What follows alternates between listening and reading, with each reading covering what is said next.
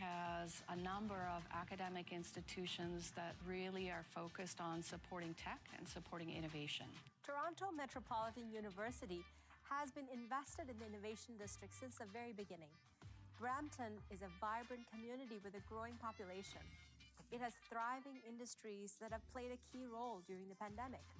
It's a globally recognized city attracting businesses and startups, and it has a clear vision for innovation.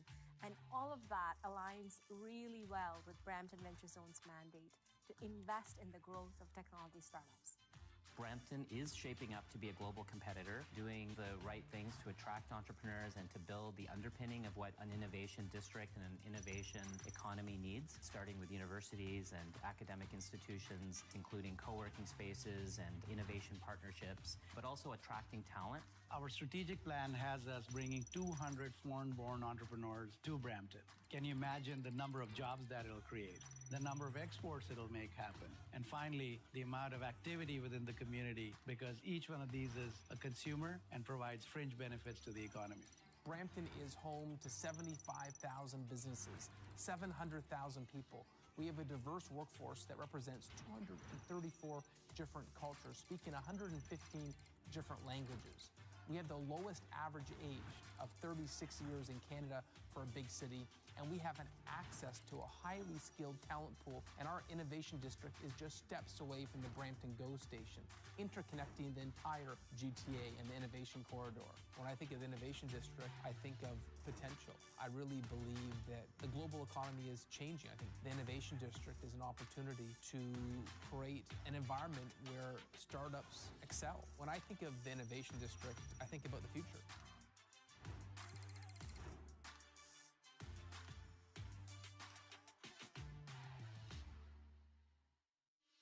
Introducing Veltris, where innovation, acceleration, and transformation meet to deliver high ROI technology and business solutions. Our design thinking approach to agile software development, coupled with premium full-stack capabilities and a cutting-edge innovation mindset, accelerates time to market. This results in long-term strategic and competitive advantages for our clients and partners. The Veltris name is inspired by two words, velocity and trust. Two essential elements to drive success in a rapidly evolving technology industry. The new Veltris logo is a fusion of V and T, symbolizing forward motion, always propelling you forward. The Veltris tagline reinforces our mission and the promise made to our partners we work with. We innovate, accelerate, and transform business. The color palette is set in deep blue, signifying stability and trust, complemented by the energetic blue of the Veltris tagline. Veltris, innovate, accelerate, transform to enable technology-driven enterprise, business, and industry transformations. Introducing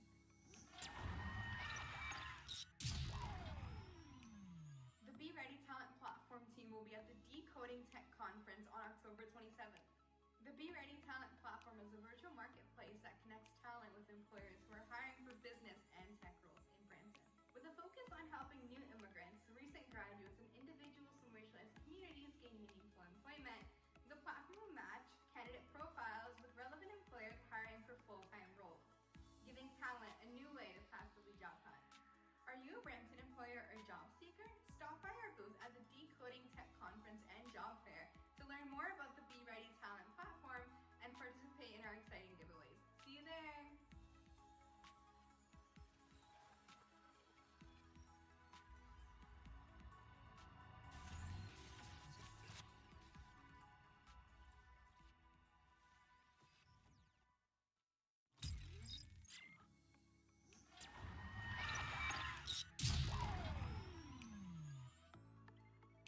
Hi there, I'm Salim Ismael.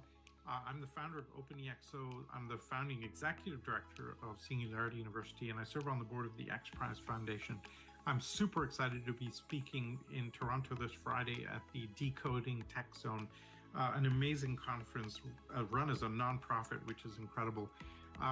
We have a community at OpenEXO of 34,000 innovators, technologists, entrepreneurs, consultants in 150 countries. And we're launching the second edition of the Exponential Organizations book. So we'll be doing a huge promotion there. We have a booth that you should come visit.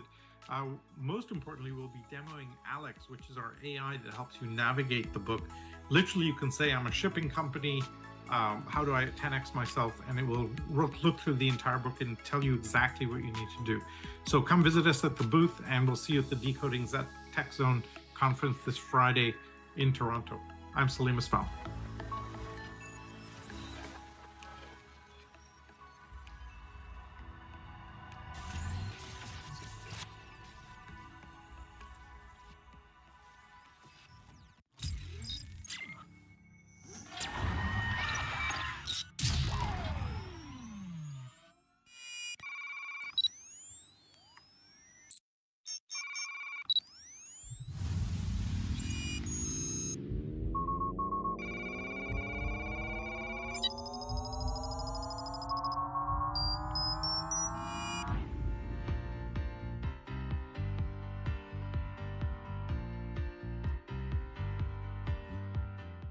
Our story began when we were running an IT company, and a client came to us with a problem. With Service Deck, we have created a software that makes field service management easy and efficient. Our success is based on 5 secret ingredients: strong team, innovative ideas, unique value proposition, commitment to customer satisfaction, and ability to leverage artificial intelligence technology. We are proud of the team we have built and the software we have created.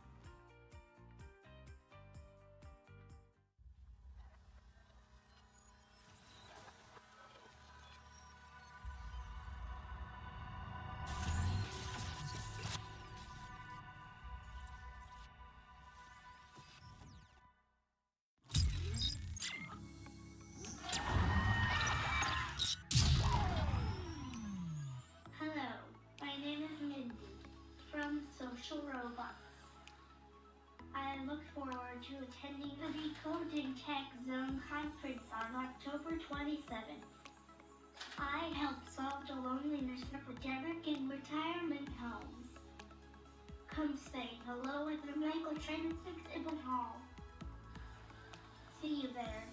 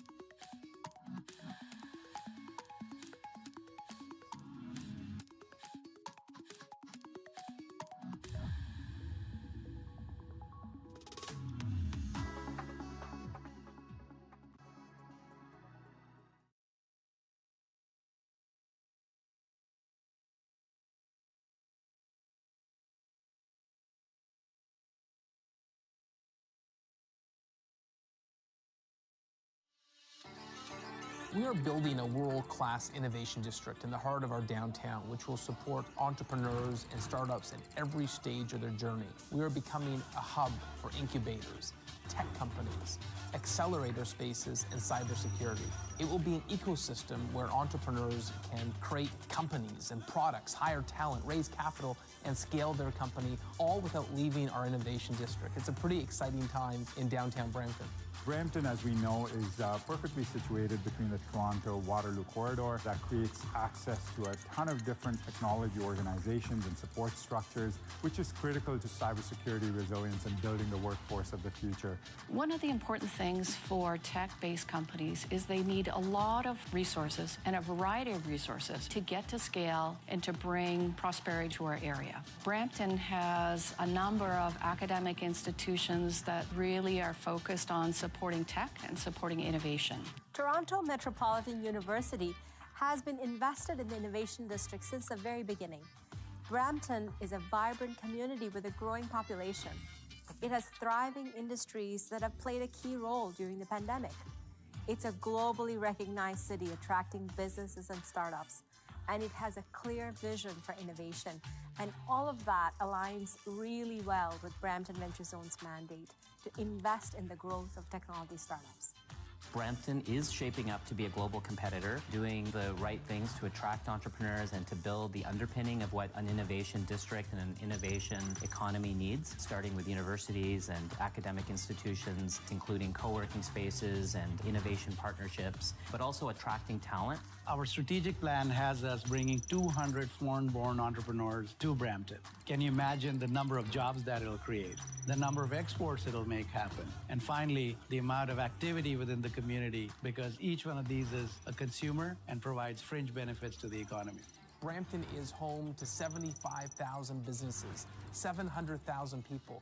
We have a diverse workforce that represents 234 different cultures, speaking 115 different languages. We have the lowest average age of 36 years in Canada for a big city, and we have an access to a highly skilled talent pool, and our innovation district is just steps away from the Brampton GO station, interconnecting the entire GTA and the innovation corridor. When I think of the innovation district, I think of potential. I really believe that the global economy is changing. I think the innovation district is an opportunity to create an environment where startups excel. When I think of the innovation district, I think about the future.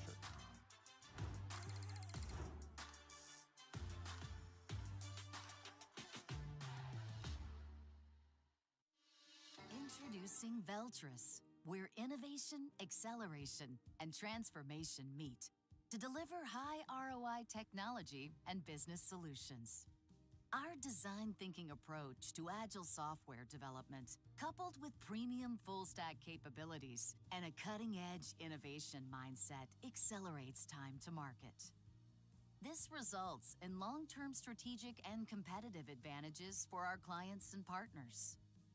The Veltris name is inspired by two words, velocity and trust, two essential elements to drive success in a rapidly evolving technology industry. The new Veltris logo is a fusion of V and T, symbolizing forward motion, always propelling you forward. The Veltris tagline reinforces our mission and the promise made to our partners we work with. We innovate, accelerate, and transform business. The color palette is set in deep blue, signifying stability and trust, complemented by the energetic blue of the Veltris tagline. Veltris, innovate, accelerate, transform to enable technology-driven enterprise, business, and industry transformations. Introducing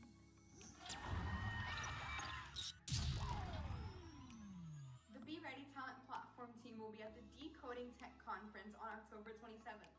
The Be Ready Talent Platform is a virtual marketplace that connects talent with employers who are hiring for business and tech roles in Brampton. With a focus on helping new immigrants, recent graduates, and individuals from racialized communities gain meaningful employment, the platform will match candidate profiles with relevant employers hiring for full-time roles, giving talent a new way to passively job hunt. Are you a Brampton employer or job seeker? Stop by our booth at the Decoding Tech Conference and Job Fair to learn more about the Be Ready Talent Platform and participate in our exciting giveaways. See you there!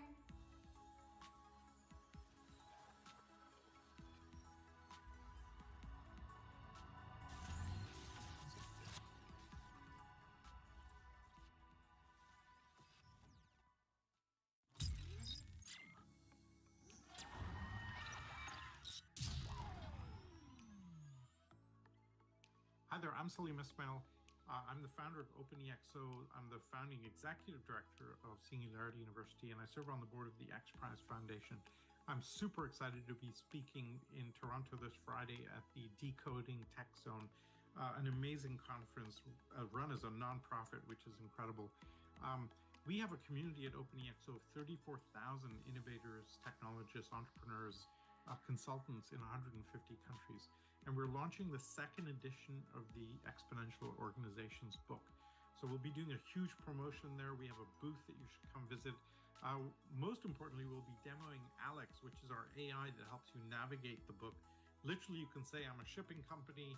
How do I 10x myself? And it will look through the entire book and tell you exactly what you need to do. So come visit us at the booth, and we'll see you at the DecodingTECH.Zone conference this Friday in Toronto. I'm Salim Ismael.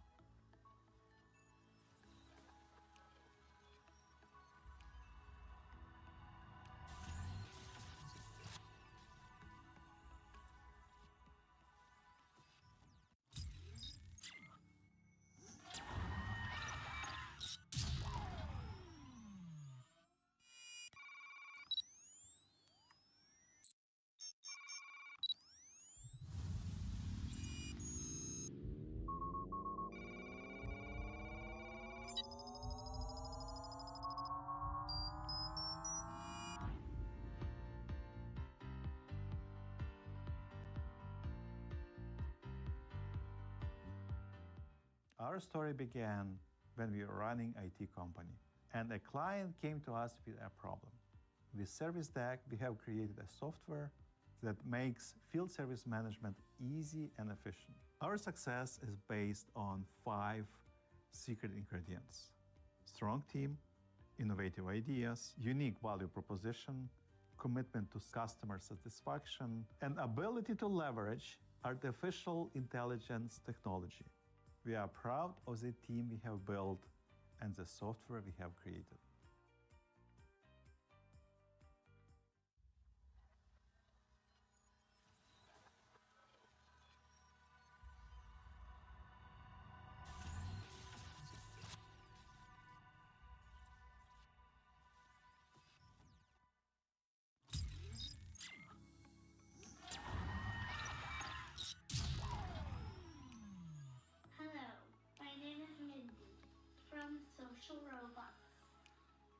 I look forward to attending the DecodingTECH.Zone conference on October 27th. I help solve the loneliness epidemic in retirement homes. Come say hello at the Megatrends exhibit hall. See you there.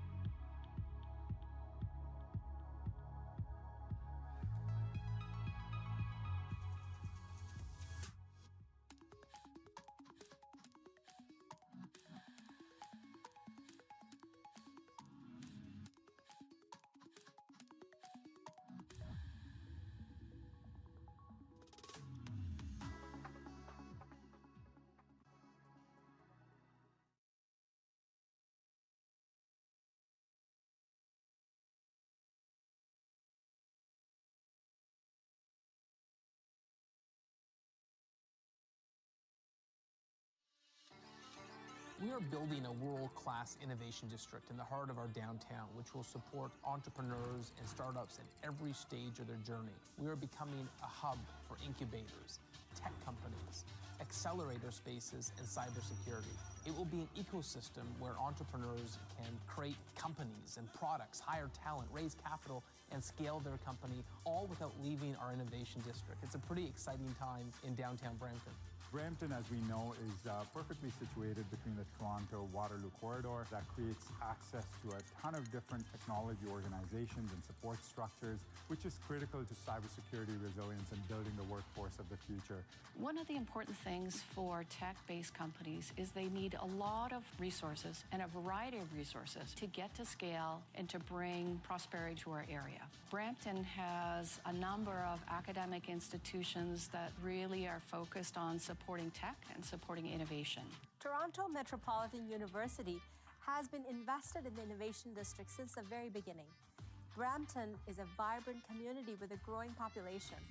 It has thriving industries that have played a key role during the pandemic. It's a globally recognized city attracting businesses and startups, and it has a clear vision for innovation. And all of that aligns really well with Brampton VentureZone's mandate to invest in the growth of technology startups. Brampton is shaping up to be a global competitor, doing the right things to attract entrepreneurs and to build the underpinning of what an innovation district and an innovation economy needs, starting with universities and academic institutions, including co-working spaces and innovation partnerships, but also attracting talent. Our strategic plan has us bringing 200 foreign-born entrepreneurs to Brampton. Can you imagine the number of jobs that it'll create, the number of exports it'll make happen, and finally, the amount of activity within the community, because each one of these is a consumer and provides fringe benefits to the economy. Brampton is home to 75,000 businesses, 700,000 people. We have a diverse workforce that represents 234 different cultures, speaking 115 different languages. We have the lowest average age of 36 years in Canada for a big city, and we have an access to a highly skilled talent pool, and our innovation district is just steps away from the Brampton GO station, interconnecting the entire GTA and the innovation corridor. When I think of the innovation district, I think of potential. I really believe that the global economy is changing. I think the innovation district is an opportunity to create an environment where startups excel. When I think of the innovation district, I think about the future.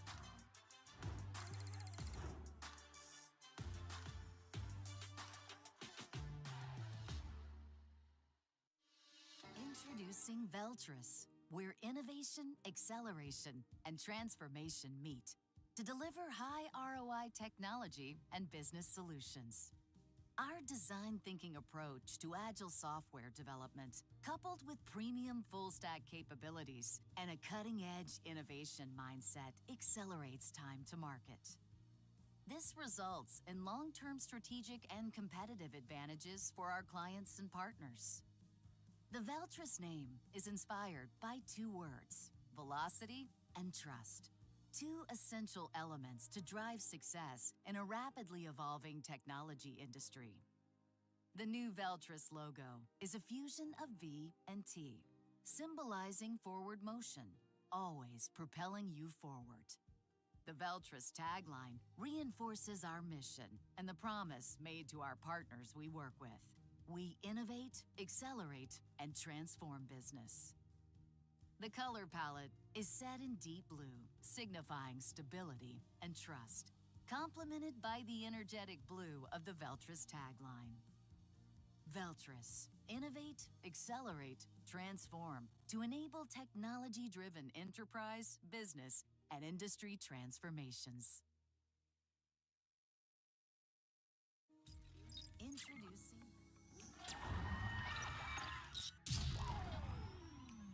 The Be Ready Talent Platform team will be at the Decoding Tech Conference on October 27th. The Be Ready Talent Platform is a virtual marketplace that connects talent with employers who are hiring for business and tech roles in Brampton. With a focus on helping new immigrants, recent graduates, and individuals from racialized communities gain meaningful employment, the platform will match candidate profiles with relevant employers hiring for full-time roles, giving talent a new way to passively job hunt. Are you a Brampton employer or job seeker? Stop by our booth at the Decoding Tech Conference and Job Fair to learn more about the Be Ready Talent Platform and participate in our exciting giveaways. See you there!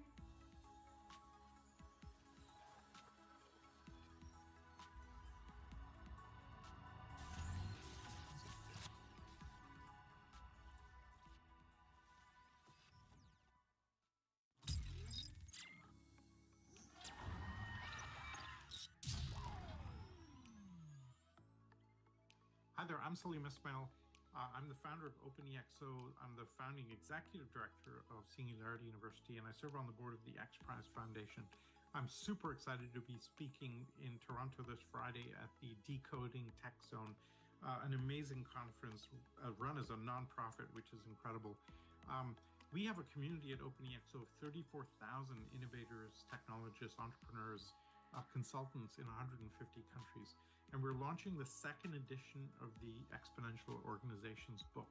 So we'll be doing a huge promotion there. We have a booth that you should come visit. Most importantly, we'll be demoing Alex, which is our AI that helps you navigate the book. Literally, you can say, I'm a shipping company. How do I 10x myself? And it will look through the entire book and tell you exactly what you need to do. So come visit us at the booth, and we'll see you at the DecodingTECH.Zone conference this Friday in Toronto. I'm Salim Ismael.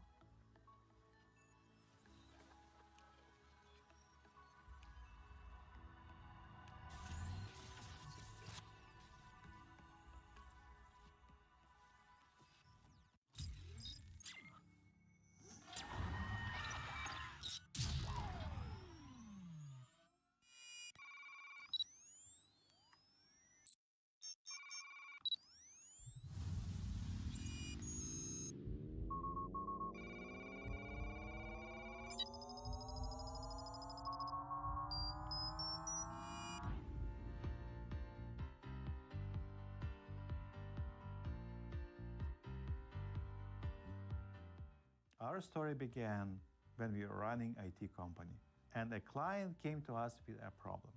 With Service Deck, we have created a software that makes field service management easy and efficient. Our success is based on 5 secret ingredients: strong team, innovative ideas, unique value proposition, commitment to customer satisfaction, and ability to leverage artificial intelligence technology.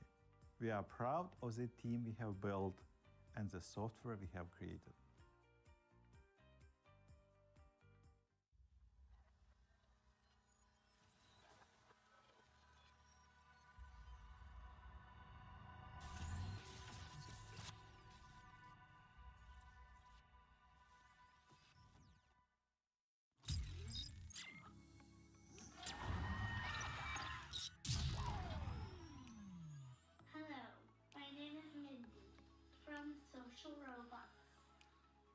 I look forward to attending the DecodingTECH.Zone conference on October 27th. I help solve the loneliness epidemic in retirement homes. Come say hello at the Megatrends exhibit hall. See you there.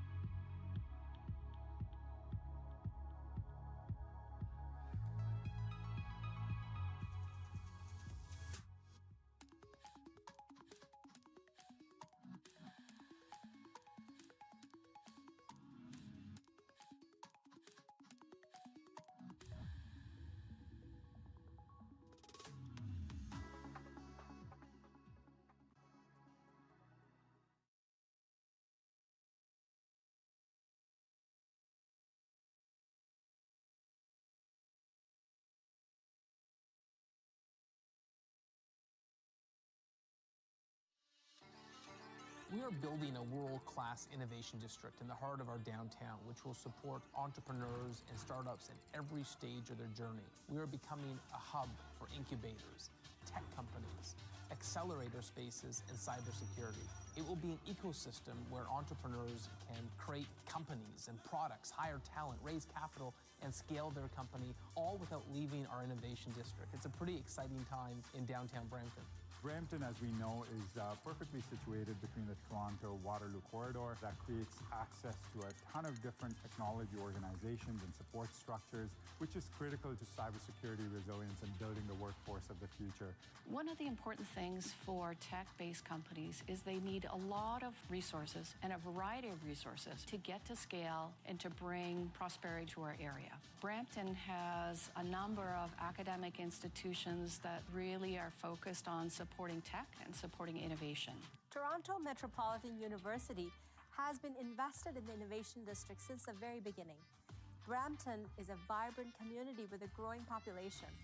It has thriving industries that have played a key role during the pandemic.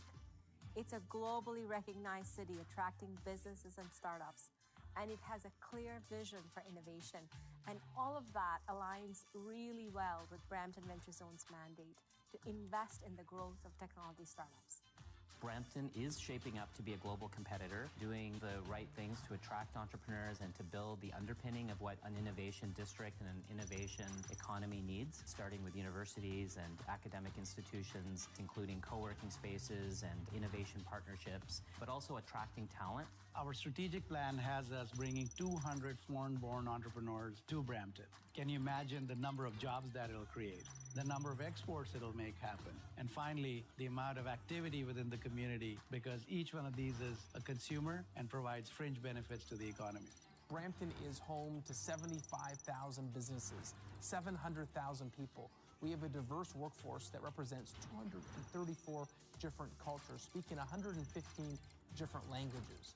We have the lowest average age of 36 years in Canada for a big city, and we have an access to a highly skilled talent pool, and our innovation district is just steps away from the Brampton GO station, interconnecting the entire GTA and the innovation corridor. When I think of the innovation district, I think of potential. I really believe that the global economy is changing. I think the innovation district is an opportunity to create an environment where startups excel. When I think of the innovation district, I think about the future.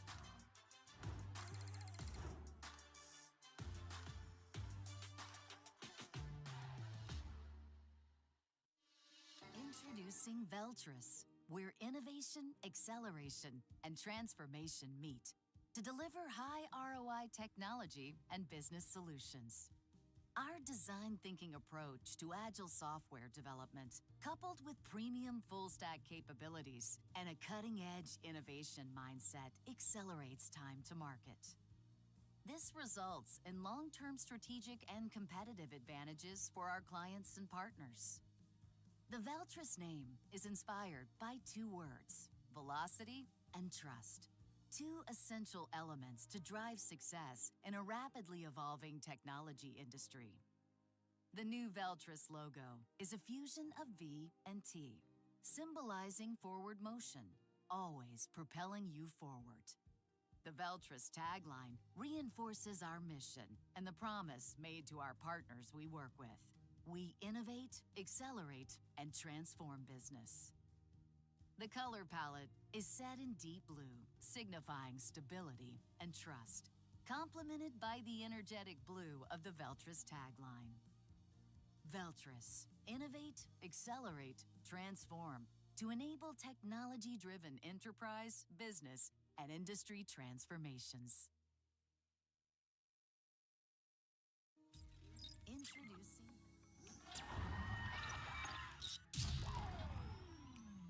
The Be Ready Talent Platform team will be at the Decoding Tech Conference on October 27th. The Be Ready Talent Platform is a virtual marketplace that connects talent with employers who are hiring for business and tech roles in Brampton. With a focus on helping new immigrants, recent graduates, and individuals from racialized communities gain meaningful employment, the platform will match candidate profiles with relevant employers hiring for full-time roles, giving talent a new way to passively job hunt. Are you a Brampton employer or job seeker? Stop by our booth at the Decoding Tech Conference and Job Fair to learn more about the Be Ready Talent Platform and participate in our exciting giveaways. See you there!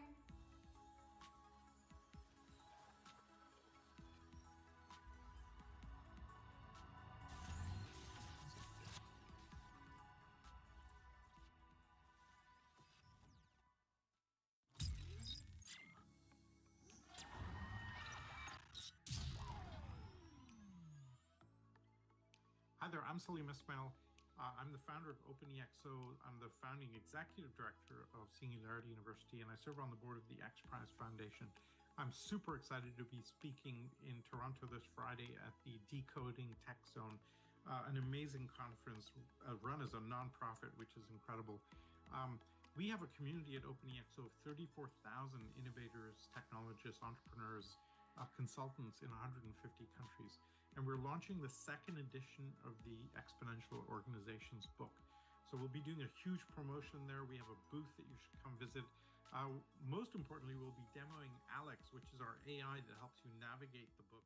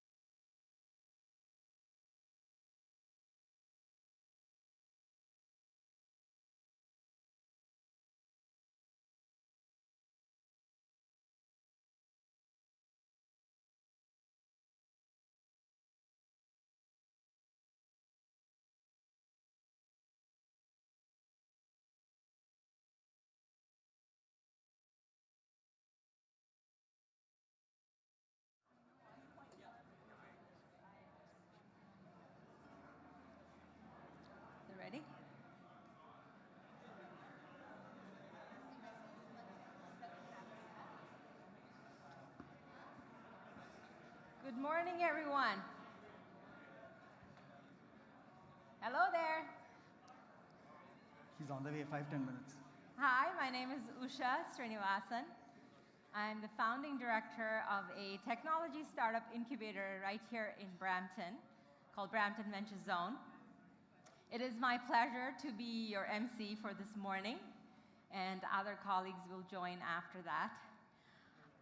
Before we start, who's in the room? If you are a tech employer or an employer, please raise your hand. Okay, amazing. If you are talent looking to find those employers, raise your hand. They're all congregated in that table. That's anti-networking, guys.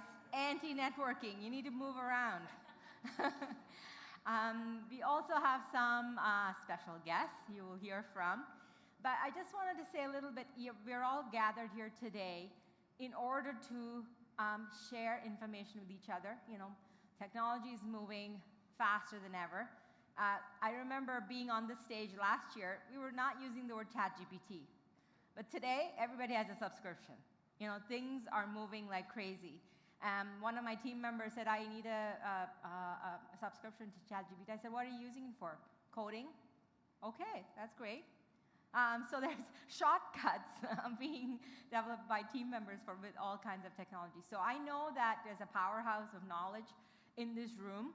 I would encourage you to really talk to each other and get to know each other, whether you're looking to adopt new technologies or you are a leader in it and imparting that knowledge.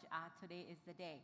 But I would be remiss if I didn't say something. I think everyone in this room, we all are inundated with lots of sad news over the past few weeks about many things going on in the world. I hope that whatever we do, we use technology for good and help this world be a better place. I will not say more than that here. But otherwise, if you have any questions about anything in the program, hey, tap me or any of the organizers here, and we're happy to help. We're going to start the day with O Canada, I believe.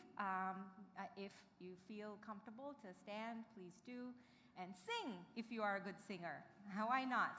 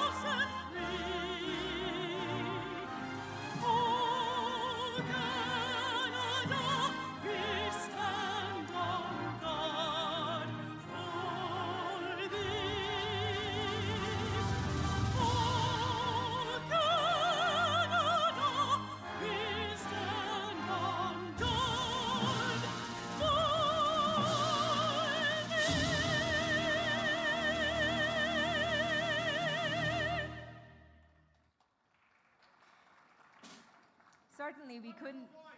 I know, thank you. I appreciate that. Yeah, I just pulled it out of a hat there. I'd like to call my colleague Huma Aslam to lead us in the land acknowledgement.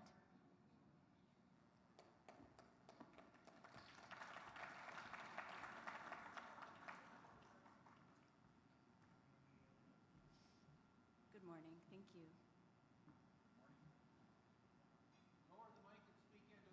Thank you. Can we get the slide, please?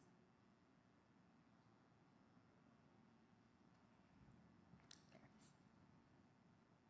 We would like to We would like to acknowledge that we are gathering here today on the treaty territory of the Mississaugas of the Credit First Nation, and before them, the traditional territory of the Haudenosaunee and Huron-Wendat.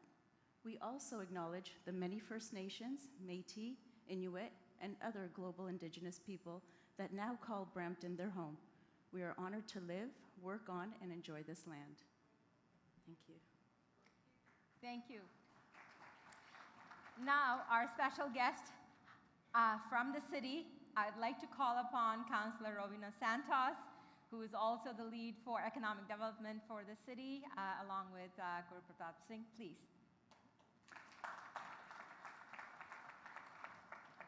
Well, good morning, everyone. How's everyone feeling? I must confess that I've already posted an Instagram live on this event. So if you're interested in following, it's Rowena Santos Brampton on Instagram. And I just want to say it's really an honor on behalf of Mayor Patrick Brown and all of Brampton City Council to be here today. I'm Rowena Santos, Vice Chair of Economic Development at the City of Brampton, and also Regional Councillor in Brampton Wards 1 and 5, where in fact the Innovation District is located in our downtown. And so I want to say thank you so much for coming here to this particular event today, and I believe it is our second annual conference here at the Pearson Convention Center. I first want to also say thank you to Kadar Khan. Kadar, where are you? Thank you for organizing this event, for your incredible volunteer efforts in putting this all together and working with our incredible team at Economic Development in the City of Brampton. It's incredible to see how many people who are here today, and your agenda looks jam-packed. A conference that's full of megatrend showcases and the Brampton Venture Zone Job Festival. And to all the exhibitors, speakers, and sponsors today, thank you so much for participating. Please raise your hand if you're a speaker or a sponsor. Thank you so much. And to every single person attending, thank you for coming to Brampton. We are very proud to welcome you to our incredible city. It's an exciting time to be in Brampton. We are the fastest growing city in Canada with a population of probably over 700,000 people now. We are a living mosaic represented by some 250 different cultures and speaking more than 170 different languages. Economically, we are booming. We are issuing a record number of building permits, and we have literally billions of dollars in new construction that's already on the books. In fact, per capita in Ontario, Brampton has the highest number of building permits, even more so than Toronto. When it comes to the tech sector and innovation, I'm proud to say that Brampton is home to an innovation district, again, in the area that I represent proudly in the downtown core. Brampton and our partners have put in place the foundation for a dynamic and thriving innovation and technology sector. The Innovation District has a sharp focus on startup scaling, investment attraction, and talent development. It's an entire ecosystem that links talent, educators, investors, entrepreneurs, universities, colleges, international startups, and high-growth firms in a variety of industries.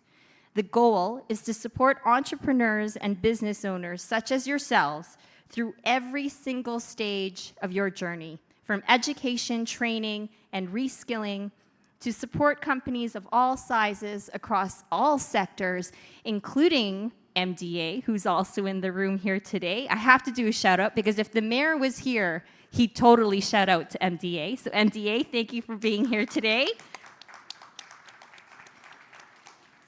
To learn more about the Innovation District, I invite all of you to visit the Megatrends Showcase, stop by the Invest Brampton booth, and chat with our extraordinary economic development team.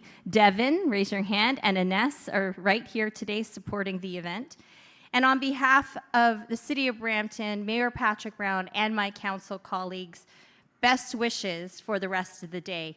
I'm sure as you explore the possibilities of generative AI, the future of smart cities, and the latest trends, you will come back and come away informed and also incredibly inspired. Thank you so much, everyone, for choosing Brampton, your interest in Brampton, and hopefully today, tomorrow, and in the future, investing in Brampton as well. Thank you so much.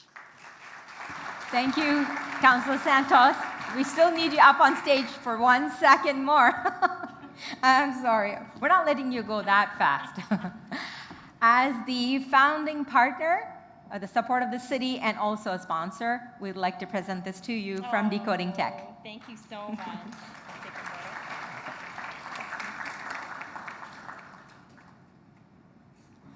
Thank you so much. Okay, I'm going to ask a question. It'll be easier if I ask the question, who doesn't know Kader here today? Well, very few hands went up, or none for that matter, because this event will not happen without him. So I would love to give him a very rumbling applause to come up on stage with hands like this. Come on up, Kader. Louder, please. Thank you. Thank you Louder. so much. Thank you so much. Thank you, Usha. All right. Okay, good morning, everyone. Thanks for coming. I'll start with some disclaimers. Number one, this event is organized by volunteers. You will see a lot of things that we mess up. Forgive us, right? If anything is bad, just please forgive us. And yeah, so let's get started. When we volunteers try to put together this event, we always are a little bit scared. Are we really doing it in a professional way or not? But end of the day, I say it as we do a lot of things unorganized, but it turns out to be an organized end of the day. How do you like this show so far? Thank you. Thank you so much. Many of you might know that one of the Canadian citizenship responsibility is volunteering. And if you don't know, it is, right? So we at DecodingTECH.Zone, we are nothing but volunteers of tech leaders, and it is a grassroots movement. Anyone is welcome to join us and work together to make next event even bigger than this event. All right? So what do we want to really achieve? We wanted to achieve a couple of things. One is we wanted to advance the tech innovation through partnerships. When I say tech innovation, it's not only on urban, but also suburban and rural. Partnerships, private, public, and academic, to create opportunities, business and job opportunities, right? So this is what we mean by this particular tagline.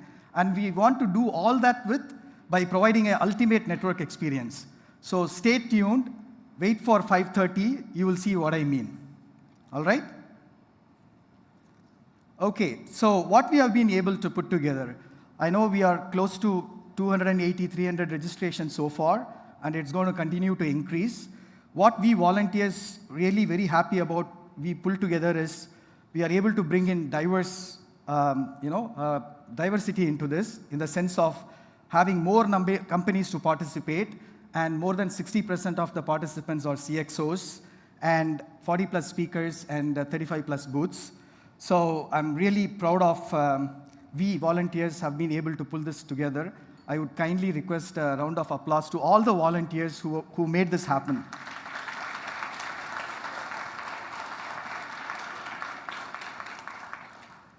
Okay, so now before that, let me introduce a little bit about myself. Other than volunteerism that I do, I'm a general manager and senior vice president at Weltris.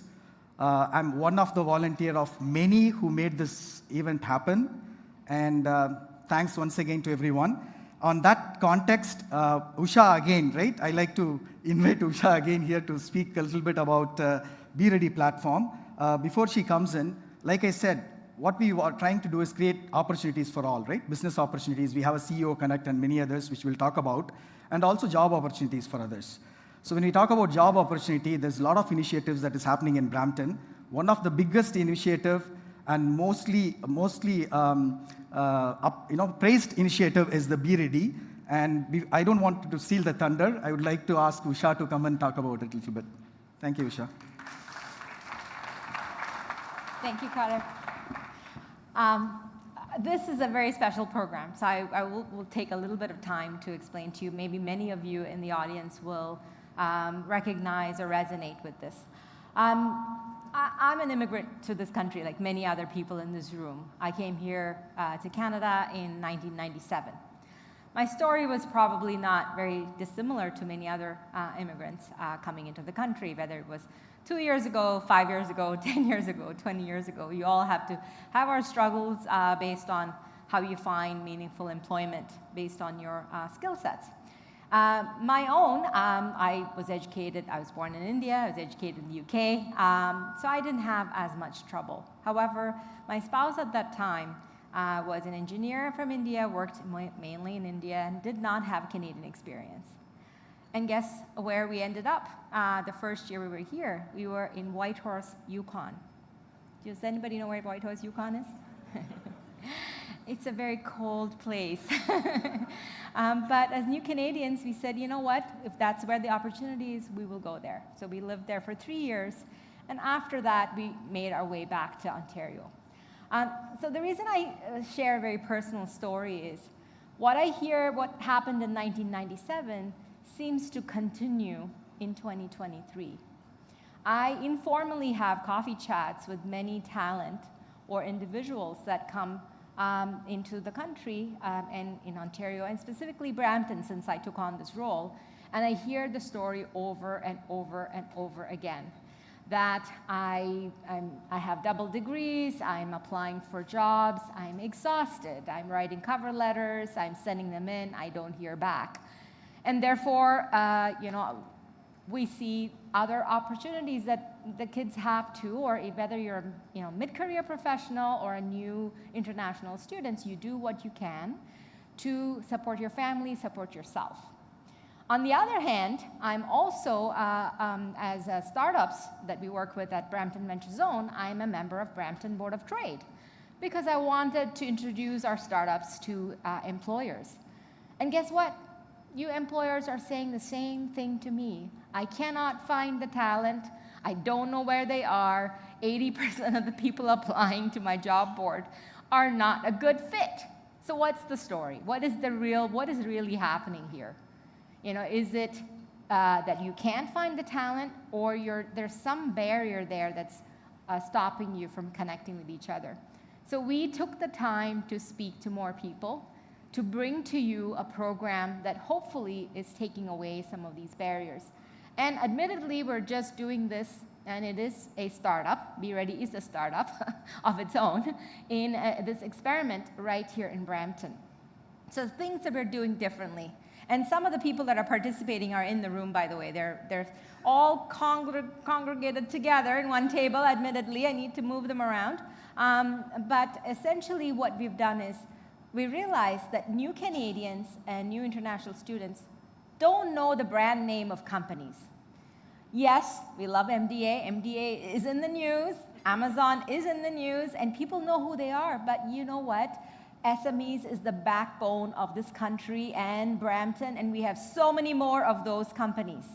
Whether it's a European company like DSV or Embassy Ingredients, which is a homegrown company in Brampton, or any other smaller player, people don't know who they are. So if you're new to the country, how do you know who this is, and will you even apply?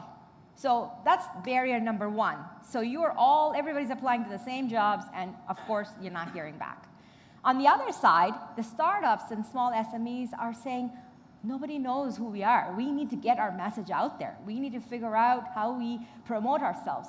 So here we are. What we're doing through our program is giving a voice to the SMEs so that they are known to the community of talent. We're creating a platform where it is stripped of bias. The names of the talent is not on the platform. It is not a job board. It's a talent pool. We have 220 people on the platform right now. We just started 2 months ago. We have 40 plus employers on the platform. We want you, if you are an employer in the room and you truly care about diversity in your organization, join the platform. Give opportunity to people that don't have the opportunity. Get them the first Canadian experience. If you are a talent in the room, go and see us in the booth next door. Sign yourself up. Give yourself another opportunity if you're tired of doing what you're already doing. So that's what Be Ready Talent program is, and I hope that you will come to see me or any of my staff members in our booths to ask more questions. We'd love to be able to connect the dots. It costs you nothing because it's funded by the Ontario government. Even better, right? So that's it. Thank you. Thank you, Usha. All right. So we talked a little bit about what's going to happen in the evening. So I'm going to invite Ericsson, who's leading. She's one of the volunteers of DecodingTECH.Zone, who is leading some of the activities in the evening to let you all know what she's planned to do.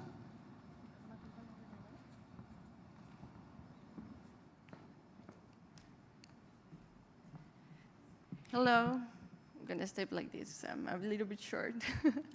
So, yes, we all know meeting people. We all love engaging with each other. We all love having the opportunity to go back to in-person experiences, right? And that's something that we really want to encourage you to take advantage of.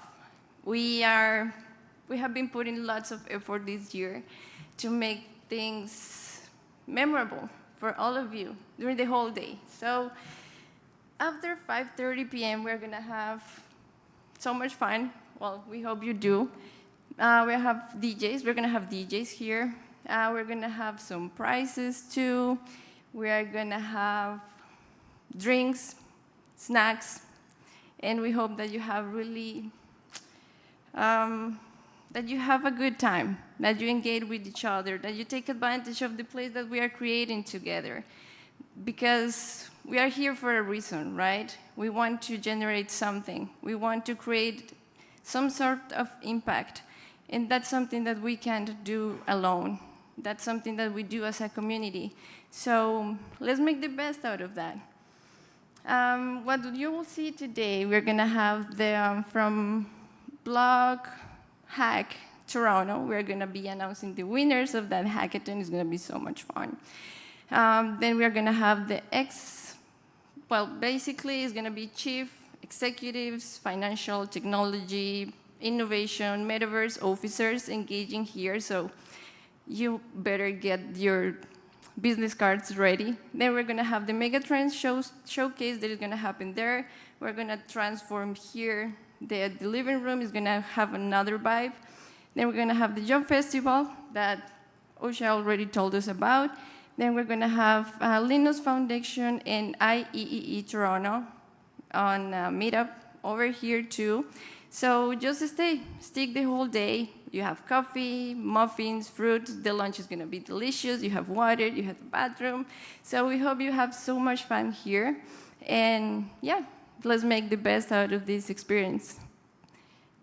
Okay.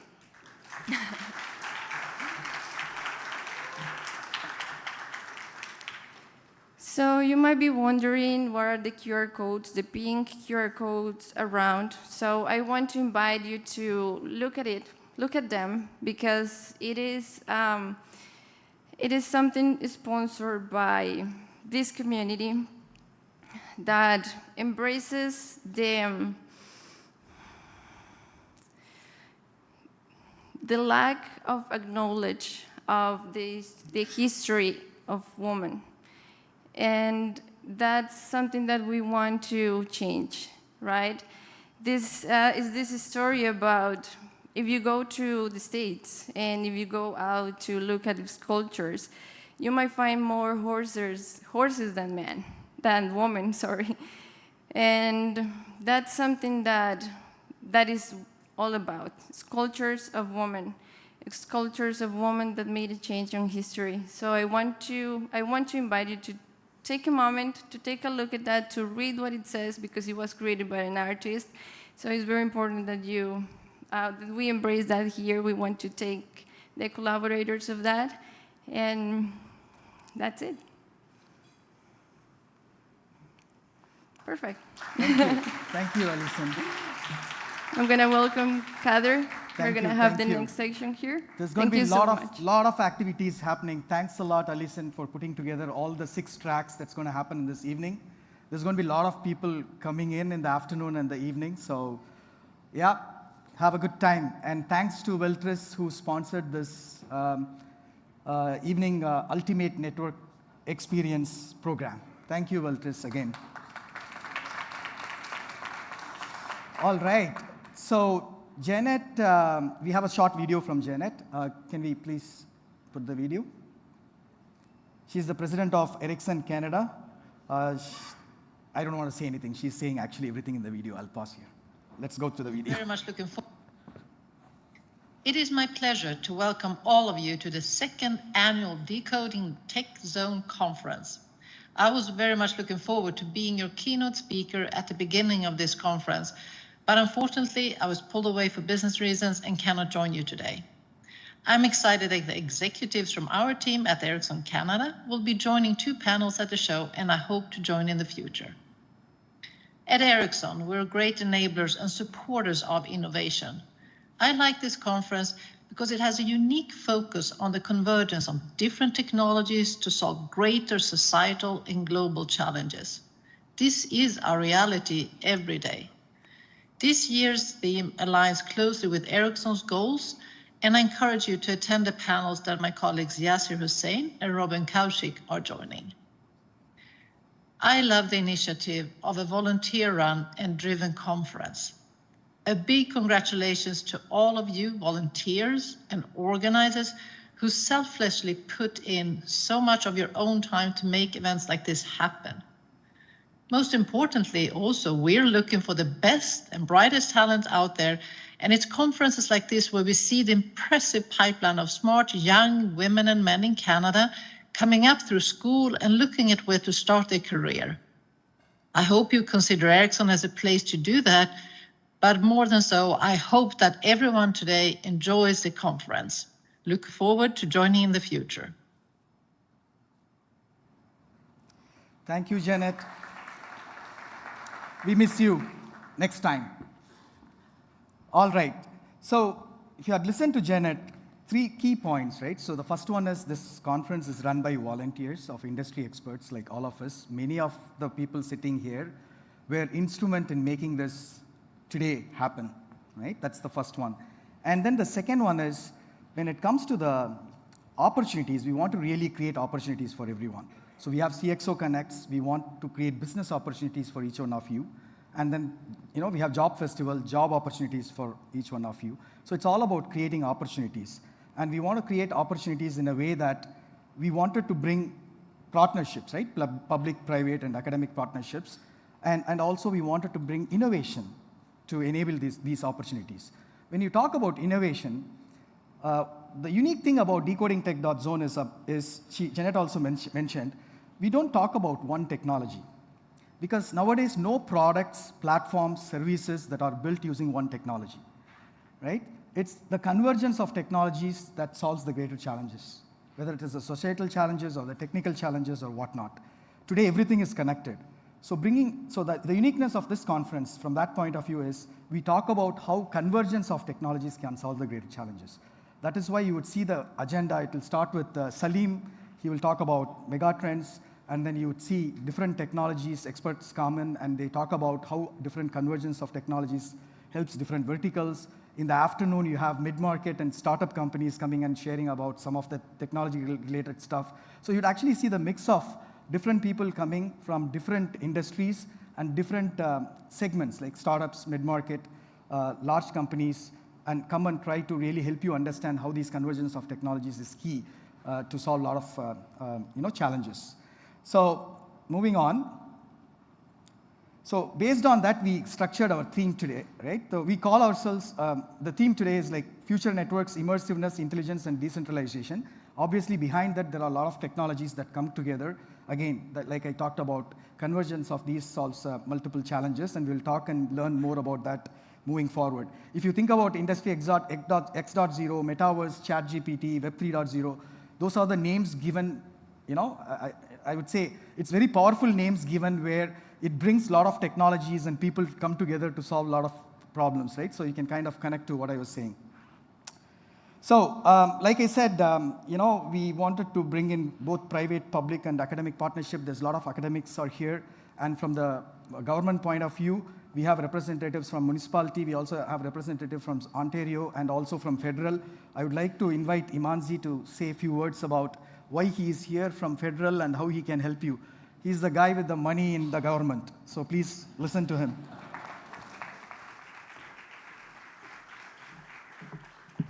Okay, Kader, no pressure. Thanks for that warm introduction. And hello, everyone, and good morning. As Kader mentioned, my name is Imanzi Katari, and I work with the federal government at a department called Public Services and Procurement Canada. And I just want to first start off by saying, thank you, Kader, for putting on this event. We connected last year, and this is our second time being here at the Decoding Tech Zone, and just to bring together the innovation ecosystem, which is a big focus of what we do at Procurement Assistance Canada. And so we connect with businesses of all sizes, but in particular, small and medium businesses. And it was a pleasure chatting with a lot of various companies last year, and we're excited to connect with many companies and businesses here. But our main focus is really helping you understand how to sell your goods and services to the federal government. So it is a $24 billion marketplace, and we buy a variety of different goods and services, including technology. And so our office is here on the front line to engage with industry, to make it more accessible, to make it more streamlined, and just know that you have someone here that will hear you out and to help you in the process. We're also here to talk about a really cool program offered by the Department of National Defense called the Innovation for Defense Excellence and Security Program, which is a really interesting program for any emerging innovators that are here, and that it's an innovation challenge-based program in which they provide supports and funding to help you with your innovation, either project or if you're in the R&D stage or ideation stage, to help advance it in responding to emerging defense and security threats that the Canadian Armed Forces is facing. So just to wrap up, definitely excited to be here. Connect with us. We're here all day, my colleague and I, so we'll be here at the booth.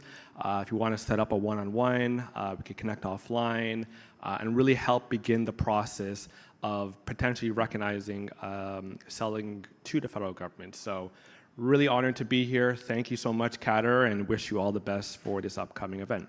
Thank you. Thank you, Imanzi. Imanzi, did you say million or billion, and how many was that? 20, 40, 60? Billions. What's the number? I wanted him to come back. So No, for sure. Like in terms of the marketplace, so out of all three levels of government, we're one of the highest buyers. So you're talking about a marketplace of up to 24 billion across various different commodities. So whether you provide goods or services, there could be a potential marketplace for you. So, we're here and we're really excited to connect with grassroots organizations such as Decoding Tech to really come to you to help you understand the process and to help support you in your bidding journey. But yeah, definitely happy to be here. That's 24. Now you know why I organized CXO Connect. I want all the CXOs come and grab that money. All right. Nice. Thank you, Imanzi. So it's time to, Imanzi, I got to give you this. That's why I was so smart, but I became dumb towards the end. Can you come up here? Thanks a lot. Some photos, please. Thank you so much, Imanzi. Thank you very much. Thank you. Thank you. So it's time to really, really thank a few of the companies and organizations who helped us. Last year, 3 organizations were the founding partners. They continue to support us this year, both from volunteerism point of view and also with some monetary cash point of view, which is also very important to pull together the event like this. So Brampton, thank you, Anis, and thank you, Economic Development of Brampton. Thanks a lot to continue to support us. Chotai Law, Vishal, if he's around. You want to come and say hi on the stage? And Manzoor from Veltris. If you can come on the stage. Come. No, you got to be seen. Come, don't be shy, it's fine.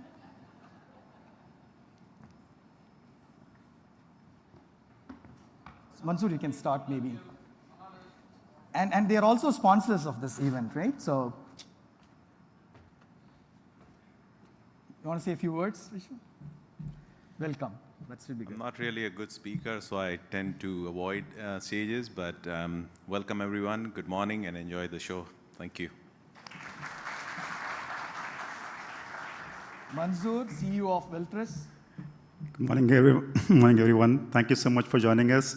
We started sponsoring this event last year. We were known as Wave Labs.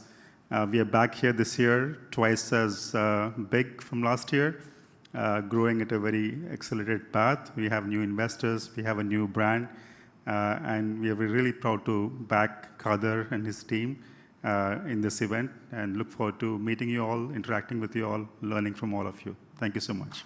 Thank you. Anis, you want to come? Devin, you want to come and say something? We already had Councillor Santos. You already, Councillor spoke for you. Okay, all right. Let's move on. And I need to give some prizes to them, but before that, platinum sponsors. Again, this year, Veltris, Brampton, and I also wanted to thank Usha. Usha, can you come up, please? I want to give you something, yeah. Thank you. I don't think he could have done it without all of them on the stage. A round of applause, please.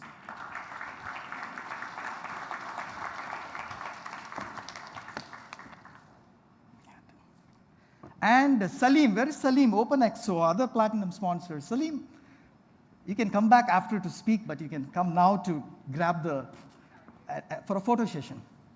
Thank you so much, Salim.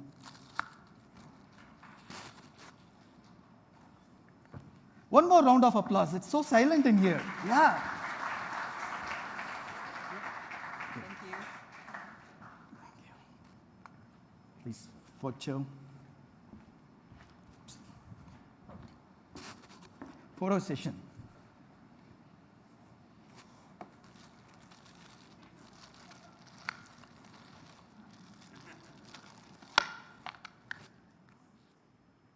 All right, that's good. The photo is done, I guess. This is for you. Leave that one there. This is founding one. Okay, thank you so much. All right. Then we also have supporting partners. Thank you, Career One. Samir is not here. He's been great support for a lot of activities that we do. Linux Foundation. Thank you, Imanzi, again. I would love to get that billions, right? Not in thousands. Edcomos, and we also have university from Germany here. I can't read. Maybe I can read here. Hosh Shukal. Right? Thank you so much. Women That Give, Consulta, CIBC, Service Deck, Go Agile Cloud. Thanks. We could not have done it without your support. Do you know that we don't outsource any of the work, that whatever that you see here, it's all done by volunteers, not any company. We came in like yesterday morning at like 9:10. We left home in the morning, this morning like 2, 3 a.m. and then came back at 6:30. We did it all by ourselves. Thanks again. Kudos to the volunteers. So we also have strategic innovation partners who has been supporting us throughout, not only from the point of view of just putting the logo here, but giving the thought process to our volunteers, what you should do, what you should not do, what technology you should focus, how you need to organize this whole thing. Thank you so much, again, OpenExo, Linux Foundation, Aristel, Rogers, Startup Peel, OCI, 6G World, IEEE 5G Innovation Testbed. They have a meetup this evening. Linux Foundation has a meetup this evening. Web3TO, they have sponsored the Web3 blockchain panel, 3 blocks. They have some interesting registration going on. If you have not checked out, go and check these 3 blocks. These are rich guys, real estate guys. Yeah? They have some tokens, and if you buy the token, it can keep increasing in value. I don't know, we can make some billions from there. Nowadays, I only say billions after talking to Imanzi. All right, so then strategic media and marketing partner, there will be a number of them here. They might come and request you for a small shoot video. Please do speak with them and give some shot. It could be very helpful for us. We volunteers, that's the pride we take. We like to showcase that, all our good work, so please do that. And among many media partners, our official media partner is Between Plays. They have a booth. They might take a lot of shoots. Please, this is the best thing is what, this is a volunteer stuff. You can mess up. There's nothing professional about it. We are all volunteers, right? We just go and do what we like and be confident, right? That's all. That is all about it. Community partners, this is very, very important. See, I would not have done it without all these community partners. You would see here all the community partners, they are all pan-Canada, right? So we have a lot of communities around the globe. We all help each other. When some community, like for example, Think North is doing something, or Artisu is doing something. Sam, I don't know if you're here, Drizzy, okay? Artcription is doing something. I promote them, and they promote me. That is how we all help each other. All of us are great volunteers. There's like 10, 6, 12, 18, 20 communities came together to help this event happen. Also, thank you to all the exhibitors, Weltress, Invest Brampton, OpenExo, Public, and some of them didn't bring their stuff. There's some empty booths there. If you guys have some additional stuff, you want to put a booth, some open booths are there, please make use of that booth, right? So I'm just joking. So these are all the exhibitors. Thanks a lot for helping us. They are coming little later today. Thanks again for both Job Festival and Megatrends exhibitors. Thanks again when it comes to Job Festival. Usha, great job, your team. I'm proud of Be Ready, trust me, right? I know that I can apply in Be Ready platform if I lose my job or Manzoor fires me. No? No? Okay, all right, thank you. All right, so, a lot of people were saying, with all humbleness, that this event would not have happened without Khader. Khader organized this. No, not at all, right? There is many people behind this whole event, and a list goes on and on, right? What you see is limited number of people that I would like to really, really recognize. Usha, again, thank you once again. Alison, the evening party organizer, she's a founder and CEO of a company called Lil Horse, right? And they did a couple of acquisitions recently. So, that's the kind of volunteers that we have. Shad, Vishal, Nav. Nav, where are you? Big guy. Round of applause for Nav. Thank you. He's called us Mr. Metaverse. He's called us Mr. Metaverse, do you know? People call him, around the globe, they recognize him as Mr. Metaverse. He's going to be in the panel this afternoon moderating. Thank you, Nav. Michael, he looks young here, but if you look him in reality, he has a big beard. Where is he? Is he here? No, you should go. There is a booth called Awa. You go and look at him. It's like this big beard. That's Michael. He's not the one, right? But he's given me the better picture. Robin from Ericsson, he's been very helpful. Neil, where is Neil? Is he here? Neil, I saw him somewhere coming in. Maybe he's gone out for a coffee. Okay. Neil, thank you. Fazia, Women That Give, a lot of good work she does for females and a lot of challenges she addresses around women. Samer, he's not here, but I know their representative is here. Kadim, are you here? Probably in the booth. He's been very helpful in a number of things that we do as volunteers. Uma, you saw her, who talked land acknowledgement. Roger from Accenture, he's on the way for his panel. Sandeep, Linux Foundation, you're here? Tom, Albert, Michael from OpenExo, Manzoor again, Hazel. Hazel is going to do an awesome live painting when we are eating lunch. And with light music, it's going to be fun. Sam, he's on the way in the flight, I think, from Montreal. Is he arrived? No, not yet. 4 p.m. Yeah, see, evening, a lot of people are coming. You guys have to stick around. Mukit, Mickey, Jerry, he's the one who is going to bring all the innovative winners of the block hack today in the evening party on the table. SAPS, thank you for your beta version of networking app. I sent out an email to everybody. You should give it a try and help him to test if you can. Philippa King, George, without you both, the first edition would not have happened. And you came from Montreal again, Philippa and George, to support this edition. Tremendous. Thank you so very much. Arja from Brampton Venture Zone. She is the point of contact of of our volunteers, and she did an awesome job to help us to get to where we are today. Jasmine from Brampton, point of contact, she did a wonderful job. Landon is going to do Web3 blockchain panel today. Abdul, again, and the list continues. If I keep telling, it will continue. I'm pretty sure many of you are in this list. Alex, why don't you stand there? You have to stand there. You helped how much? No, stand and show. So many people are not in the list, but everybody helped to make this happen. So now, I wanted to say a couple of words about Salim. Actually, I made some notes. It's tough because, he is like in the board of like 50, 60 companies. It's very, very tough to really remember anything that he does. I don't know if you know him or not. Salim Ismael, you should go and look it up. If you have in your phone, just type Salim, SALIM, ISMAIL.com. Just type that and then just look at it before I invite him. Open the phone, do SalimIsmael.com. Not many are opening the phone. Take the phone, SalimIsmael.com.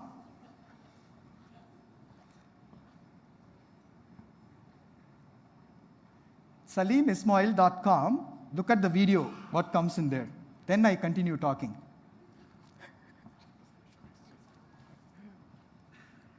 I have 1 minute. I'm timing it right. You all saw that? You saw that? Yes. See, what should I say? If he has been supportive for DecodingTECH.Zone since we started this program. So we have been doing community activities since 15 years. This is one of the brands that we are evolving. This is the second edition of DecodingTECH.Zone, run by volunteers. And he's been a brand ambassador of DecodingTECH.Zone from first year. I mean, think about it. A person of his popularity, did I say the right word? Coming and supporting the event and the volunteer-initiated or driven event like this is blessings, right?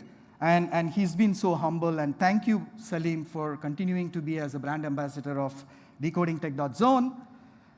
He's going to talk about, this is no miss, guys, you're going to enjoy. He's going to talk about megatrends, technologies, reinventing every business model. And the list is big, but I'll say it like 2, 3. He's the founder of OpenXO, XOWorks, author of Exponential organization, board member at XPRIZE. How many of you all know what is XPRIZE? Google it. You'll know what I'm talking about. Founding executive director of Singular University. When I said author of Exponential organization, that is like one of the top-selling books. A lot of companies around the globe adopt his methodologies to become successful, grow 10x, 20x, 100x, 200x, I think, right? So please give him a round of applause for being a brand ambassador and invite him to give a great keynote. Thank you so much. Thank you. Thank you, Kader. I want to kill him for that introduction. So first of all, great to be here. Just a quick show of hands. How many of you heard me speak before last year? Just a few of you. All right, so I'm going to run through 3 or 4 segments here. First is what is happening in technology and the underlying basis for it. Secondly, what are the broader implications for business, but also for society at large? And then how do we adapt to this, and how do we deal with this? How do we juxtapose with all of this total chaos from a technology perspective that's coming?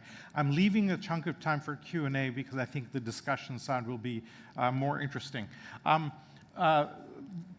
think you've heard, you can see my background, but I'm actually from Toronto. I spent 10 years in Europe after I graduated, the last 20 years in the US. Really, my journey starts, I was the head of innovation at Yahoo, running their incubator. And I learned a fundamental lesson that when you try anything disruptive in a legacy environment, the immune system attacks you. Right? Because all of our organizations are built to resist change and withstand risk. And yet, disruptive change is now the high order bit. And how do we juxtapose with that is almost all of the work I've been doing over the last decade, because it's bad with big companies, and this is why big companies have a difficult time innovating. They're all architected for efficiency and for predictability, right? But it's even worse in public sector where the existing policy is the immune system. We have bankers fighting Bitcoin, we have taxis fighting Uber, and we're just not progressing society along well enough to deal with what's coming. So I'll talk through a little bit about that. If you're familiar with Singularity University, I'm the founding CEO there. We bring together the world's leading thinkers in the world in the fastest moving technologies. And as Kader mentioned, I'm on the board of the XPRIZE Foundation. I'll mention that in a second. This is the model that we've come up with that emerged 10 years ago when we first started writing this book called Exponential Organizations. And I'm just going to jump to the data that we have from this book. When we launched this 7-8 years ago, we actually ranked the Fortune 100 against this model. Okay, so how purpose-driven is IBM? To what extent is Goldman Sachs leveraging community or not, et cetera? And we scored the Fortune 100 against this model. I did a segment on a TV show in the US called Squawk Box presenting this index.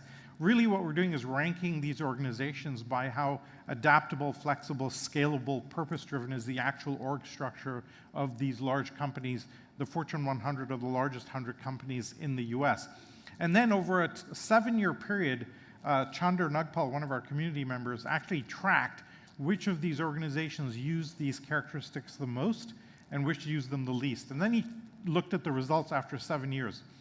And the outcomes are kind of mind-boggling. The top 10 that use this model the most deliver 3 times better revenue growth than the bottom 10, 6 times better profitability, return on equity 11 times. But the killer comes when you look at shareholder returns.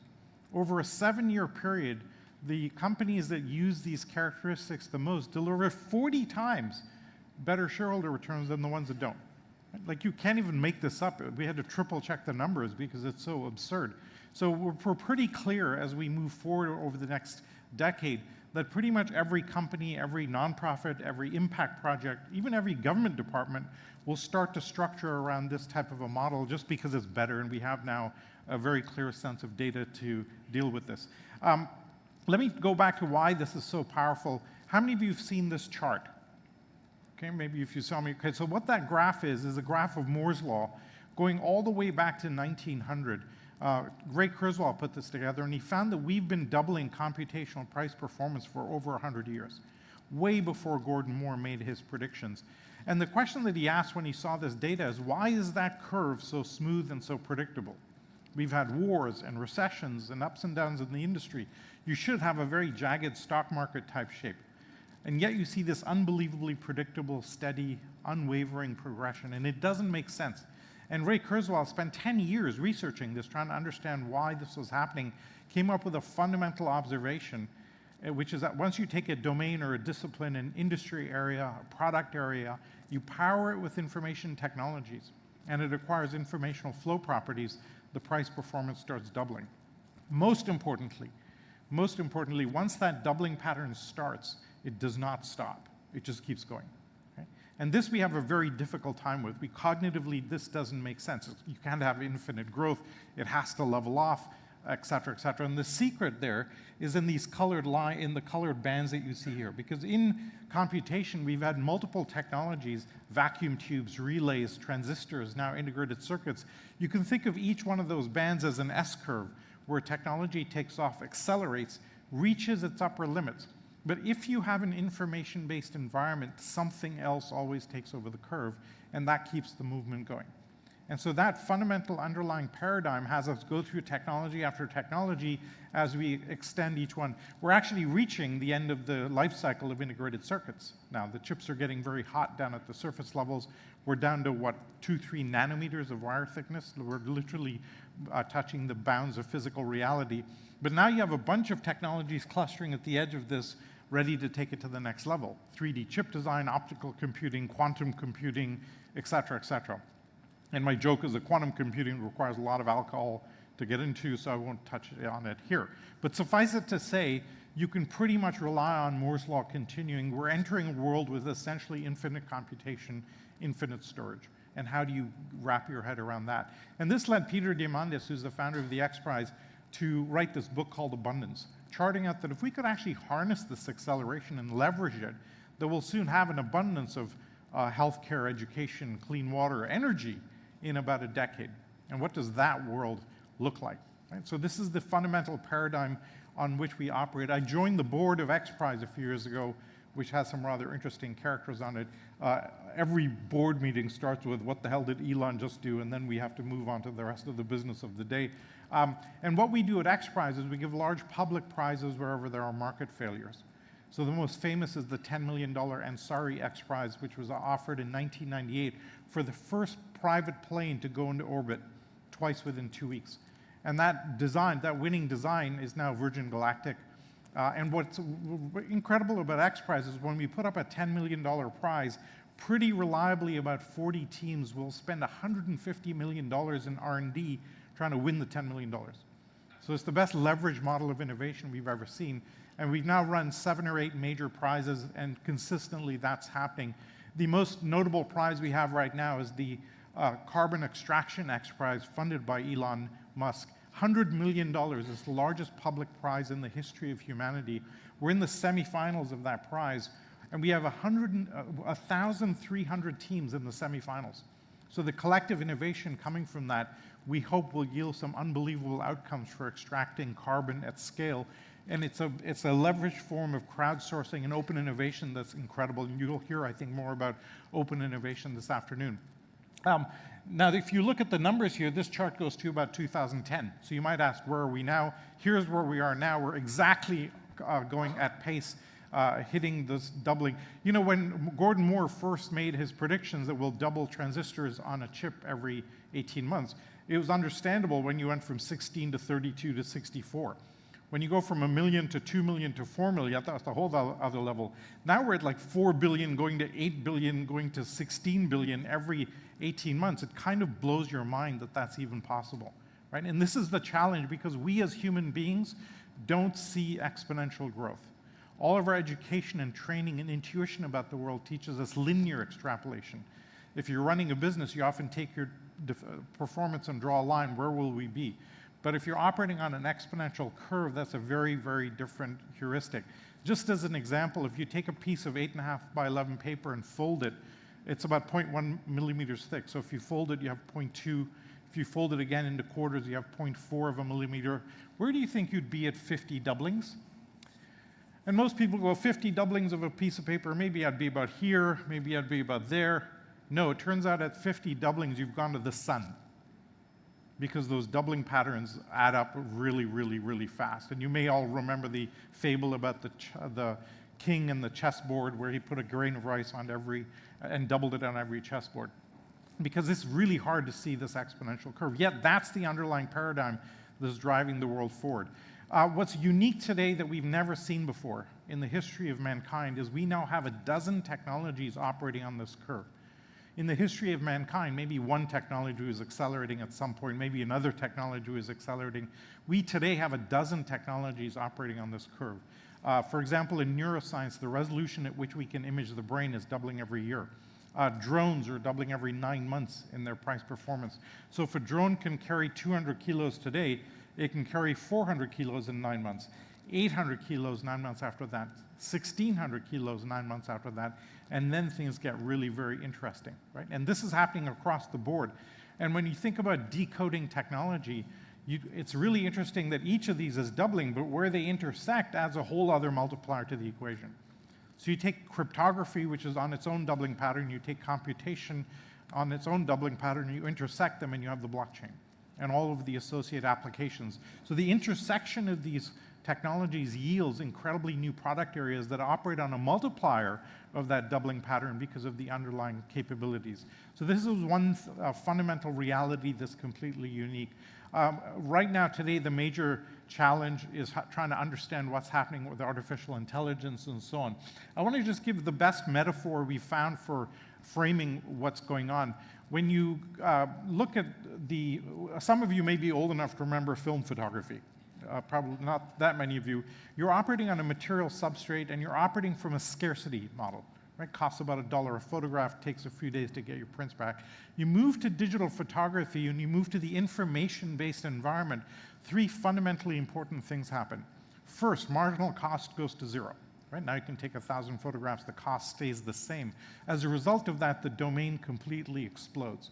And instead of very carefully clicking here or clicking there, because each click cost $1, Today, we're basically holding the button down on all of our devices and taking billions of times more photographs because the cost is gone. The third thing that happens is very subtle but very important from a business perspective, and this is why the conversation around business models is so important, is you completely change the problem space. And what I mean by that, in film photography, when you have a scarcity model on a physical substrate, all the business models are helping you optimize that scarcity. I might sell you very expensive cameras. I might offer courses on photography. I might publish books on composition to help you optimize for that scarcity. Right? And all the business models come from that. And the fundamental challenge in film photography was, how can I take the best picture and optimize for that dollar per click cost? You move to digital photography and the problem completely changes. Now the problem we all have in photography is we have 8 copies of our photographs on 10 different services and we have no idea where anything is. And you can't find anything. You've gone from a sourcing problem to a filtering problem. Right? Most importantly, all the business models that cropped up around that scarcity, all gone. Nobody can make money selling courses on photography or publishing books on composition today. This is the transformation we expect to see in more and more industries. The most notable that we've seen already is music. We used to sell cassettes or DVDs or CDs. 7 or 8 major music studios were selling scarcity as the business model. Right? Then we digitized music, and now you have iTunes and Spotify delivering abundance on a subscription model. That transition that we've seen in music, we expect to see in healthcare, in education, in transportation, in energy. All the domains will start to move to this type of a model. Right? And think about the idea that for 10,000 years, pretty much every business in the world sells scarcity. You get an asset or a workforce, you put a legal boundary around it, and you sell access to scarcity. And what exponential organizations do is they figured out how to create business models around abundance as we move the world to abundance with all of these technologies. The real huge conversation today is large language models and ChatGPT, and you'll be hearing much more about generative AI. I just want to give you this little insight. The reason, by the way, we use AI is we have a massive tsunami of data hitting us, and we just have no hope in making sense of it without the aid of AI. If you're a cancer doctor today, there are 2,000 cancer research papers published every day. So if you're a cancer doctor, you have no hope. You can read 2 a day. You can't read 2,000 a day. So you need AI to make sense of it and be a companion with you. And what we've seen in chess, where the best chess players are now a human being with a computational chess model, is where we'll end up with AI. It'll augment and assist the human being in a variety of ways. I don't believe that we're going to go to AGI and go to artificial general intelligence nowhere anytime soon. Happy to go into that in the Q&A. I'm not worried about AI taking over the world. I'm not worried about AI taking all the jobs. So there's some provocative comments there for you. However, there's no question that it'll completely transform how we do work. A year ago, we actually had the book mostly finished. And I called Peter up. I said, we have to rewrite the whole damn thing because every piece of our book changes as you think about ChatGPT and so on. Okay? I'm going to touch on one area where we're seeing a massive change, which is agriculture, the second oldest industry. We've been doing horizontal agriculture for most of human history. We're now tilting over into economic viability for vertical farming, hydroponics, aeroponics, because we can drip feed the nutrients to the plants. We have the sensors where the plants can say, I need more of this or this. We save 99% of fresh water when we do vertical farming. For example, 70% of our fresh water globally goes to agriculture. Most of it runs off. So when you can drip feed the water, exactly the right amount of water to the plants, you save a massive amount of fresh water. This is now tilting over now into economic viability. The best calculation we've seen is that if you took 35 skyscrapers in Manhattan and turned that into vertical farms, that would feed the entire city sustainably. So you don't need millions of square hectares of horizontal farming, you just need a few buildings. This will completely change the game in terms of food supply, food security, reliability, freshness, no use of pesticides or fertilizer, et cetera, completely changes the game. Right? And I'll give you a real-world example of where this has happened. If you look at the biggest farming countries in the world, they're the ones with the biggest land area, US, China, Russia, et cetera. Then you look at the biggest food exporting countries in the world, and look at number 2, right? Holland. How big is Holland? It's like a titch of a country. It's like the size the Greater Toronto Area, right? It's nothing. Yet they're the biggest second biggest food exporting country in the world, $60 billion of exports. Why? Because a few decades ago, they made a major bet in greenhouses, aeroponics, hydroponics, and they're world leaders in that. Okay? So this little dot of a country is exporting more food than almost any other country in the world just by leveraging technology. And there is some insight as to how you can think about the world. Now, there's all of the technology disruption that's coming. There's some unbelievably huge things coming down the pike. We've talked about, you'll hear a lot about AI, but we actually have longevity coming down the pike. How many of you are familiar with the concept of escape velocity in aging? Can I just see a show of hands? A few of you? Okay, so over the last couple of hundred years, in fact, for the last few hundred years, every 4 years that goes by, we've been adding a year to average lifespan. So about 150 years ago, average lifespan was actually 42 years old. Now it's 82. So over the last 160 years, we've added 40 years to your lifespan. Per calendar year, we're adding about 3 months to average lifespan. Right? But we have all of these unbelievable treatments, stem cell therapies, gene therapies, organ transplants, CRISPR, et cetera, and we'll soon go from 3 months to 6 months. So per year, we'll add 6 months to your life. Then we'll get to a point where we add 9 months to your life per calendar that goes by. And escape velocity happens when we add more than a year to your life per calendar year that goes by. From that point, you will be living for an arbitrarily long period of time. I have a friend who has a kidney problem. They're giving him the drugs to stabilize his kidney till next year because the drugs will be available to solve it for the next 5 years. Right? So you don't have to solve the whole thing. You just have to solve to the next hop. So the question becomes, when will we hit this point where we're adding more than a year to your life per calendar year that goes by? Any guesses? So the experts in this world vary a little bit, but it's somewhere between 7 to 10 years from now. 7 years at the optimistic, 10 years at the most pessimistic. Right? So they say that the baby that will grow to 1,000 years old is already alive. Get that around your head. So now what does that do to pension plans, unemployment benefits, retirement planning? Right? One of the weirdest conversations I've had in the last 10 years was I got a call from the Vatican saying, look, the Pope has the worst immune system in the world as he tries to update the church. He's dealing with a 2,000-year-old immune system. And I went and did a workshop with senior leaders at the Vatican, and we had this conversation. Why? Because their business model is to sell heaven. How do you sell heaven if nobody's dying? That's a huge challenge for every religion in the world. Right? Now, we wonder why people are becoming less religious if we're not dying as much. You're not selling the same hope that you did before. So there's this unbelievable, talk about a singularity, there we go.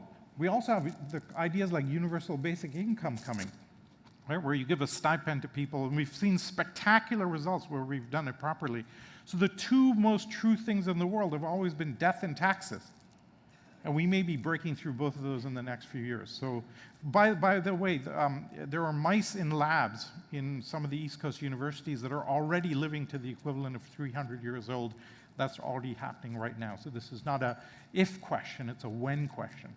So all of this is kind of getting their head around. The challenge that we have is that none of the mechanisms by which we run the world can deal with this. And the way that I frame this, just to go back for a second, is that we have 20 Gutenberg moments hitting us at the same time. In the 15th century, the printing press appeared, completely changed the world by democratizing literature. And we call that a Gutenberg moment because it fundamentally changed society. Well, ChatGPT completely changes society. Breakthroughs in longevity will completely change society. Blockchain fundamentally changes society. Right? We have about 20 of them hitting us at the same time. We've never seen this before. We've never seen this volume of massive breakthroughs hitting us at the same time. And as far as we can see, it's going to destroy and disrupt every single mechanism by which we run the world. All of our institutions don't map to the new world that's coming. Healthcare systems, legal systems, intellectual property, et cetera, don't work in this new world. We wonder why. Look at the education system. Right? All our education systems are designed to take a young child, train them through their early 20s to be ready for the existing job market. Small problem. We have no idea what a job is going to look like in 5 years. What are we teaching them? Right? And Lord help you if you try and update the education system. You want an immune system, that is the second worst immune system out there. My favorite example of an institution is the institution of marriage. We actually invented marriage as an institution about 8,000 or 9,000 years ago. And when that first appeared as a social structure, if you went back 8,000 or 9,000 years ago, average lifespan was about 25 years old. So you got married and you had kids and you died. Marriage is not supposed to last 50, 60 years. My wife calls it state-sanctioned torture. And now we're about to double human lifespan in the next few years. You're supposed to live with the same person for 100 years? So we worry about the divorce rate, but we're dealing with an institution that was created at a completely different time. And I could go on with all of these. We can't find an institution that survives this. And the problem that we have with many of our institutions is we have no feedback loop to upgrading them. Right? In a big company or in the business world, we at least have creative destruction. You have to keep up with innovation, et cetera, et cetera. We don't have that in the public sector. How will we deal with this? Right? E.O. Wilson, the famous biologist, framed it pretty much the best that I've seen. He said we have Paleolithic emotions, we have medieval institutions, and our technology is godlike. Pretty much all the problems that you see in the world are a gap between those three layers. And the next 2-3 decades of our world as leaders is going to be reconciling the gaps there. You look at what's happening in the Middle East right now, it's a complete gap between our Paleolithic emotions and the godlike technology that we have. So how will we navigate this going forward? We're not doing so well at the moment. Now, the unbelievable chaos that's happening on the technology side is leading to the most extraordinary thing in a domain that we call demonetization. Throughout human history, it's always been true that advanced technologies cost a lot. And only a government lab or a big corporate lab could afford to launch new products, services, et cetera, et cetera. Today, for the first time in human history, advanced technologies are very cheap. Sensors are cheap, solar energy is cheap, the blockchain is open source and free. So it means we can now do disruptive innovation at almost zero cost, and this is completely unique in the history of our world. Here's the cost of light over a period of time. I want you to pay attention to the shape of that curve. You can see it's really expensive, plateaus for a while, and then it crashes to near zero. Here's the same shape of the curve in gene sequencing, the cost of gene sequencing. Here's the same shape of the curve in solar energy. And in technology after technology after technology, the cost is crashing. And why is it crashing? It's because of Moore's law. We're actually making components cheaper. We're doing better design. In solar energy, the actuators to tilt the solar panels have gone from $100,000 to like $1,000. All of these things are adding up to affect this price. To give you a very real-world example, when we were doing space shuttle launches, it cost about $600 million to launch a space shuttle, each launch. SpaceX, with the repeatable rockets, dropped it by 10x. They can do it for $60 million. That's pretty cool. Here's Relativity Space. They're 3D printing the rocket engines. They're going to drop the cost of rocket launches to about $6 million. Now, rocket engines is not some Silicon Valley gaming, social media, digital play. This is physical stuff with physical fuel, and yet we've seen a 100x drop over a 20-year period. Right? And what happens when you can launch 100x more rockets, satellites into the sky, et cetera, et cetera? And the unstoppable, the reason this is so unstoppable, the demonetization leads to democratization. Okay? As I said, it was only possible for radical innovation to happen with big companies or governments, and today any of us can go do this. Okay? Every domain that we can see in every industry is going through this kind of a curve where a domain becomes digital, the costs drop, and you get radical disruption of the status quo. And whether it's drones or biotech or Bitcoin, they're all going through this point. This is the Vega. This is the third fastest electric car in the world, 900 horsepower. Looks, rather gorgeous. This is being engineered and built and designed in Sri Lanka, that hotbed of automotive innovation. I love showing this to German car executives. Their brains break. They cannot understand how on an island of pretty much, these folks in Sri Lanka have no money, they have no ecosystem, they have no investors, they have no experience, they have no expertise. I'm going to suggest to you that if you can build this on an island of fishermen and farmers, you can do pretty much anything, anywhere. And that's what we're going to see. Homegrown, we are all familiar with Vitalik Buterin, gets together with a few friends, ignores their professors, boom, you have Ethereum. And I challenge you to find any banker in the world that understands Ethereum. Right? And by the way, there's some law that you have to be under 25 to program the blockchain. I don't know where that's written, but it's somewhere. Right? So let me pause there. Any questions or thoughts around what's happening with technology? Let's take a few questions. and then I'll go on to the next set of how do you adapt to this. Yes, sir. With all of this happening so fast, how do we prepare humanity for exponential of everything? How do you prepare humanity for an exponential of everything? Good question. This is why we create organizations like we've been doing and trying to build ecosystems to teach world leaders. You saw the world leaders that understood exponentials as the pandemic hit and battened down early, because I give it to 2 people, you give it to 4 people, et cetera. And you saw the ones that dealt very, very badly with it and totally messed up their countries, right? This is an enormous, and maybe the biggest challenge facing us globally is how do you deal with that? Because the technology is moving on its own. There is no stopping it. There's no way, by the way, there's no way we will be able to regulate AI in any way, shape, or form. It's a complete fool's errand. So to even think about that, people go, oh, we should regulate it. You can't. Okay? And so think about that from a public perception point of view. Now, I'm way more optimistic than most people on the outcomes with the validities there. The best tool we've seen to get people up to speed with what's going on today is pretty much use psychedelics. That's all I got, right? And that'll give you some sense of what's happening. Other questions? Yes, sir.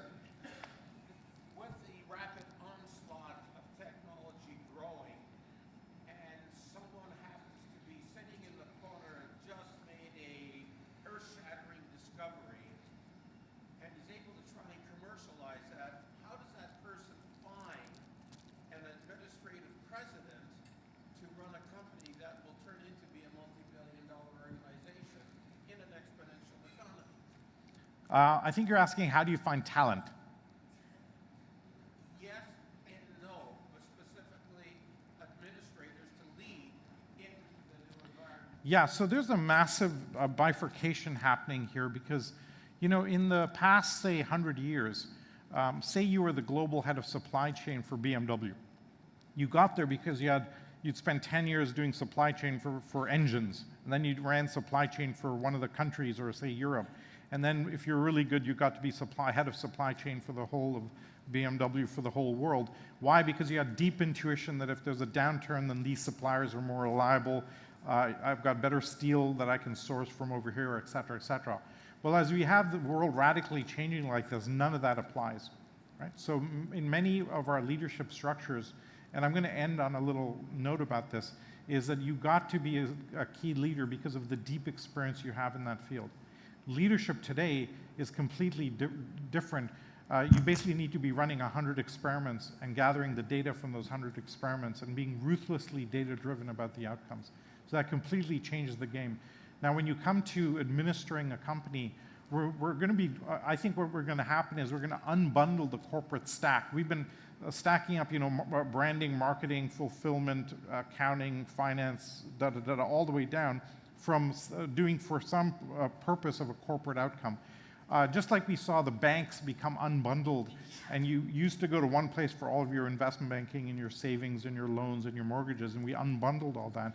I think we're going to unbundle all these services and then rebundle them, focused on solving big problems, solving SDGs, et cetera, et cetera. And that requires a very different heuristic on how we administer this stuff going forward.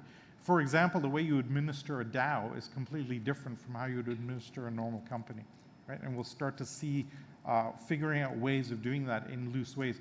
We have a community of 35,000 consultants and entrepreneurs and innovators all hovering around this model, and there's no governance in a normal way for managing that. We've got kind of a decentralized consulting company that we've built. Everybody runs their own book of business, but they collaborate on building tools for the community, et cetera. And it's a completely different architecture for how we manage things going forward. Okay? Okay, a couple other questions. Any technology-specific questions? I'm going to get to that. Yes, sir.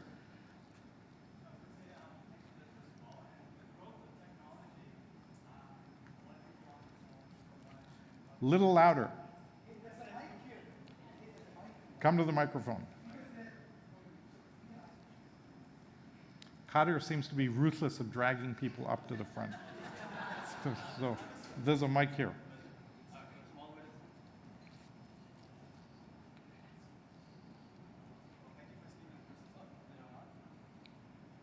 Just yell it out and we'll... Well, I was going to ask you, with the technology, everyone's obviously more on their phones. They're kind of losing some of the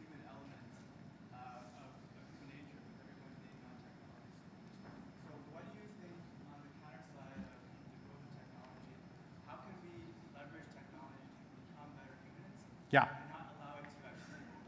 Okay, so your question is, how can we use technology to amplify our humanity rather than degrade our humanity? Okay, I'm going to give you a somewhat provocative comment. I totally disagree with that statement that we're dehumanizing ourselves with technology, okay? So I will argue that if I have my smartphone with me, I'm more human than if I don't have my smartphone with me. Why? Because my memory's in there, freeing up my neurons to do more creative thinking. I can connect with the world. I can video with my son for free across the world, wherever he happens to be. I can project empathy around the world in a way that was never been possible before. So the boundary of who I am as a human being now extends outside all of our devices, right? So I would argue that it makes you more human in a weird way. Notwithstanding, every 10-year-old is looking at the phone and never looking anywhere else. That's a separate issue. The opportunity for being more, think about this idea. Over the last couple of 100 years, we turned all of our workers into robots. You had KPIs and you were measuring how many widgets you could stamp on an assembly line, etc. We had standardized job descriptions. We had people doing very specific standard operating procedure and just being robots, basically. Today, the most valuable colleagues and employees you have two characteristics. They learn the fastest, and they're actually the most human. So I think technology is actually making us more human. It's a fallacy that is making us less human, in my opinion. Okay? Now, I'll give you a small example. Many of us, if you go back 2 generations to our grandparents, okay?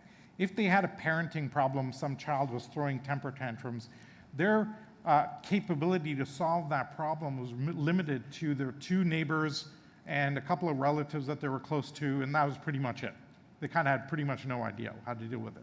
Today, if one of us has a child and you have a parenting problem, you'll have 5,000 blogs, unbelievable expertise you can look up on the internet, case studies, drugs, all sorts of things can be added to the mix. I would argue that our ability to do parenting today is like 1,000 times better than 2 generations ago, right? And you don't see that in the news, just because nobody is tracking that, obviously, but we have unbelievable capability today to deal with almost the smallest things, right? So I think technology makes us more human rather than less human, is my stance on that. Okay? Now, how do we juxtapose with it all is a whole other question, because as we get more and more of it. Now, we've been dealing with this forever, right? The minute you have spectacles, then you're an augmented human being. By the way, the minute you got a vaccination as a child, you're technically a cyborg. Right? So it started way long time ago. We've been creating and augmenting the human experience for pretty much hundreds and thousands of years using technology. Our health span, as we call it, is now much greater than we've ever had it before. We're actually living in the single best time to ever be alive as a human being. On any metric you want to pick, I'll pick one of them, which is extreme poverty. If you went back to 1820, 200 years ago, 94% of humanity lived in extreme poverty, which is measured as $2 a day or less in 2011 dollars, so the equivalent of $2 a day. Today, that number is 8.9%. It's less than 9%. We've actually dropped extreme poverty in 200 years from 94% to 9%. Bill Gates predicts we will eradicate extreme poverty in this decade, right? The world is in an unbelievably amazing place. You just won't hear that in the news in a normal way. Last question before I move on. Yes, sir. He's by the mic, so he gets to ask. Go ahead. Hello. I'm actually glad to meet you, and I have a very simple question. Because I thought whatever you have been telling till now is it's not suitable for a person of your caliber. So I was hoping what you will say, what's next? Because blockchain gives 2 things. And neither of those are understood either by the bankers or by the technologists across the world. It gives mortality to machines. Renaissance happened. Do you think when we die and 400 years down the lane, we will realize this 1900, 2000 century as Renaissance of human beings, of technology? I don't think so. Also, life is not expanding. The problem is still there. So most of the points that you portrayed, and politely and humbly and respectfully, I think you are giving a perspective which is good to hear, but not the real one. on either things. Nobody really cares about bullock carts anymore. Nobody 10,000 years ago cared about having vegetation or vertical farming. What I'm trying to say here is not disrespect you, but humbly ask you for 5 minutes later, somewhere down the lane, maybe 10 years down the lane, to explain what change is coming. I come from a company called FEOOH, F-E-O-O-H. We're just starting. 2 years ago we started. It's a 14-person company with offices in Toronto, Mississauga. Wait. What's your question? I'm coming to that. Okay. FEOOH stands for F-E-O-O-H, a technology that was built in 800 AD. That is an iron pillar in India that can withstand rust in the climates, all the weathers and everything. That is the... And your question is? I'm coming to that. Okay. Why are you talking about something that is not relevant? Because the question is, life expectancy is 2 years or 10 years. These systems were made to evolve. We never had banking systems before. We have now, we may have something else. So why are you saying that these systems should live up to expectations when they are made to evolve as we evolve? We were never supposed to be apes. So your question is, technology is evolving naturally No, anyway, I'm saying all those things were happening, all those 12 different things or 30 different things were happening even 10,000 years ago. That's how Of course. There's a difference, though. The difference is that, so I understand your question. Let me, I think I understand the question. And happy to grab a few minutes later. The difference is the following. The difference is that at the time, a few thousand years ago, a few hundred years ago, any of that, we've never seen these technologies evolve and change at the pace that they're evolving and changing. And that's completely unique. Yes, we've been evolving technology. You know, over the last, say, 50 years, the amount of fuel needed to cross the Atlantic in an airplane has dropped by 2/3 because the engines are more efficient, et cetera, et cetera. So we've seen kind of incremental, gradual innovation throughout hundreds and thousands of years. We've never seen all of this happen at the same time, right? It's like we invented the wheel and fire and figured out immortality all at the same time, and we're trying to grapple with it. That's the completely unique thing. This actually creates a need for understanding the spiritual dimension even more to act as a guiding light for what's happening. Okay? All right, let me move on to this next segment, and I'm going to then come back and we'll do a couple more Q&A. So in terms of how you adapt to this is what I want to talk about now. This is David Rose, one of the godfathers of angel investing, and he makes this comment that all of our organizations built in the 20th century don't work in the 21st century. Right? And so we kind of wrote this book looking at how are fast-moving organizations working, and we teased out this model, and you can hear more about it at our booth later, but what you have here is the massive transformative purpose. What fundamental problem are you trying to solve? And we found every exponential organization has one of those. And then they have one of 5 externalities that they're using to keep a very small resource footprint and then scale very quickly. Uber doesn't hire its own staff. TED is using community. Google leverages algorithms, and Microsoft and ChatGPT, et cetera. Airbnb is leveraging other people's assets, and then you have digital engagement models, gamification, incentive prizes to keep very close contact with your end user. Okay? And then there's 5 internal mechanisms that we found they're all using interfaces, like Uber's interface with its drivers or Apple's interface with its App Store developers, real-time dashboards, and the use of OKRs for managing your company. We found that OKRs are the best operating model for a company anywhere in the world, yet only today, even today, only like 3 or 4% use them. Then you have lean startup thinking and constantly testing assumptions, decentralizing authority and decision-making, and decentralizing the organization as much as possible, and finally social technologies that allow you to create good collaboration in the company. And so if you're a startup, you should be doing all of them. Right? And what we now have is clear correlation that the more you use, the better your outcomes will be. We just launched the 2nd edition of the book. And I want to touch on, give you one example of what we mean by an exponential organization. Used cars. How would you disrupt used cars, right? It's not that obvious. You've got a physical thing. It's not a digital gamification play. This is a Chinese company called Guazi. So if you want to sell a car, they show up at your car.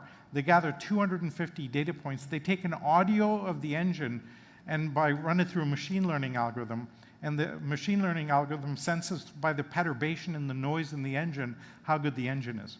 Right? And then with all of the data, they come up with a price for what they think your car is worth. So let's say it's $10,000. They say to the seller, our engine says your car is worth $10,000. We'll give you 10% less than that in cash right now. Would you sell? Probably, right?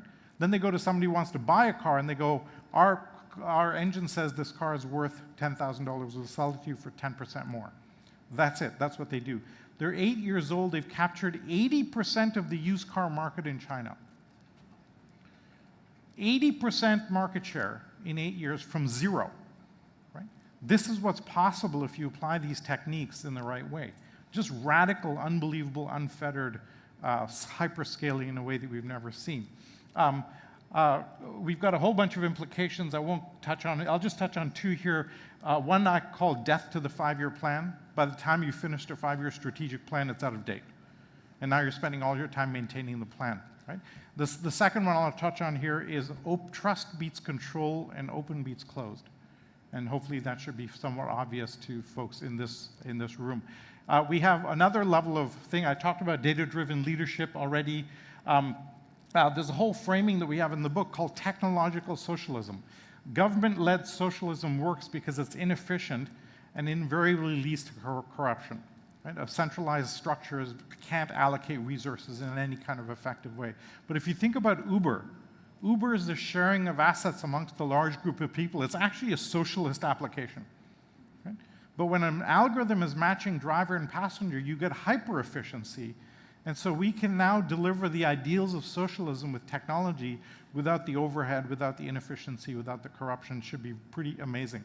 I showed you this data already. We'll skip through that. We actually have a tool set in our ecosystem to solve what I mentioned earlier, that immune system problem. We created a 10-week engagement. We piloted this with Procter & Gamble that allows you to hack culture at scale in a big company.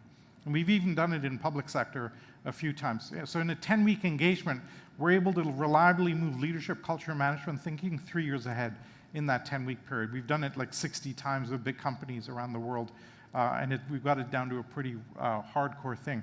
And we've even open sourced that methodology, because my thesis is every company in the world and every government department in the world needs to go through something like this.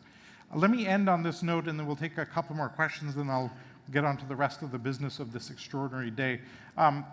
When you're thinking about leadership and building companies, building projects, it turns out it comes more and more down to what is your mindset.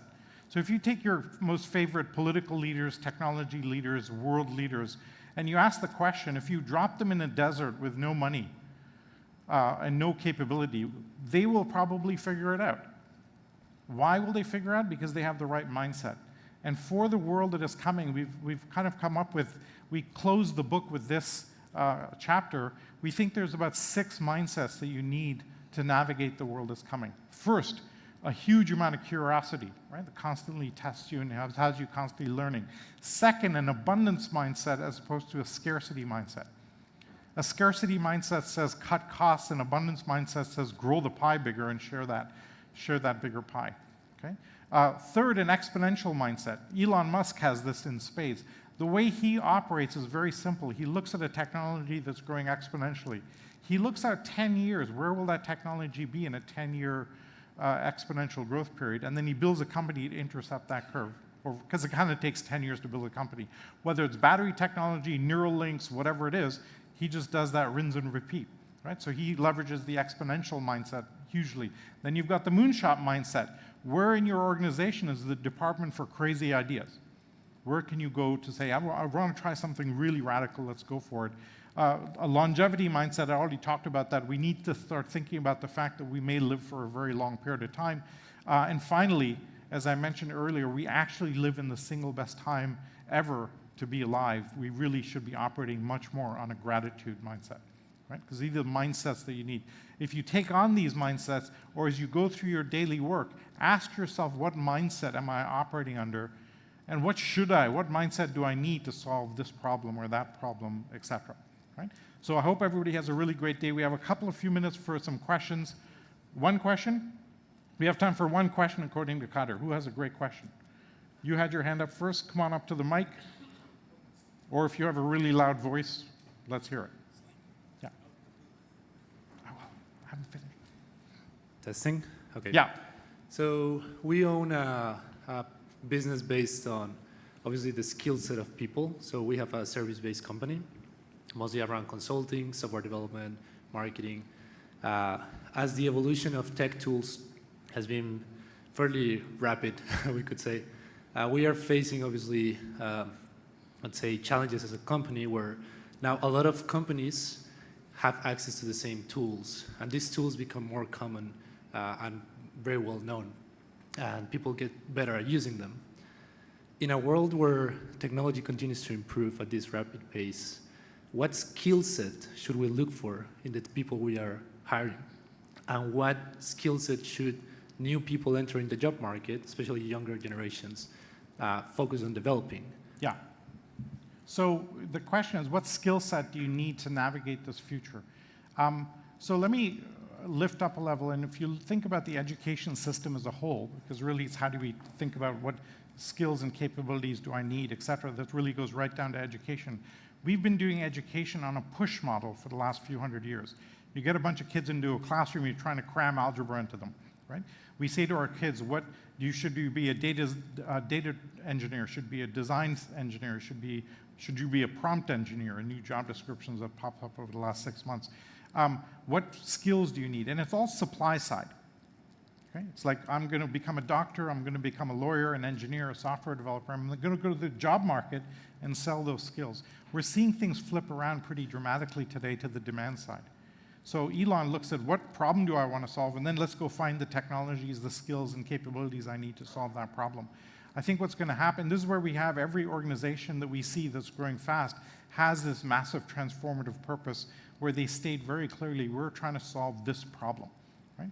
So what we're seeing is people now getting much more excited. So for your kids, for example, ask them what problem do they want to get passionate about solving, and then find the education, the techniques, the capabilities to solve that problem.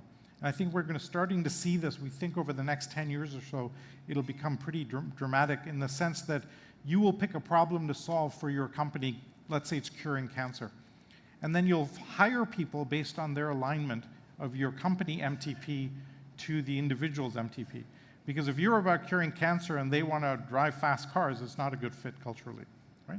So what's going to happen is we're going to see alignment around, this is what I mean by that unbundling and rebundling. We're going to rebundle around these massive transformative purposes. And that's when you get natural excitement, everybody's lined up, you have huge employee satisfaction, et cetera. For existing companies, what will happen is your brand promise will shift from whatever it is to an MTP, and then the business will start to deliver it over time. So when I think about advising people on how to think about this, what problem do you fundamentally want to go about solving? And then you go about finding the skills to solve that problem. So that's a very different heuristic, but we're going to see all of our systems move to that over time. It's just not that manageable in an easy way, right? Just like when you think about the concept of a universal basic income, we've seen 20 experiments run around the world with staggering outcomes. But the challenge for moving from a taxation, employment, union, job structure to that is such a big leap, we have no confidence in public sector to get us there. So we have to figure out how to get there ourselves, in a sense, without it. Canada has a massive opportunity because there's a natural alignment between government and private sector. I live in the US right now. It's a disaster in terms of that difference, right? And so this is the huge opportunity that I think is here. All right, I'm going to let you get to the rest of the conference. Thank you for having me. We have a booth outside. Come and see us, and we have a few books for you. Thank you very much. Thank you, Salim. Thank you, Salim. Yes, you just had me up here. I know. Okay. Thank you for being speaker. Thank you for being brand ambassador. You're killing me. Thank you for being sponsor. You're killing me. Thank you so very much. Round of applause for Salim, please. Thank you so much. Thank you. All right. So we're going to go for a small break, but we will reconvene at 12. We have awesome panel from PwC, Nokia, Telesat, Ericsson, and also we have another panel, which is going to be participants from panelists and moderator from Accenture, Rogers Canada, Ericsson Canada, Blinks, and Ciena. So these two are great panels. I just request you to come back on time at 12:30. Thanks a lot for your, I hope you all enjoyed this morning. Yes? Learned something? Let's come back at 12:30 sharp. Thank you so very much.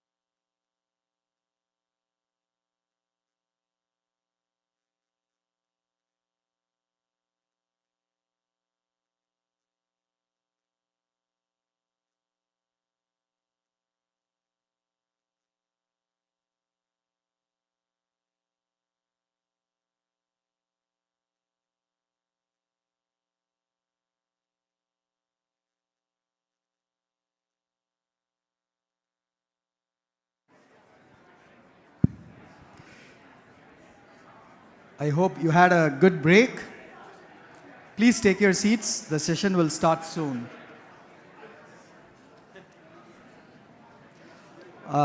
Need some volunteers because everyone here is volunteers to get everybody back in. Thank you so much. I tried my best.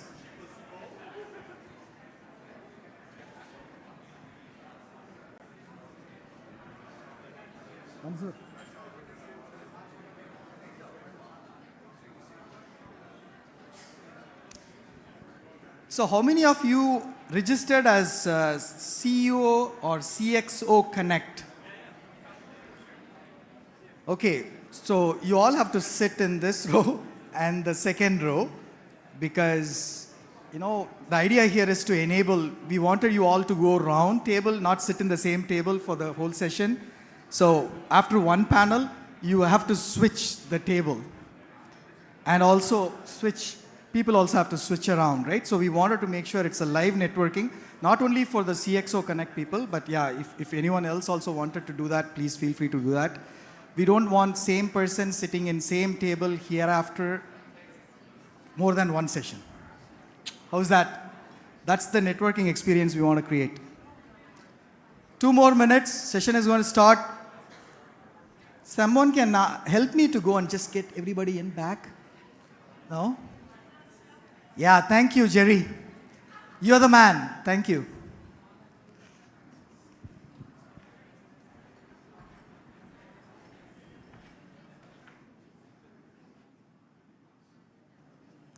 You know, as a community leader, this has been my experience, right? It's very difficult to get people back into the session, but you don't have to say anything once the cash bar is open. People come in, right? So it's a community experience, learning experience. All right, I think we have enough audience. Usha, thank you so much.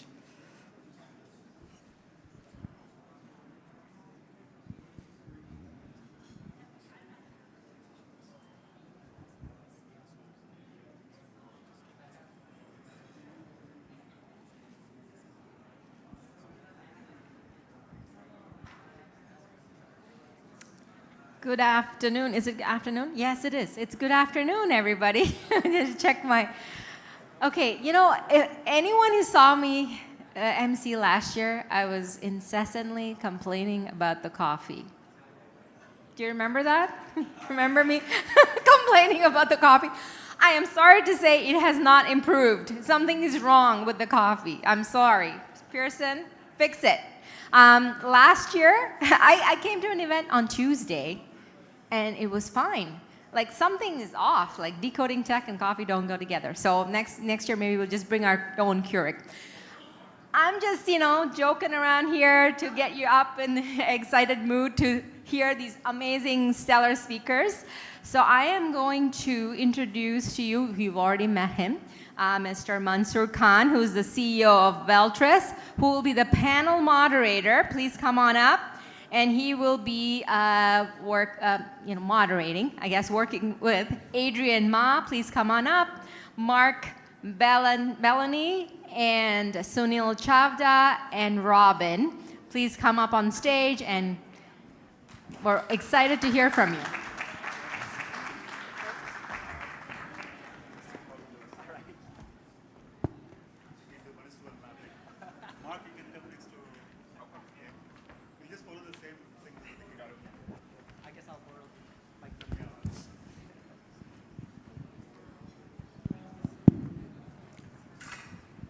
All right, in the interest of time, I'd like to get started.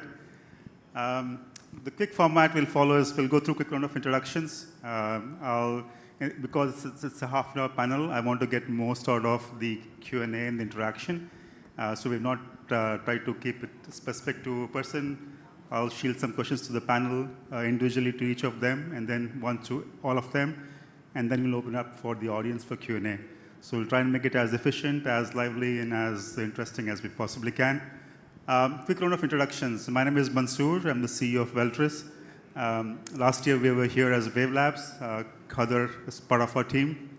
And we are in the mission to help companies accelerate technology transformations, be it digital, AI, Industry 4.0, and whatever comes next. That's a brief introduction about myself. I'm based out of San Francisco Bay Area. Great. Hi, nice to meet everybody. Adrian. So I work at Pricewaterhouse. I sit in the strategy and organization, and I head our Industry 4.0 markets organization. So what does that actually mean? I look at everything that looks at cloud, digital transformation, AI, ML, and IoT. So I kind of work with clients everything from mergers and acquisitions, market strategy, roadmaps, and so forth. Good afternoon, I guess, everybody. Mark Bellini, I work with Nokia.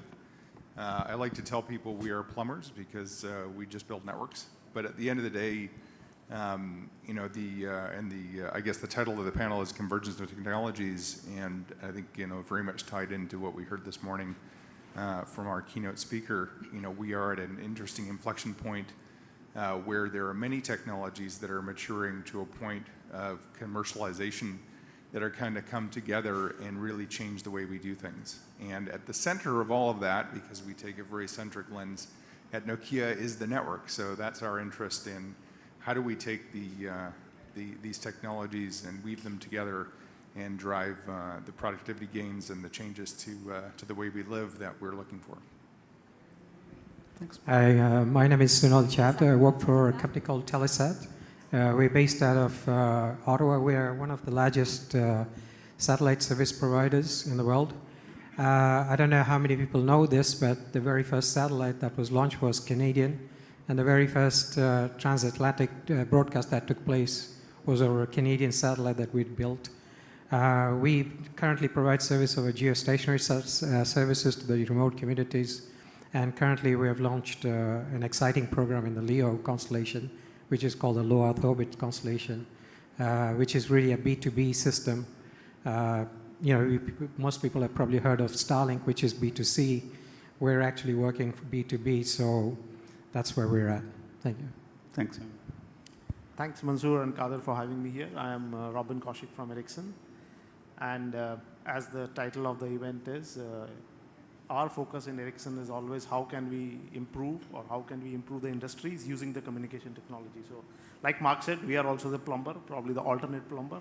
But at the end of the day for us, connectivity is an enabler. At the end of the day, there are use cases which industries can use to improve their productivity, to improve safety of their employees, to do many other things which the basic connectivity provides. Wonderful. To kind of level set, show of hands, how many are familiar, know the term Industry 4.0 or X.0? Okay, just to level set, I'll get started. The notion is that the first industrial revolution was mechanical, the steam engine. The second revolution was electricity, where mass production and all of that came together. The third industrial revolution was the internet era, the computers, software, also called the information revolution. And depending on what the panel says, we are in the fourth industrial revolution, which by definition, AI is going to be the center of this transformation or this revolution. And hopefully there'll be Industry 5.0 and everything else. But from where I stand, we probably are in the midst of Industry 4.0. So we'll probably double down on 4.0. And maybe towards the end, leave it out for what the next transformation is going to look like. Okay, with that level set, when I first heard this term maybe 4 or 5 years ago, Gartner, I think, described it as a confluence and convergence of many technologies that will transform every industry. So although the formal definition of Industry 4.0 is going to be centered around AI, it's also going to be a confluence and convergence of many technologies coming together, which probably is, you know, resonant of the theme that we have for today's conference. So the technologies that I first came to aware is communications, 5G, 6G, so on and so forth. There was AI for sure, which is the heart of it. There was robotics. There was cyber physical systems. And there was AR, VR, XR. So there were a bunch of technologies that will all come together to create this transformation. So with that basis, I'm just going to field some questions to the panel so that they can comment and share their insight on it. Mark and Robin, I've often noted that connectivity and communications forms the backbone of every transformation. Had 4G not been present, we may not have Uber, we may not have many things. So every industrial transformation, the backbone of it is going to be connectivity. So my question to you is that, how do you see 5G or maybe 6G coming in, playing a critical role in enabling this transformation and being the backbone of it? Maybe if you can reflect your thoughts on that, we'll go from there and then go to the technologies. Is that fair? Okay. Yeah. I can start. So to me, it's about the use cases. So 5G, 4G, 6G, this is a generational technology, right? So every technology brings a new set of capabilities or use cases. Now, my view is with 5G, I call it 3D. Any job which is dirty, dull, or dangerous will start getting replaced. Because with 5G, and probably hopefully earlier, the latencies and the throughputs which we have can significantly change. So if human beings are performing jobs which are harmful to human beings or are very mundane, rudimentary, today we have the capability with the communication to replace them with machine. So instead of doing the job, human beings monitor it. So you actually change the job description, you take it a notch up. And this is the use case, or this is the industrial use case, which is the topic of the forum also, is what 5G extra enhances. Because we have got high speed with 4G. Not very high, but we have got high speed, with which all the over-the-top applications work. The next is the lower latency and the massive machines, which can, for example, in this complex, how many machines can be connected? How can we connect everything in this machine? That's what I believe. That if it is dirty, dangerous, or dull, 5G will replace it. Yeah, I think that's very well said, Robin. When we look at the different generations of technology, especially from a mobility and 3GPP point of view, 5G, I think, was the first one where we had industry at the table during the definition of the specifications. And the reason they were there was to figure out, what are we going to do with this that we're not already doing 4G? And to your point, Robin, we'd already got 4G to a place where we were doing video, we were doing pretty much anything anyone could conceive of doing on their mobile phone was already being done. So what do you do from there?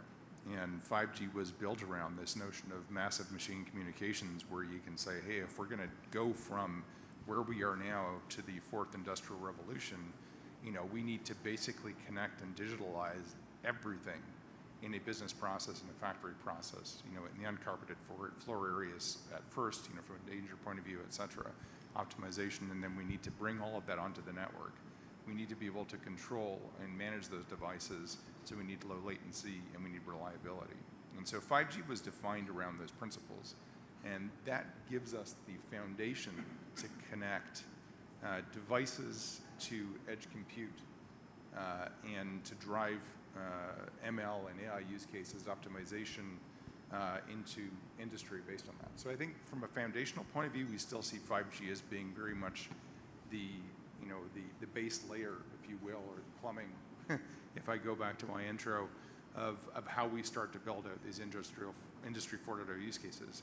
And frankly, they're already out there. We're already deploying use cases. Can you move the mic? Oh, yeah, that's probably better. They're already out there. We're already deploying use cases into areas like mines and ports and oil exploration, a lot of the dangerous areas that Robin pointed out. So I'll cut it there. Yeah, wonderful. I just want to be cautious that the next panel is also going to be on connectivity, so we'll probably move that path forward. One thing that I come across a lot when I talk to customers where we're trying to solve this challenge for them is that connectivity in the metro is taken care. There is carriers, OEMs who are vested interest in driving connectivity in the metros, but a lot of the industries that we're talking about transforming, be it oil and gas, mining, farming, sometimes manufacturing, they're all in remote parts of the globe. And how do you then enable connectivity there for innovation to spur is a question that I get asked about a lot, and I want to field that question to Sunil. How is satellite connectivity, how is edge compute? Because it's hard for all the information to go back to the cloud and come back to the edge. How are they going to play a critical role in this transformation? Maybe Sunil, some insight on edge and satellite connectivity, how they are helping the remote parts of the globe. Yeah, I'll try and attempt that. Yeah, satellite, we see satellite connectivity as integral to all the other connectivity. It's not a standalone thing. I mean, there's a lot of discussion that's going on with 3GPP on the end-to-end non-terrestrial network side of it. We currently provide connectivity to remote communities up north. My team, it's not easy to provide that connectivity up north. The conditions are pretty harsh. So we already do that. We provide connectivity to mining mobility. If you're on a plane right now, if you're texting, it's becoming more and more popular. It's pretty much satellite connectivity. Now, the drawback we had with the satellite connectivity with using geosatellites, the latency is quite high. So some of the applications you're looking at in 5G are not quite easily adaptable using the geosatellite. But now, with the LEO satellite, low Earth orbit capability that's coming along, and it's proven now that it works. Now the question is, what type of service you can provide on it. That is really providing the impedance of almost having 5G integral to the with satellite connectivity. We can push this connectivity to the remote community, which they can have the same level of access to connectivity as people in big cities. And also, I see satellite as, if it's not a primary way of connecting, then at least it's a secondary way of connecting as a backup in case the primary, there's any, we were just talking about it a few minutes ago, there's fantastic cases where it could act as a good backup to the primary source. Any comment on the edge? Will you see more adoption at the edge? Or? So we're seeing that a lot in the remote, looking at working with Netflix and those people, we're seeing they're putting servers in the remote communities to be able to provide content easily. So that's what's happening, pushing content towards the edge. And satellite is an ideal way of doing it to a community in the edge, and it can be done at a time when the system's not well, overly used. As a fun trivia, will we see a Tesla phone with a satellite connectivity? Well, a little bit of background on Tesla here and Starlink.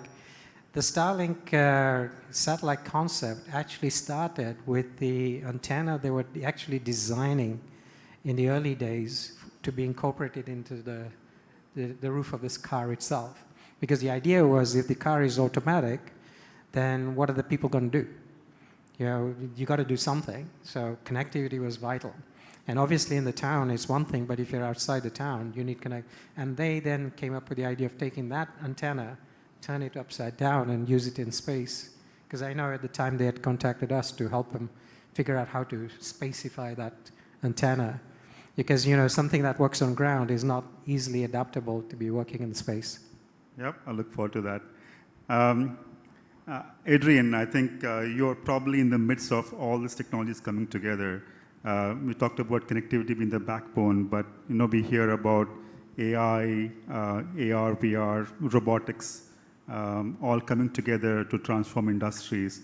What have you seen as the most popularly adopted technologies to enable this transformation? Yeah, so that's a good question. I mean, yeah, we're working with pretty much every client you can imagine, right? Oil and gas, energy, utilities, manufacturing.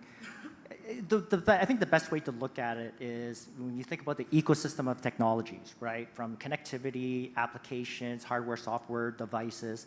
These are just enabling platforms. That's really what they are, right? Enabling technologies that creates use cases, right? These use cases, there are a lot of cool stuff that are happening out there, right? Drones, AGVs, digital twins that are happening within the market, right? So I think the convergence of these technologies are enabling a lot of these new capabilities to start happening within the market today.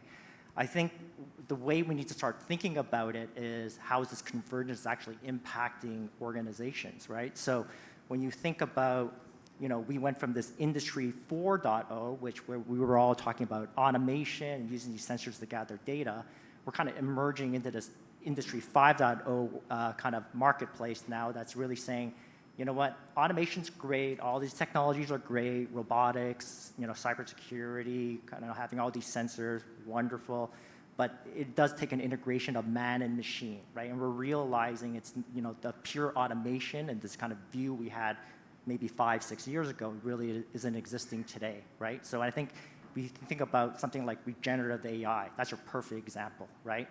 Regenerative AI is great for automating a lot of different activities, but in the end, you still need a human to actually interact, verify, make sure the privacy, the ethical conducts around data is really used in an appropriate manner, right? The second thing is when we start thinking about integration of our workforce, as we start moving toward these integrations of kind of all these different technologies, platforms, connectivity, is how's the workforce going to get impacted, right? So we need to start thinking about what this digital transformation really means in terms of governance, ways of working, new op models, new org designs. How does this change our culture, and how do we, really take all this data and become a more effective organization, right? The technology is great, but really it's the underlying capabilities of how we're going to interact with it that's actually going to make the difference of us kind of taking things forward. So, you talked about Industry 5.0. I'll probably lead with that question to the entire panel. So if Industry 4.0 was, genesis of that was AI, where do you think Industry 5.0, what key technology will be the anchor point for Industry 5.0? Yeah, I mean, look, I think, the game-changing technology, I think we're all kind of aware of it, is really something like regenerative AI, right? That has really changed the game as we start thinking about the integration of all these different technologies, from connectivity, the hardware, software, and so forth, right? And the reason why regenerative AI is the game changer is because, look, a lot of these ecosystems, right, there are IoT applications existing in the market, right? They have dashboarding capabilities. They provide insights. But what do people do with these insights, right? How do we make decision making? That is the challenge right now. Then you start thinking about the data orchestration, right, between applications, right? So the ability to combine sensor data with supply chain data with other types of applications like drone data, and what does that insight actually give to you, right? So regenerative AI and the ability to take that context, orchestrate all that data to come out with an insight, okay, that actually improves the organization, and a lot of the monetization capabilities and the cost optimization capabilities starts becoming the game changer in the market that we're going to start seeing probably in the next 2 to 3 years as the technology starts developing. So. No, wonderful. So maybe I'll open this question to the entire panel, right? We talked about 3-4 leading technologies that are transforming the industry. Are there some things that we've left out? I keep hearing about AR, VR, industrial metaverse, a key component of this transformation. I keep hearing about cyber physical systems, some blockchain thrown into it. So maybe I'll just open it up to the entire panel. Are there other areas of technology that we haven't touched upon that are going to play a critical role in this transformation and going forward? I'll hold the mic closer to myself this time. I'll comment a little bit on that. So I think, for example, we look at something like Metaverse, which, obviously was a big topic of discussion not even a year ago. And it's now been completely eclipsed by generative AI, which has, a little bit closer to home, experientiality for your average person who jumps onto OpenAI's website and tries it out.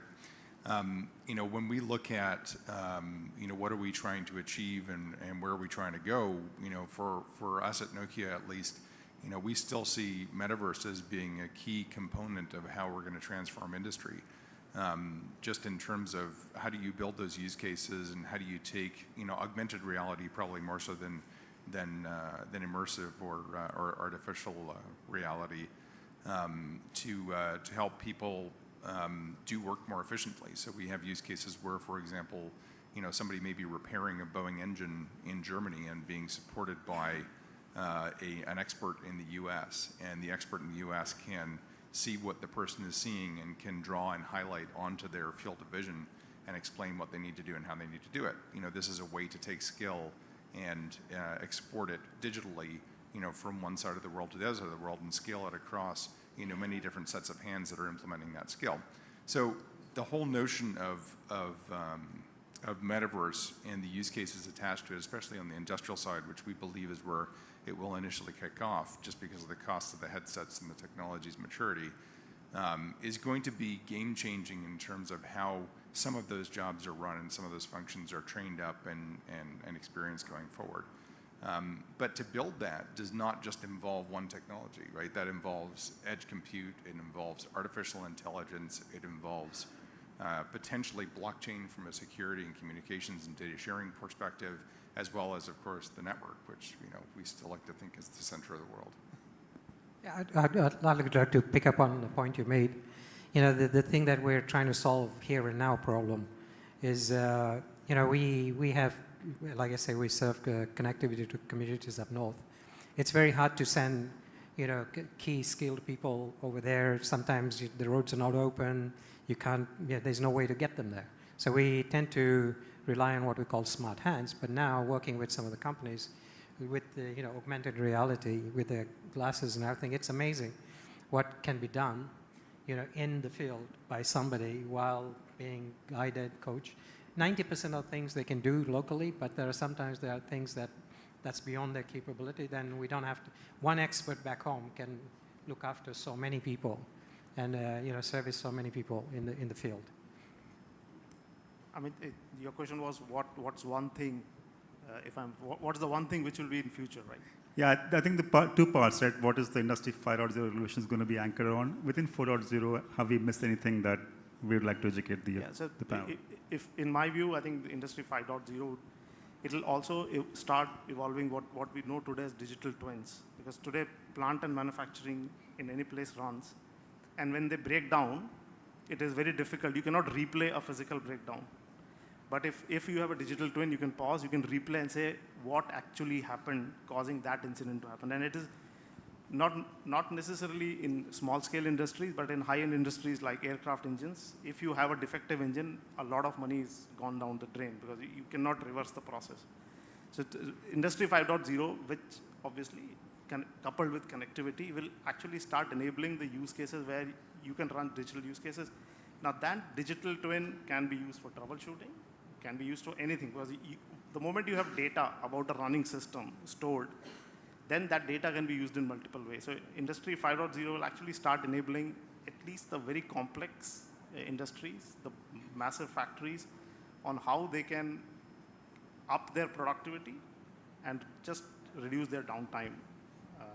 A lot of other things kick in with it, but that's what it would be. Adrian, any final views there? Yeah, I'll just make a last point. I like to always take things back to people, right? And the reality is, when we talk about Industry 5.0, it's really about how do humans and technology interact better, and the recognition that certain technologies have a purpose, and there's a purpose for human interaction as well, right? So we have to understand these limitations as well.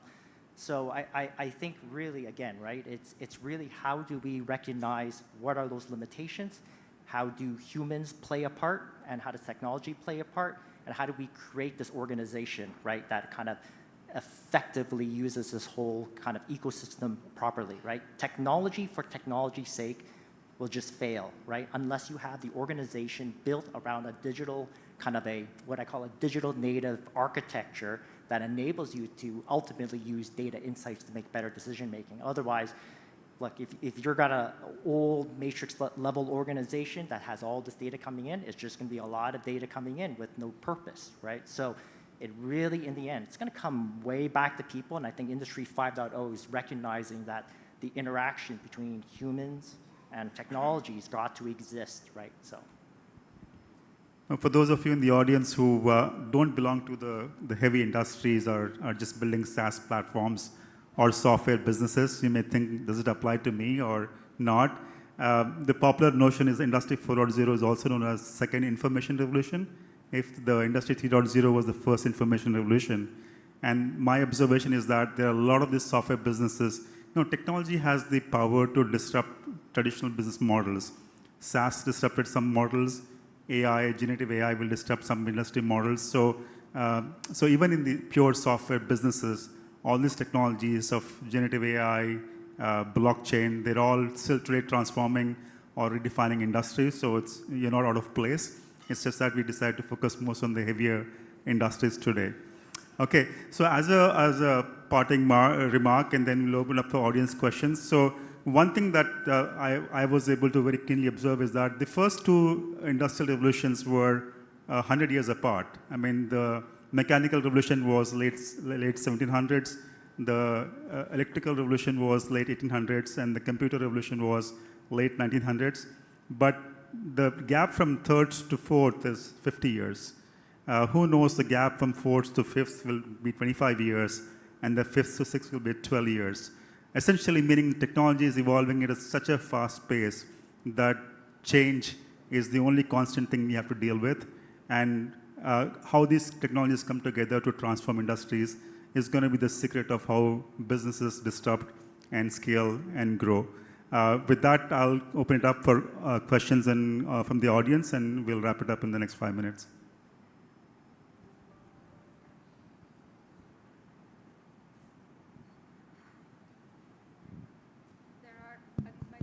So there are 2 mics here. If you'd like to come up, don't be shy. Come up to you're not going to get these amazing leaders in one room very often, so take advantage of it. Maybe I'll start with a question. It's quite astounding the kind of fast-paced changes that are happening. I just wonder your perspective. We do bump into a lot of these small businesses. I'm not talking about really small, as in 500 plus employees, still millions of revenues. They're struggling with cost of transportation and can't find the right talent, and their day-to-day is absorbed in that. How do you convince those leaders that adoption of these technologies is actually going to be a good thing?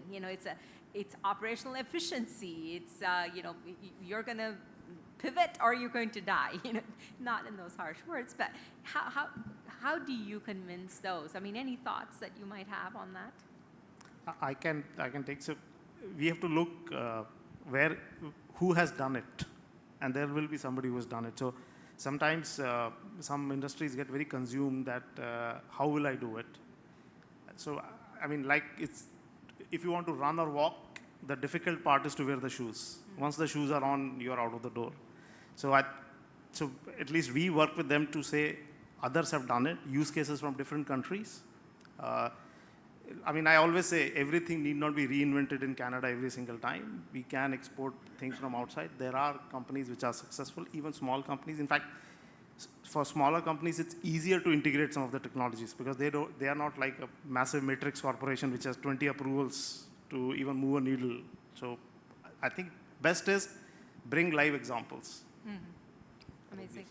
Yeah, I try and add something to that. Is that working with in Waterloo with Community Tech and some of the startups, I was always asked the question, the time when you were young, wasn't it great? Compared to it's hard for us, it's terrible, and I would say I would swap with you guys any day. And because today, when I remember when I was growing up, starting, if I wanted to start a business, you need a lot of capital. Right now, you need a lot of brain more so than capital. You can get going fairly quickly.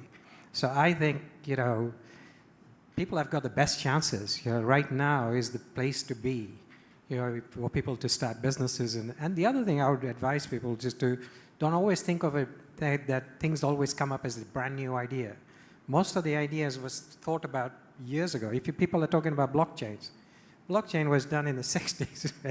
It's just technology wasn't there to make it get to where it needs to. So sometimes I always say, go back and look at what people were thinking 10 years, 20 years ago. Maybe the technology has reached there that you can now leverage that to move forward. Awesome. I'll just conclude there. I think I'm a small, medium business myself. And I think in our case, agility is our friend, right? There are a lot of challenges, especially with technology evolving so fast, that large corporations will take time to adopt and make other companies adopt as well. I think with our agility, and there's a concept called design thinking, where we're not trying to solve these massive moonshot problems, but take a look at the time available, the resources available, and solve a problem. Agility and design thinking approach is probably one of the key tenets that small, medium businesses can compete and thrive in the technology space. It's very true. Thank you. I saw somebody else up there. Go ahead. Hi there. I work in robotics, and one of the biggest barriers to adoption of our social robots is this issue, we're going into retirement homes and long-term care facilities. And it really is about, they have so many different types of technologies and they just don't know how to operationalize everything.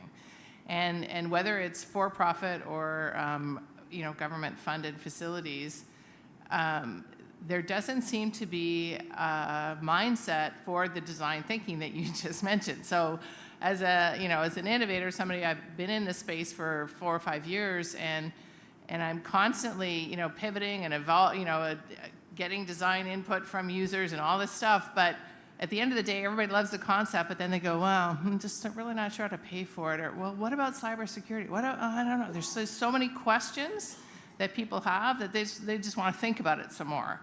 And I'm like, how do you get, my question for the panel is, how do you get large organizations, whether it's government funding or retirement homes, to be willing to have that curiosity mindset or that design thinking when they're needing to transform their operations? Because it's such a huge barrier. I've been bootstrapping the business for 4 years, and I'm just like exhausted with trying to get through to the decision makers. Yeah, I'll take that question because I deal with it all day long.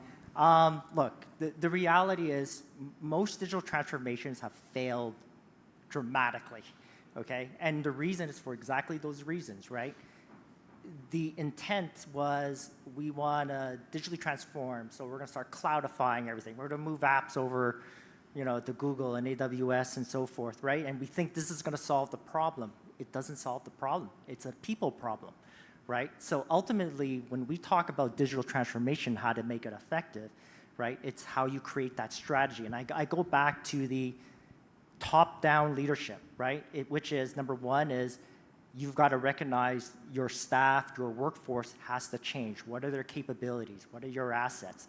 How do you change the communication structure top down? How do you change the org design, the op model? Because you're now working in instead of a matrix environment, you're going to be working on a pod-based environment, right? So all these things needs to be what I call a top-down driven initiative, right? Of like really creating how the organization needs to change, how your organization design needs to change, how your workforce needs to change, and it has to be top-down driven in a much more flatter infrastructure that organizations are not used to. And if the organization is unwilling to do that, you're going to spin your wheels forever. And that's exactly what happens, right? And we've seen it a million times. Now, the large, what we call digitally native organizations, like the Googles of the world, like the Ubers, they started out with that mentality, right? So their ability to be agile, use consultative processes, use kind of Scrum-based kind of methodologies. It's innate in them, right? In a government organization, this is not innate. It's a lot of, hey, we need to analyze, decision make. That it is not that test and learn, fail fast type of organization, which is what digital organizations exist today, right? And those are the ones that are successful. So I'll probably catch up with you offline as well, Mark, if you have. I was just going to add into that, and I don't disagree at all with what Adrian is saying. He's obviously spends a lot of time in this space. The other thing I would think about, just and this is just from from what I see in the market's perspective, is how do you move yourself to an as a service model, to a place where you're no longer coming in and say, buy this robot and hire a team of people to look after it and wash it and clean it, and then hire an extra guy in IT to look after cybersecurity.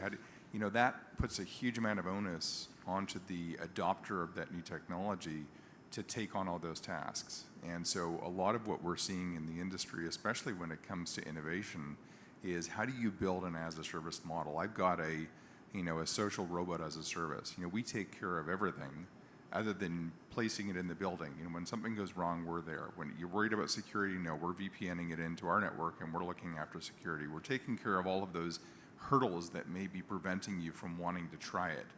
And then, of course, the next step is POCs. If you can prove the value, that's great. If you can't prove the value, well, then time to go back to the drawing board, right? But ultimately, you need to prove the value.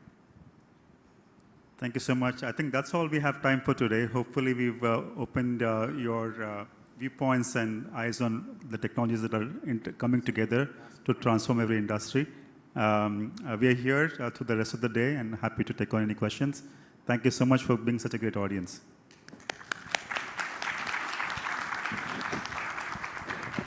Thank you, panel members. We just have a small token of our appreciation. If I could give this to you in a little photo op. But like they mentioned, they're hopefully going to be sticking around because, you know, this talent has been waiting just to speak to you. So please don't go anywhere.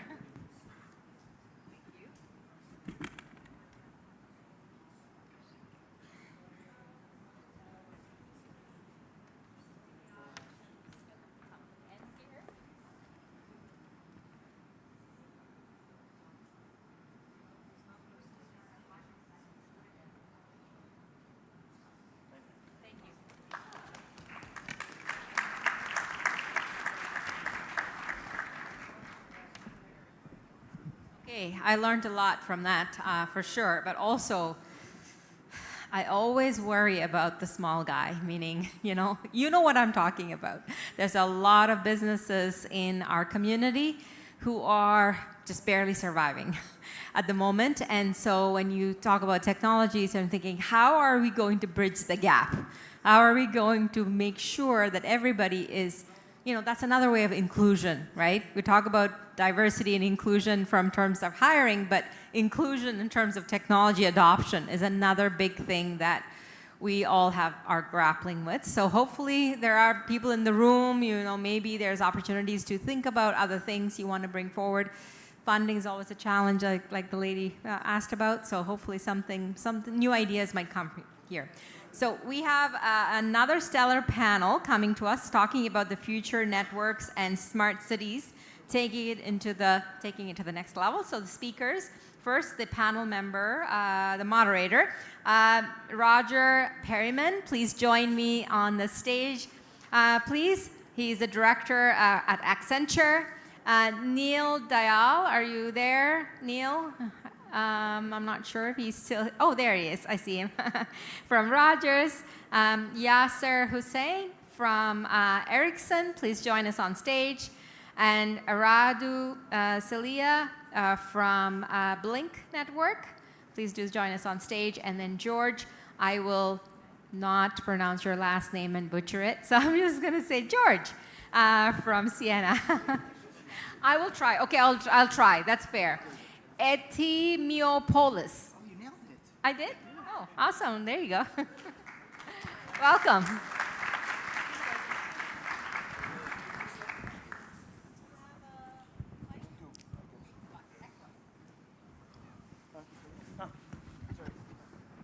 We're missing one.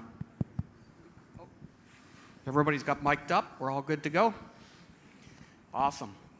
Good afternoon, everybody. So I think about this next panel as taking the previous conversation of Industry X and transformation in one specific area, which is about smart cities. And so as a bit of an opening, and by the way, thank you to DTZ for putting this on and inviting us, and certainly all our esteemed panel here, who you'll get to know in a couple of minutes so they can do their own introductions. Excuse me. So focusing on smart cities and, you know, the delivery of innovative solutions in probably one of the most complex ecosystems and sets of situations in smart cities, because they're both public and private. You know, we're trying to deliver solutions for, you know, for citizens, for tourism, visitors, for businesses, for academia, across a wide variety of, you know, some people call them use cases, let's call them, you know, operational business transformation, you know, around public safety and traffic management and security and, you know, environmental, sustainability ideas, and trying to do all of this with the complex set of enablers that are required to achieve these use cases, as well as the ecosystem of partnerships and sponsorship to be able to achieve it. So with that introduction, maybe what I'll do is I'll ask our panel to take 2 or 3 minutes to, first of all, introduce themselves. Second of all, what do they see as the top set of use cases that are bubbling to the surface in the municipal city area, and what they think the technology enablers are. What do we need out of the underlying technologies and structure to be able to achieve those offerings? So Neil, I'll start with you. Okay, thanks a lot. Well, glad to be here and glad to be on this panel. So yeah, my name's Neil Dayal. I work in the innovation group at Rogers in the technology office, and we've been spending probably the last 5 or 6 years looking at the intersection of 5G, advanced networking, and smart cities. And it's, there's been a lot of sort of hype and promise around this, but what I'll tell you is we're starting to finally see the realization of these technologies, which is exciting. One, there's a level of maturity around 5G. Now that's been deployed quite broadly across the country. And then secondly, a lot of these organizations, whether they're within municipalities or even private sectors now, but I would say the big change that I've seen over the last even 12 months is how engaged certain stakeholder groups and constituents within public sector are getting engaged and educated on technologies like 5G. And I'll give a quick example. I was at a ITS event this past week in Montreal. ITS is the Intelligent Transportation Systems Organization, so it was an ITS group. And within the first day, they even had a lunch hour keynote fireside chat on 5G. So everyone who is sort of in the traffic management space now is trying to understand how ITS can be enabled by 5G. And when I say 5G, it's a bit of a blanket term, but where we're starting to see real value is historically where, we've talked a little bit about AI in prior discussions. We've seen AI being used for things like object detection and object classification. And now we're seeing the next iteration of that, where we're actually taking that detection and classification technology and running optimization on that. And when you want to run an optimization at that level over a whole traffic network, you're going to need high-speed, low-latency networks. So this is kind of, I would say, the area that's bubbling up the most in terms of OT technologies. But I'll hand it over to Yasser. Yep, far away, Yasser. Afternoon, everyone. So Yasser Hussain, working with Ericsson, so the responsibility is technology in a very technology-heavy company. 5G is our bread and butter. I get a chance to speak to Neil and co quite often on this space, but I'll maybe just pick up on the word smart city. It's not a new term. I think we've been talking about it for 20 years, at least, going all the way back to 2G even. I think what's changed is that none of us live in a dumb city anymore. Anywhere in the world you go today, any continent, there is a huge amount of intelligence, automation, digitalization that we take for granted every single day, right? The device you carry in your pockets, how you pay for parking. You don't go to the machine anymore, you use an app. The utility meters in your houses are no longer, nobody comes over to take a meter reading to give you a bill at the end of the month. All of these things are concepts within a smart city. And we enabled those with 2G early on. We've evolved those with higher capabilities and more operational capabilities, and maybe just the scale that comes with more capacity in our networks. I think where we are today is slightly different also in 2-3 ways. Early on, the solutions from an OT perspective that we catered for were single technology solutions. What I mean by that is you provided some connectivity in a meter somewhere, and the use case was that we're going to generate a report or a bill or some sort of reading.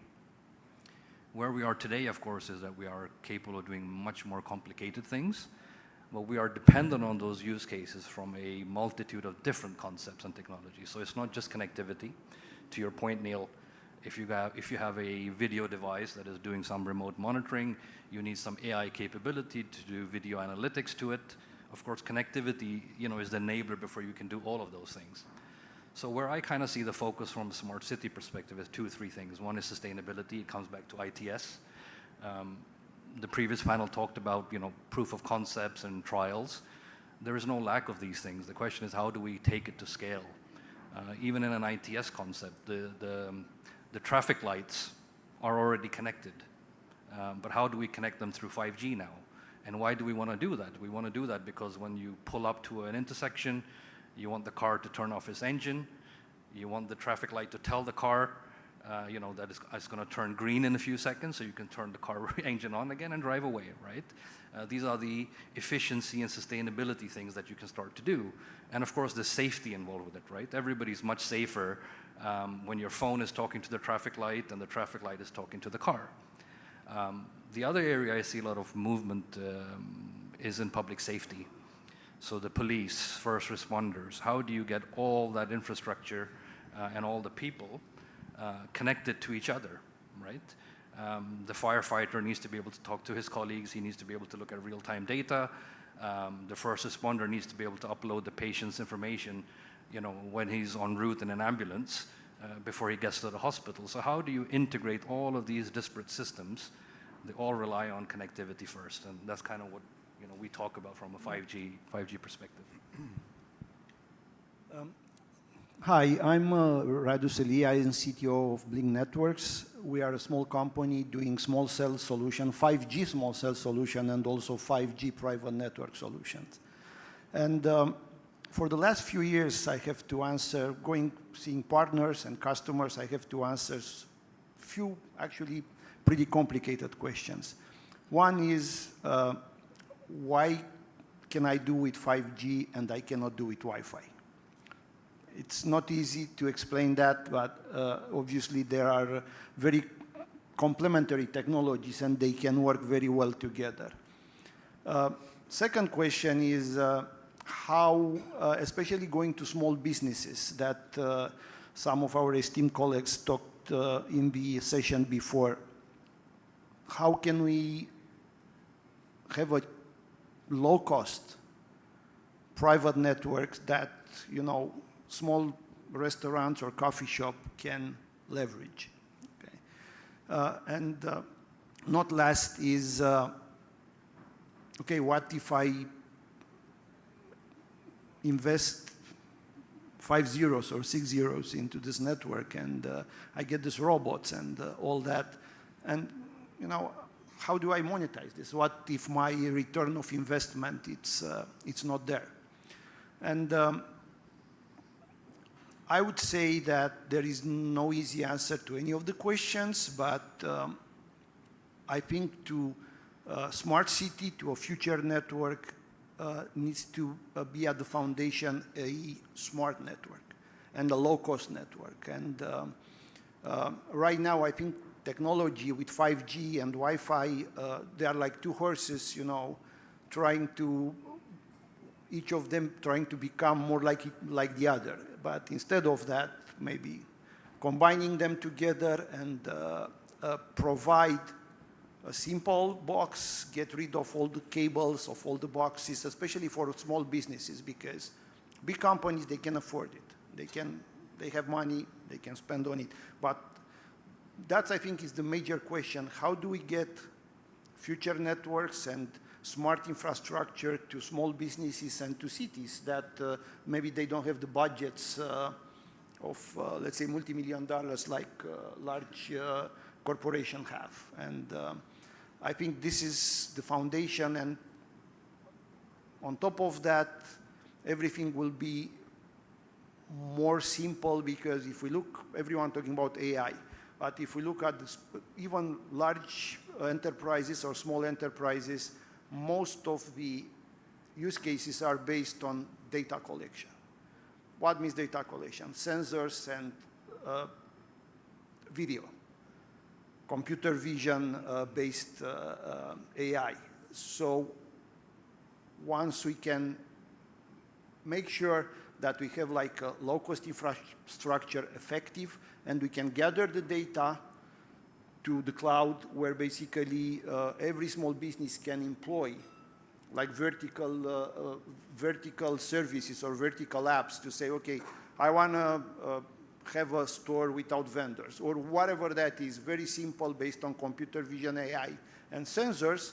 They can get that on subscription basis, and at that moment, the return of investment would make sense, and would be probably I wouldn't personally have to answer to all the questions that I have to answer every day, which is not simple. Sorry, go ahead.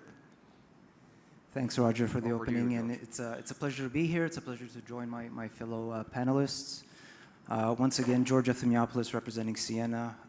For those of you who are not familiar with Ciena, we're a global leader in providing advanced networking systems and solutions for the telecom industry. We're what you could consider the cardiovascular system of networks in the internet. When I think about smart cities and I think about the use cases, I think about the small and medium-sized enterprises in Ontario and some of the exciting things that they're doing. We have a company like Envision AI, who has their AI detection software deployed in intersections in Toronto. They're able to detect collisions before they happen and report to the authorities. That same solution is actually used on CN trains and the railways to detect obstacles and again, report that in advance to the relevant groups. They also do congestion flow management of pedestrians for big events and protests. So that helps the authorities really protect the safety of people. There's other companies like Longan Vision, who's added augmented reality to the visors of firefighters. So now they're able to see their vitals, they're able to see information about their environments, their surroundings, and obviously they can do their job better. And of course, this can also be adapted to other emergency response scenarios. So if I take a step back and I put on my networking goggles and think, what do we need to do with our networks of the future? How do they need to evolve to enable these innovative solutions? It really comes down to 5 things. First is faster networks. We need to keep deploying faster networks with high bandwidth, high availability. Second is closer networks. We need to start building our networks closer to the users and the applications so they can take advantage of low latency. Smarter networks, of course, we're talking a lot about AI. So how do we allocate network resources in an intelligent, automated fashion based on the needs of the applications, right? Then safer networks, we talked about cybersecurity and trust elements. And now that something that's coming more and more interesting, especially interesting to our governments, is greener networks. How do we build our networks in our smart cities to use actually more efficiently and to minimize the impact on our environment? So those are the 5 ways that we need to continue to build and evolve our networks to enable these innovative smart city solutions. No, that's excellent. Thank you, everybody. All great points of view. So maybe now let's not get deep into the technology rat holes. Let's assume technology is available. We know that the complexity is increasing. Let's say we have lots of smart people to achieve this. From the previous panel, doing transformations is a journey, and it definitely needs to be set up with the right strategy and the right business case and the right rationale to start with. But in a situation like smart cities, and I'm thinking about, removing barriers, how do we keep advancing the innovation, right? In a situation where, as Yasser said and the other panels, that the complexity is increasing, the amount of stakeholders are quite diverse. How do we eliminate barriers, right? How do we foster incremental innovation as opposed to looking for perfection in a short standpoint, right? Maybe I'll start down at the other end. George, can you give a few thoughts on that? Yeah, so if I think about the innovation ecosystems that we have here in Canada and the way our municipalities and our governments fund these initiatives, sometimes there's a sense of simply, maybe bringing in a big name and having that company either give part of their network or donate some equipment, and there you go. You could stimulate innovation, but it's not as simple as that, right? We have this theme, this recurring theme today about the convergence of these key technologies. They're evolving so quickly, but they're also converging, right? So we have to eliminate this working in silo, and we have to build these key synergies between these industry leaders the small and medium-sized enterprises that are really the creative force of innovation here in our ecosystems, and our academic partners and our academic leaders as well, to really foster that forward-looking innovation. So it's really, that's the recipe. You know, we got your industry leaders working with the SMEs, the small and medium-sized enterprises, and our academic partners working together and building these synergies. And you have, you know, the groups in Ontario, like the Ontario Centre of Innovation, that kind of is the glue that figures out who needs to work with who to build these synergies to address these innovation challenges, right? So it's really stop working in silos, build these synergies, make sure you have the right partners. I think it was Mark in the previous panel who said he gave the perfect example. You have an immersive technologies use case. Well, you need a leader in the immersive technology space with the devices. You need somebody maybe with an edge computing solution. You need the underlying infrastructure. You need 5G connectivity. So you need experts and contributors from all of these areas to come together to build the end-to-end solution, right? So it's eliminating that work in silos and building those synergies for people that work together and push the boundaries of innovation. Yep, absolutely. Any other thoughts from the panel? Radu? I think for innovation, companies need revenue. Okay? That's the first step.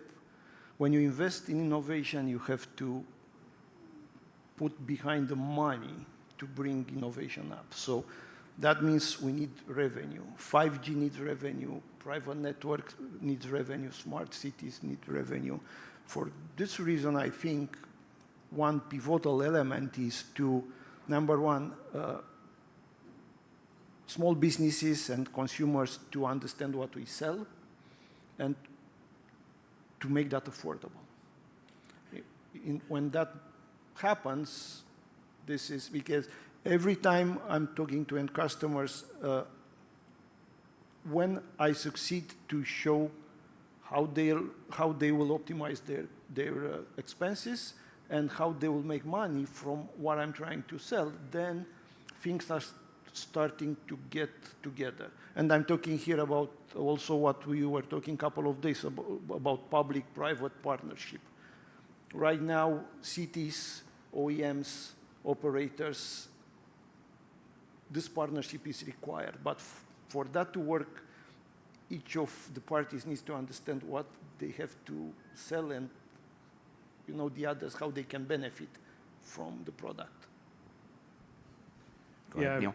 I mean, I'm going to echo a little bit of what's been said, but I think there's lots of value in a couple of things that have been mentioned. One is building the ecosystem. And, I encourage a lot of public sector participants to look at what those ecosystems are and join in on them. For Rogers, who, I believe we're sort of leading in the innovation space here around networks in Canada and building ecosystems. It's been really, really important on a cultural side to find the right organizations to work with. We have great partners like Ericsson, who we've been partnered with for, 60 years or something. It's been going on for a very long time, and it continues to grow. But then we also have great new partners academically with universities like TMU here in Brampton. We have partnerships with Waterloo. We fund research at UBC as well. And then more recently, we've been able to engage with OCI on some of their programming around OVIN and CTI program. And so, it's about, I think, bringing some of the best tech, bringing some of the best people, and working in a collaborative manner towards a common objective. And I think anyone who's trying to do something alone is going to be facing a very difficult uphill battle. Yep. Go ahead, Yasser. So, 2-3 things to kind of add, George. I think you mentioned 2 key words. One was silos. And I think just looking at the different industries, organizations that would be relevant in a smart city concept, right? I think what we've seen, and we've been studying these things for like 10 years now, is 50 to 60% of the problems that you need to solve for a utility company or a transport organization or even a first responder use case, they're actually common. And I think the mistake we made early on was everybody tried to do these things in a silo. And I think that's the first realization, is that reuse a problem solution from one industry and don't start to reinvent the solution for it in a different one. So that's number one.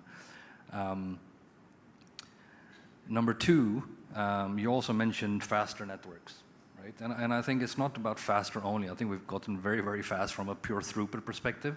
I think we need smarter networks, and I don't mean AI when I say smarter.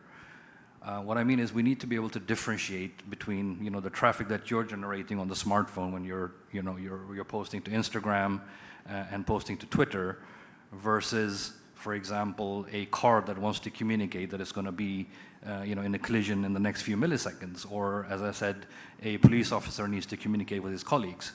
And I think that's the term slicing. You probably heard that before. So I think that's kind of where we're at.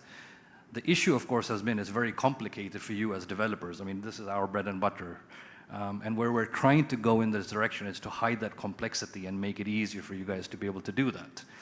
Before, if you wanted to be able to differentiate your communication between, like I said, a normal smartphone traffic, you would have to know so many different technologies, know where to go within a 5G network to be able to enable that. What we're trying to do now is to make it a little bit more, maybe opaque for you. So you can request, through some sort of an API that I want this communication to be prioritized versus something else. And this is kind of where we're headed. We call it GNP, Global Network Platforms, but I think that's going to enable a lot of these things. And it comes to the simplification side of it. We made it maybe too complex in the past, but we're headed in the right direction. So just a couple of, because I know we're coming to the end of time here, and there may be a couple of questions. Certainly, I hope we can all stay around and do some engagement on this. Just as a closing mark, the technology's all there, the smart people are there. I think, as Neil said, the maturity of some of the use cases are coming along. But I think on behalf of all of us, we would certainly encourage you to join the associations. Continue to create the awareness across the whole ecosystem, all the way to the end user, and whether that's a citizen or a tourist or a small business or whatever. And I think the other thing we need to do is we need to partner with different people around the globe, because we should not be creating individual pieces here. There's lots of good case studies and examples where things have been done that we can leverage, right? Internally to Canada, as well as our thought leadership to the rest of the world. So with that, we'll take questions. Hello. Actually, excuse me for 1 second. I apologize. Before the questions, because we're 18 minutes over, I was just going to say, if people in the room didn't have a question, lunch is ready. If you want to proceed to lunch. But people who have questions can obviously connect with these individuals. And at the podium. This will be better than lunch. The questions will be better than lunch. I don't want to hold up lunch. Don't hold up lunch. So I just wanted to say that because people really want a network and just want to make sure. And then, of course, I need to give you guys this.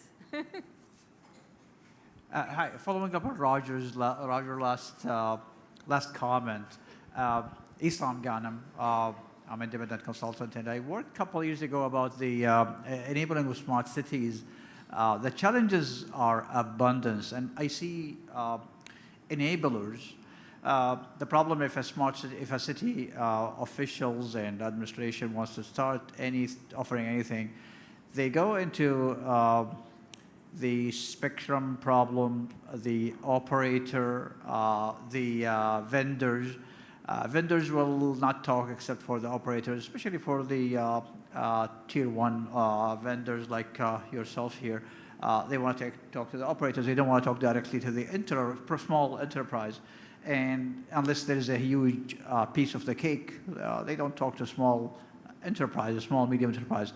So my point is, how do you enable, or my question to the panel, how do you enable the small to medium enterprises take the lead into offering the technology that you guys offer, like Ciena, Ericsson, and at the same time, these guys will be competing with Rogers in a way, but Rogers and Bell and so on. But at the same time, they have to go through Rogers, so because they own the spectrum to operate. So the pipeline is very well controlled by the operators and the vendors, and the application of all the IoT, all the smart cities applications are in a different, I guess, industry or something like that. And these guys are not connected, the way I see it. And it's like, hey, what do we do? Oh, we cannot unless we go to Rogers. Oh, we can't talk to Ericsson unless we go to or Sienna and so on. So just wanted your thoughts about the disconnect and all these silos, and how does, like, eventually as a city, we enable the cities to have more and more IoTs and smart applications? I think it's a good question. I think just this sort of maybe to address the premise a little bit, which is, I guess when you're talking to small and medium enterprises, maybe they feel challenged. Obviously, every municipality requires connectivity for a solution. And so that's why there's always an incumbent in the municipality. But I would say that we're pretty competitive, each carrier, and we listen to our customers. And so when our customer is engaged with a small or medium-sized business, we're highly motivated to find a way to work with that organization, right? We don't want to lose that opportunity. In fact, it happened to me this morning where the City of Toronto asked me to meet with a small startup that does some really interesting things, and we're very keen to take those meetings and those discussions. And I can't speak for Bell or Telus. I don't work there, but I'm here. They're not, right? and I'm here because I want to engage with that community, because I want to understand what the emerging technologies are so that we can work together, right? And so it may sound like a bit of a barrier to work with certain companies. I hope that's not the case with us at Rogers. But like I said, we're highly motivated to keep our customers happy. And if that means exploring some emerging technologies and some earlier stage companies, we have lots of track record in doing things like that. Any other comments? Yeah, Go ahead, maybe George. I can jump in as well. I'd encourage you to follow up with OCI, for example. They were representing a couple of these innovation ecosystem activities in Ontario, where the whole purpose was for a company like Sienna to provide access to technologies that an SME usually will not have access to, right? Yep.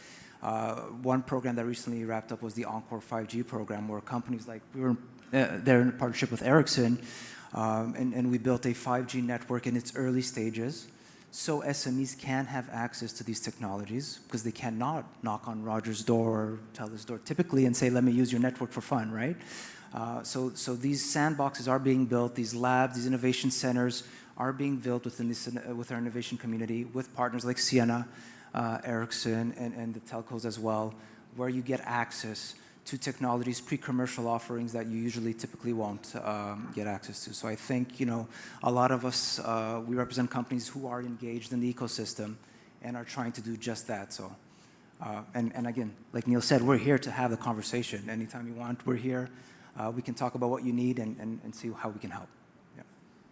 I think it's incumbent on all of us, irrespective of what part of the industry you come from, to be open to new ideas, right? And to listen, right? And spend time at these kind of conversations or these kind of discussions, for sure.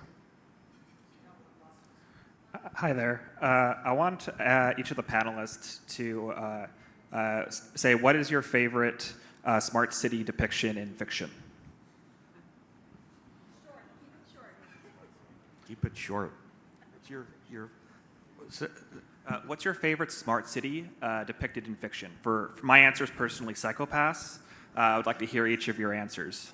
Well, I'm going to go quick Not because sure if I people wanna want to go eat, there. but I would say Iron Man would be a very good use case for integrating a lot of that technology into one thing. There's a video game I'm playing these days called Cyberpunk. Every single thing in that city is connected. We've gone a bit further. Human beings are connected, right? So you have an arm that's artificial and that has its own connectivity and all that, right? So it's one of those. I don't have an example yet, but I would like to tell you what's my wishful thinking. So one thing is if someone breaks into my car, the police not to come 45 minutes after that, not to wait 10 minutes at a stop, without any reason, and that's how I would like to see it, okay? So minimal requirements that can be done anytime. The problem is the partnership between parties. I'm not going to lie. One word.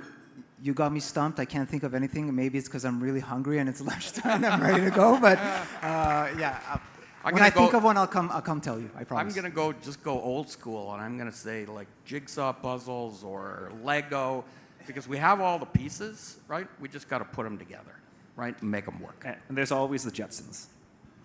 There's always the Jetsons. Awesome. Well, thank you so much for that amazing. I know you're all hungry, very hungry. So I'm going to quickly give you your little plaque and do a quick Photoshop. Photo off, sorry. Not Photoshop, photo off.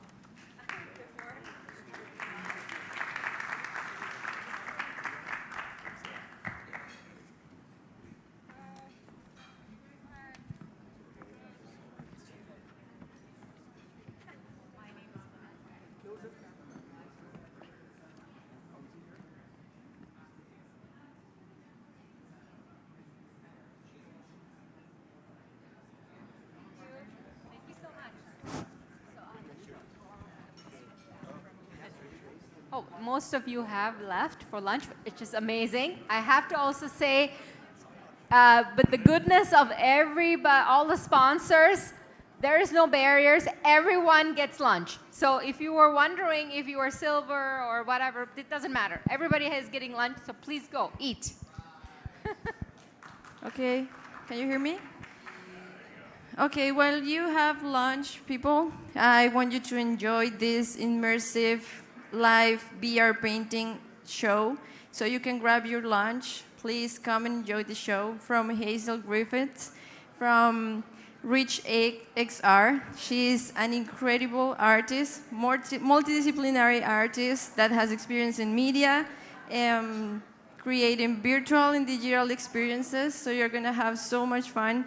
She has created an experience for the virtual Burning Man. So please grab your lunch and enjoy the show. Thank you. And also, please, all the CEOs, VIPs, passes, you can sit in first 2 rows. We have to maximize networking as much as possible during the lunch and immediately after the lunch. I'll be coordinating that activity. Thank you.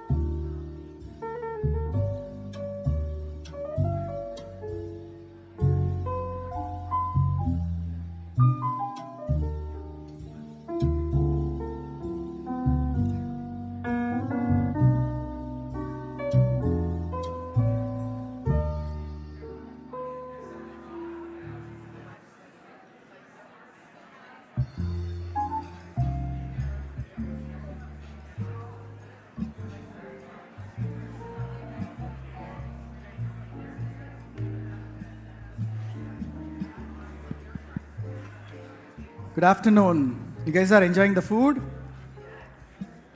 So I'm going to get started on CXO Connect that I was talking about. All the CXOs, one by one, are requested to come to the stage and grab one ticket for the evening party, complimentary ticket for the drinks. And that's how we're going to start doing the CXO Connect. Okay? Do you want to start, Alex, coming up? Come on, come up.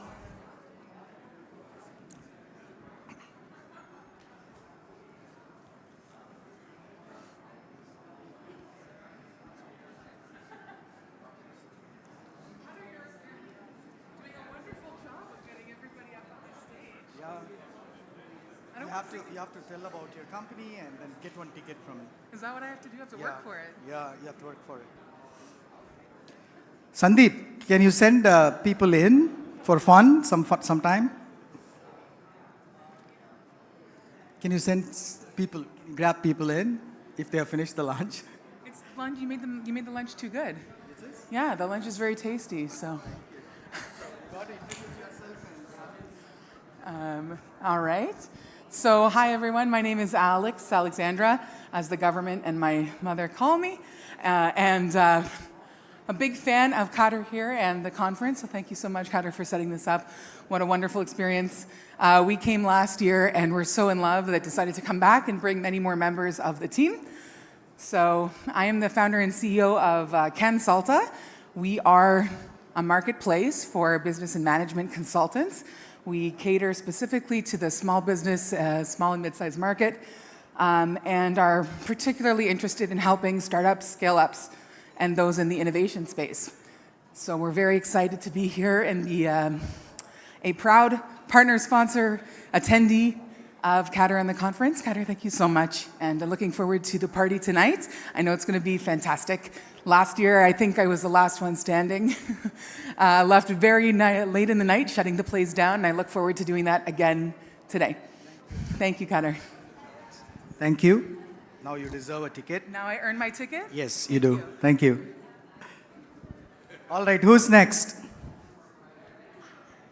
George, are you going to be next? Yeah? You want to stay for the party, right? Yeah? So you're next. You come, I will tell you. This is...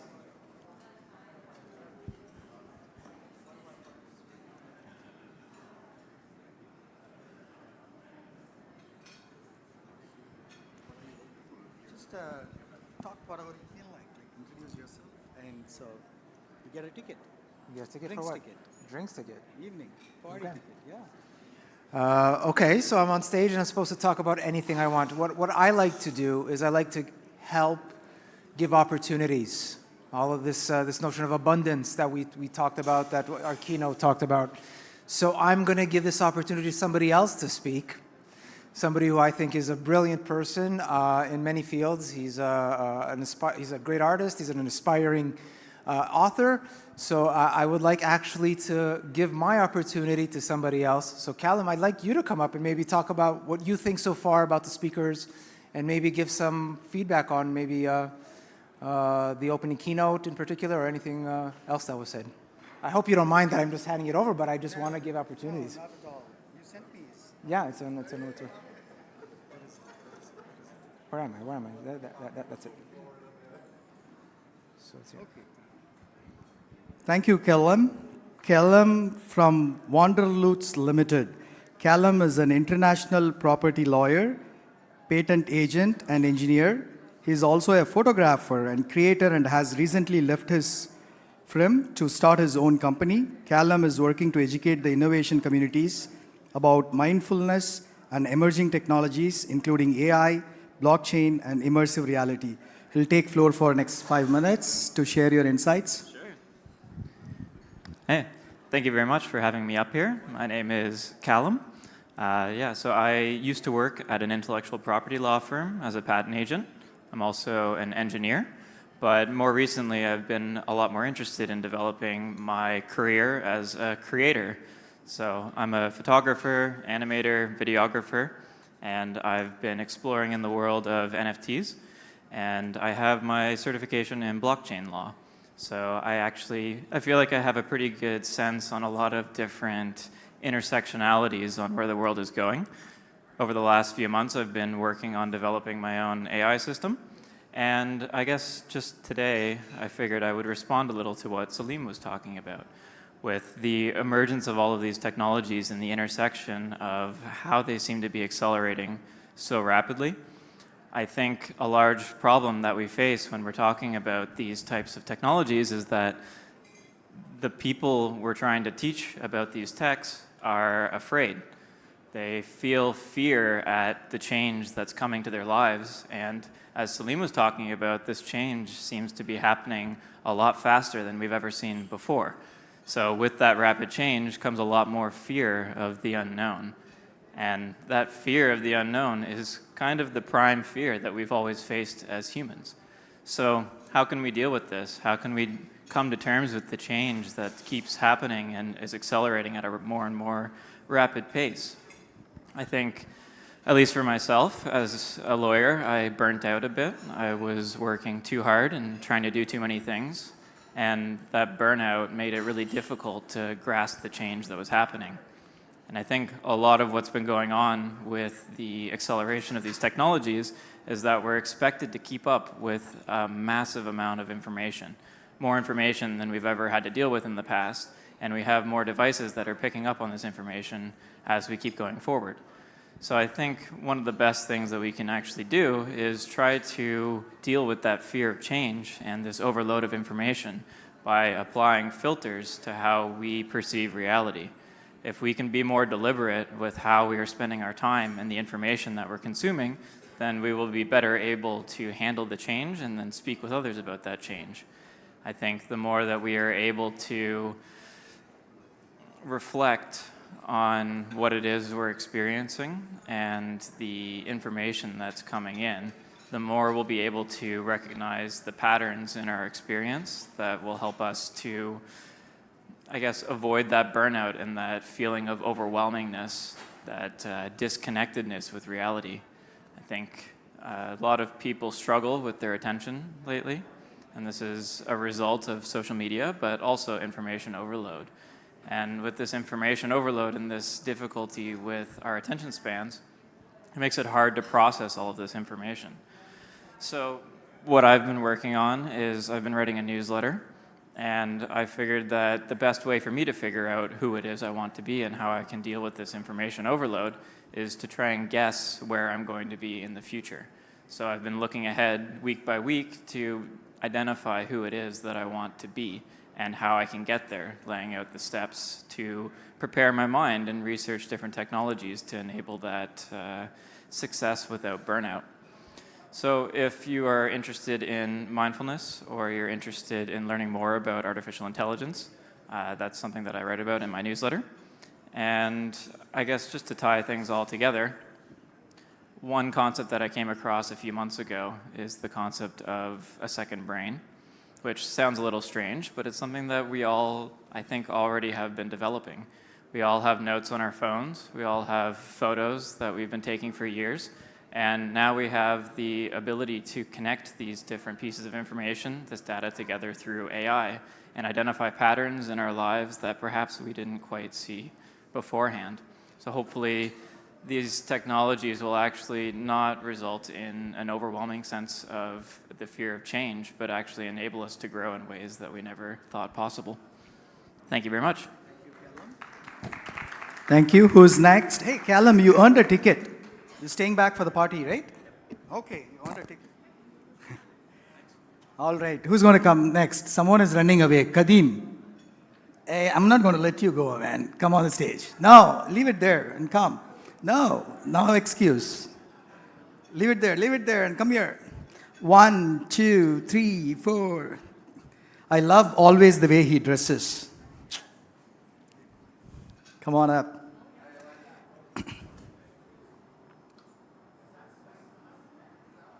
I miss Samir, man.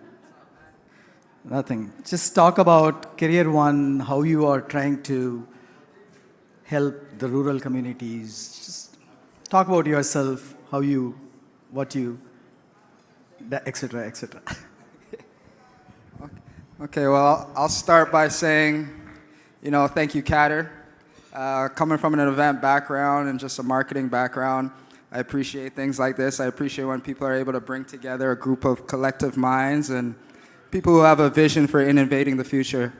So for the ones that we have in here right now, let's just give a quick round of applause to Kader. Thank you. But yeah, no, my name's Kadeem Trotman. Like I just mentioned, I come from an event planning, marketing background, so I am co-founder and CMO at Carrier One. Over at Carrier One, what we have and what we're trying to innovate is just the way users connect with one another. It is a proven stat that 1/3 of the world is left unconnected, which is a basic human right every individual deserves to have. There's no reason an individual shouldn't be able to connect with their friends, their family, a loved one. So we at Carrier One, what we're looking to do is actually build out a global telecom network.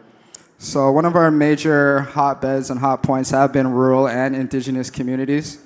And what that have entailed is by approaching these communities who have been neglected with a lot of their service. For instance, you might notice you might take a drive up north and your phone service might not really be too good. That's because a lot of the major players and a lot of the telecom infrastructure is so focused on densification and really driving a lot of traffic and revenue to the high urban areas that they kind of neglected some of the rural areas. So our first initiative over at Carrier One was, approaching the indigenous communities. That was actually our first consumers that we did service before we started deploying to other networks.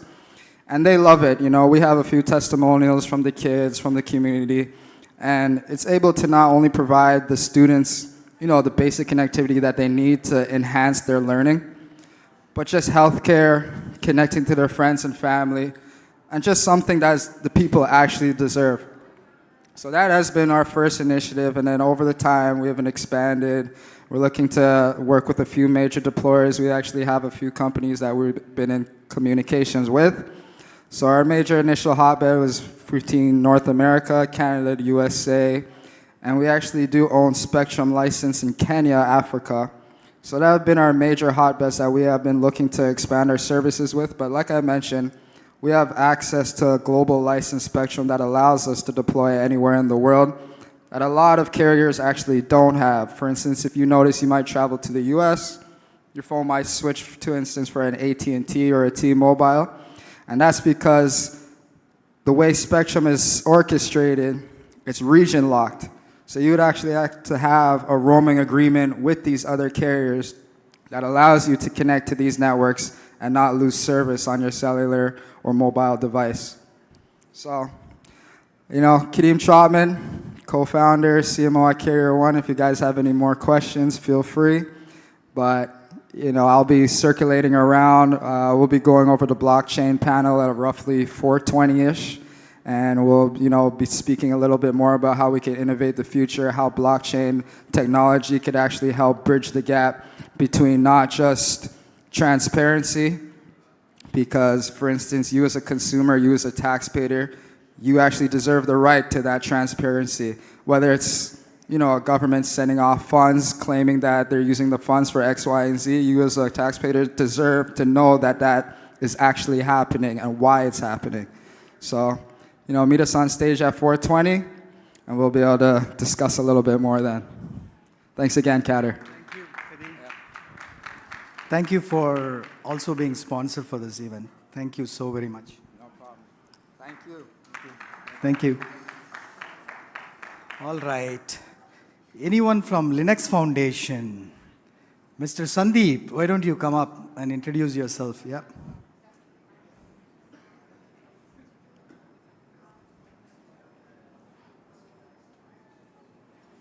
Sorry, did I bother you in your lunch?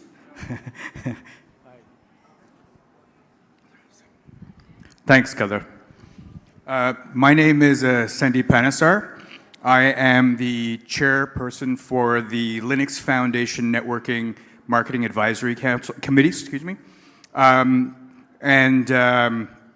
my background is all telecommunications. I've been in the industry for 35 years. It doesn't look like it, but I have been. one of the many things I've been very happy to see and learn is how things have changed over time, how we've had access to new technologies, how the new technology is being applied, and in the innovative ways it's being done. I think one of the really interesting things about the Linux Foundation is we bring together open source communities and open source projects. It is primarily volunteer-based, with an exception to the core staff, but the community drives the projects, and the industry drives the projects as well. So between the two, what we find is you have projects that start appearing like the 5G Super Blueprint, which started as VCO 3.0 in November of 2019 at KubeCon, where there was a completely containerized solution deployed on stage, 5G antenna in a Faraday cage, and the first video call over open source infrastructure was done live from that stage all the way to Sofiana Topilas and all the way back. I probably butchered that last name, but it was an impressive thing, which then allowed for DARPA to get involved and request that a super blueprint was created so that it can be commercialized. Linux Foundation doesn't commercialize, we build projects. And those projects, then the members can commercialize. Many of the companies that have spoken up here, like Nokia, Ericsson, etc., they have all been part of the Linux Foundation or are members. And so anybody who isn't, or a company that is large or small, can become a member of the foundation and participate in these projects on a day-to-day basis. So that's one of the things the Linux Foundation offers. It is also primarily a volunteer organization, much like this. It seems like some of the themes are reoccurring. So my involvement with the Linux Foundation is also on the governing board, and I'm represented there, and I'm also part of the special programs committee, where we look at what's coming out of the future for the foundation. So we have an AI task force. We're talking about LFAI. AI was one of these things here. One of my colleagues, Nora, will be here. She represents LFAI. She'll be here tonight. There is going to be a meetup as well in the exhibition hall. And if you're interested in learning more about the foundation, what we do, and how it can affect you, and more particularly, how you get access to some of those tools, they're open source, right? So you can take the pieces that you want, the modules that you want, and build them into your solutions. I think that's one of the things that's very interesting about the way the foundation works, is because you don't necessarily have to use everything. You can use just pieces of the blueprint. So I think, Gala, that's okay. I think that's it for me in terms of the Linux Foundation. And if you want to know more about that, or you want to know more about my telecommunications backgrounds and 5G, 6G infrastructure, that kind of stuff, please come and approach me. I'm the only person wearing a red shirt, so you can't miss me. Thank you, Sandeep. Thank you also for being sponsor for this conference. Linux Foundation, thank you. Enjoy your meetup this evening. Thank you very much. By the way, Sandeep is also an active volunteer of DecodingTECH.Zone, like me. So I work for a company called Veltris. We offer technology services and solutions, help with transformation of enterprises, industries, and businesses. So I'm a volunteer here. Likewise, he's a chair of Linux Foundation. He's a volunteer here. Everyone has an opportunity to become a volunteer here. Help us to contribute to grow this organization. All right. You earned the ticket. Did I give you the ticket? Yeah, I did. No. Okay. All right. So let's see if we have Cosmos. No, I need to pick someone. Who is registered as CEO Connect to this conference? I'm going to pick someone, right? I'm not going to put you all in trouble, but just want to pick someone to come and speak. Rob. How's you? Yeah, that's you. Come over here. He traveled all the way from Germany for this community friendship, and he's also a community of member of DecodingTECH.Zone. Thank you. How's Germany? You can talk a little bit about Germany and the work that you do with 5G and so on. Robert. So basically I'm from the University of Applied Sciences Osnabrück, and we are running a 5G project with 5G campus network, private network, self-managed. And at the moment we are establishing our infrastructure behind with OpenStack and Kubernetes and all that stuff. It's completely open source. And at the end, our colleagues will do some researches with industrial use cases with AR, VR, MR in the logistics and in the production environment, and also with AGVs and drones. So that's it, what we're doing.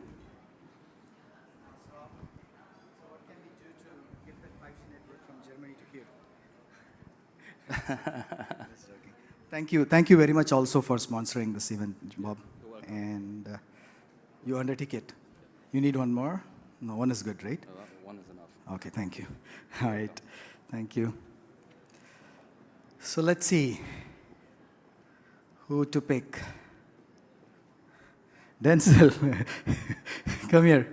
No excuses. Whoever is called are supposed to be here. Come here. Are you sure?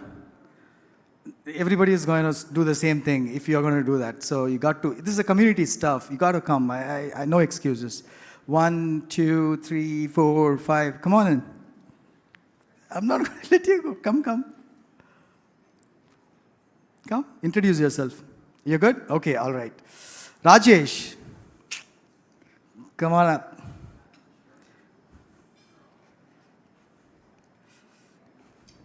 Anyone is looking for investment, this is the guy with a lot of money, trust me. Just what I do and what you do, where you invest. Hi, my name is Rajesh Kuddy. You can call me Raj. I'm kind of wearing two hats here today. One is I'm a representative of Thinking North, which is a investment network in the GTA. We have about 1,400 accredited investors. Mostly small cap, some mid cap, generally speaking. We run Dragon's Den style events. We usually have 5 or 6 startups pitch, and then we'll have a panel of ultra high net worth investment bankers and what have you, as well as SMEs who will poke holes in the pitches, and we pack the room with like 150 to 200 investors. Thinking North is committed to really, I guess, spurring on investment in the tech sector in Canada. So if you're interested in pitching, come find me. My other hat is I'm the CEO of You Got Game. It is a gamified drop-in audio dating app and marketplace. You'll probably see it in about a year from now. But yeah, things are going very well there. And again, if you have any questions about that, happy to discuss. But I think that's it. We're good? All right. Oh, thank you. Thank you, Rajesh. Who's next? Who wants to volunteer? Fazia from Women That Give. Fazia? Okay, at least you can come and get the memento from me and go. Come on the stage. Thank you for being a sponsor and supporting community for this DecodingTECH.Zone. Please come up.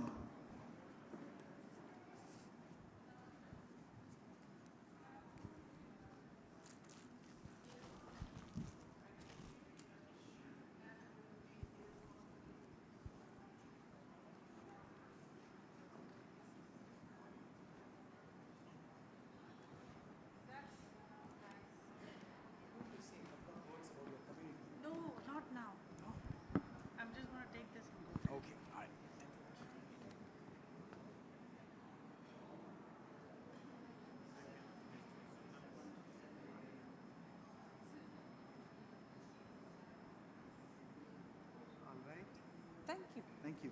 You don't drink, so it's fine. All right. Who's next?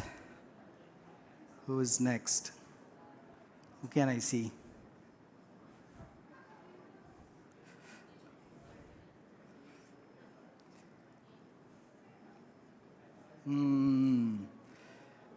I think I remember the name, but still. Can you help me? The table, first table. First table here.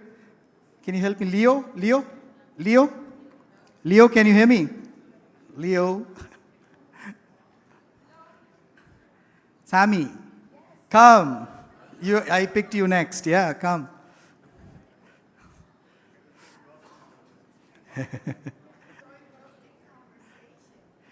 Why don't you introduce yourself and say some good work that you do in New Jersey? No, in Orlando. Orlando. Yeah, please come up. Thank you so much. My name is Sami Heyman Marrero. I'm with Urbander, the CEO of Urbander in Orlando. Yes, Florida. Pray for us. And we are a communications and marketing firm that specializes in multimedia, multilingual, multicultural storytelling to help organizations better connect and engage with diverse audiences. And we have been in this transition for the last, I want to say, a little over 12 months into incorporating metaverse technology into engaging, collaborating, and communicating with diverse audiences. And it's been a lot of fun. We went in head first. And we're just very excited to be here to share with all of you and to also learn from all of you. And so happy to say that later on this afternoon, we'll be talking about 3D immersive experiences and just focusing a little bit more about what that means, upskilling people, all human beings, into 21st century skills, and ensuring that everyone has an equitable pathway to benefit from all of these new technologies. Thank you. You earned a ticket for the evening party. Thank you. Thank you. Okay, I'm going to pick one of these two gentlemen to come on the stage who's sitting in this first. Who's going to come? You're the CEO Connect? I know. You know. You're going to stay in the evening party? No, you can't. What about you? You going to stay in the evening party? Okay. All right. All right. Let's see. Let's see. Anyone who wants to volunteer? Anyone who wants to volunteer to come on the stage to introduce themselves? No one? This is a what? Hey, Nav Gupta, yes. Come on in.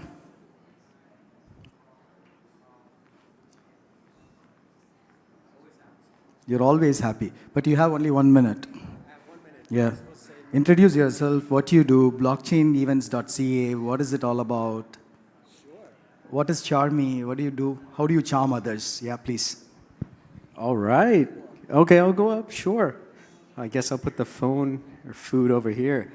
Well, thank you so much for having me. All right, so I guess about myself. So my name is Nav, a.k.a. Mr. Metaverse. That's right. And the way I got that name was, of course, thanks to all of the community. And Anthony Diorio, he went on stage. He's one of the co-founders of Ethereum. And he literally told the world that I'm Mr. Metaverse, and the name stuck. But it's always been about communities. It's about building. And I actually am the founder and CEO of Charmy Worlds. We've created a metaverse technology that's like the WordPress of metaverse creation. Before that, I was a video game developer at Unity 3D. I was part of the Unity Live Help team. And so this metaverse technology was really, an important thing for me. But I realized that for me to grow, I couldn't do it just myself. I had to help others. And that's when I started coming into the communities, meeting so many of you, actually. There's many faces that I know here after working so hard for a long time. I said, in order for me to rise, I got to help others rise. And where are all of these incredible events? Well, how do we find them? And that was the birth of blockchainevents.ca. Who here has heard of blockchainevents.ca? All right, a few of you. Wonderful. All right. So you could check out blockchainevents.ca, and you could see so many incredible events across the country. It came up with two visions. Number one was to make Canada the home of blockchain and related technologies. And number two was that all ships rise together. We can't do it alone. And events like this one are what keep us going. And so I'm so grateful to Kader, the whole Decoding Tech team, for having us all here, all the communities coming out. It's always exciting to see so many new faces and so many new people coming into the blockchain and these new technology spaces. We'd love to help you. If you have any questions, feel free to ask around. There's so many who are doing incredible things, and I'm just so grateful to be here and be a part of it all. So thank you so much. Once again, Nav, Mr. Metaverse. Thank you. Thank you, Mr. Metaverse. Any other volunteer? I know there was someone standing there to come. Come on in.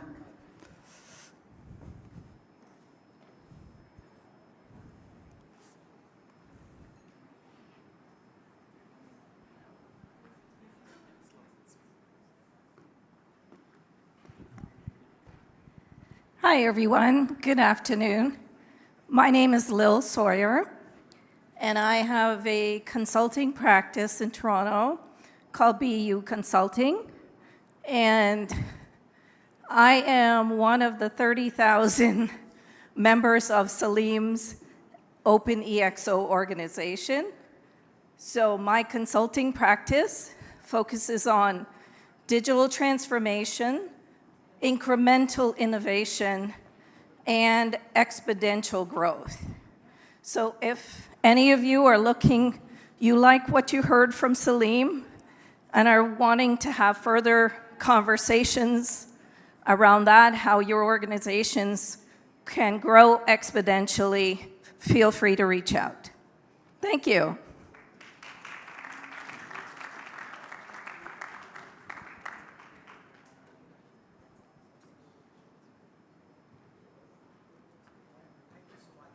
My pleasure. So stay for the party. Thanks. Thank you. Who's next? Tom? Oh, okay. Thank you. Now we have a lot of volunteers. I love it. Tom, you have a minute because we have a lot of volunteers. Thank you, Kader. Hi, my name is Tom Oman. My company is 3blocks.io. You can visit 3blocks.io. We are based in US, especially the Florida market. So we basically sell the fractionalized real estate investment platform. So we can be, users are wide open. It's a users, property managers, property owners, and investors. All are welcome to the platform. So we are running on the blockchain. So there is a cryptocurrencies and fiat currency that we are using for an investment. It's as low as $50 for ownership of a real estate. And we are running on the Polygon network, and also we are using ERC1155 protocol. Most of them may be familiarized with the new protocols and all. Welcome to visit our booth. We have a raffles contest today. Only for the conference we designed. First winner will get 4 real estate token, and 3 second winners will get 2 real estate tokens. And 5 third prize winners will get 1 real estate token each. These tokens are valuable, and you will see that passive income is generating on it, and it's completely free only for this conference. Please welcome. Thank you so much. Okay, now you can come. Yeah, please. Nobody wants free evening drinks ticket? I thought many people will come. That's why I was keeping this like a, you know. And thank you so much for putting on this amazing event. This is my second year. Came last year, really opened my eyes to how much great work's being done. And it's nice to talk about like the Canadian industry and how we can all pull things together. Anyway, my name's Dave Senior. I created a company called Syndicate VR Productions in March of 2022. So my background came from film and television. And then I worked at Ubisoft doing motion capture work for a few years, sort of learning how a pipeline of video games work. And then during the pandemic, I found myself at home a lot, so I got my Bachelor's of Education to teach communication technology in high school during the teacher shortages. Meanwhile, a couple of my buddies started making VR games on the side in the evenings, on weekends. And we had a lot of success on our first game. It was called Quest Haven, and it allows you to play Dungeons and Dragons online with your friends on PC and VR. We did a Kickstarter, we made $150,000, and the success of that led to a couple other awesome VR projects that we're currently working on, including one called the Spaceflight Training and Research Simulator, or STARS. And VR's been great, but it's been tricky to get people that don't understand what we're trying to do to understand VR, the metaverse, and all that. So it's really nice being at a conference like this, where everybody you talk to knows what you're trying to accomplish. And like a lot of people, we've pivoted into working into AI. We had AI in our games, an AI character, and we've put a lot of focus into creating an educational tool we call Luna. And our first use case for Luna is going to be a hologram librarian, where you're going to be able to ask Luna any questions about what's going on in the library, where you can find certain books, summarize those books, and that kind of thing. So just kind of introducing myself, taking this awesome opportunity to be on this stage right now. And if anyone wants to chat about AI, VR, or just say hello, my name's Dave, Syndicate VR Productions. I'll be over there. Thank you, Dave. You earned the ticket. Appreciate it. Thank you. Thank you very much. Please come on up. Next. 30 seconds, yeah.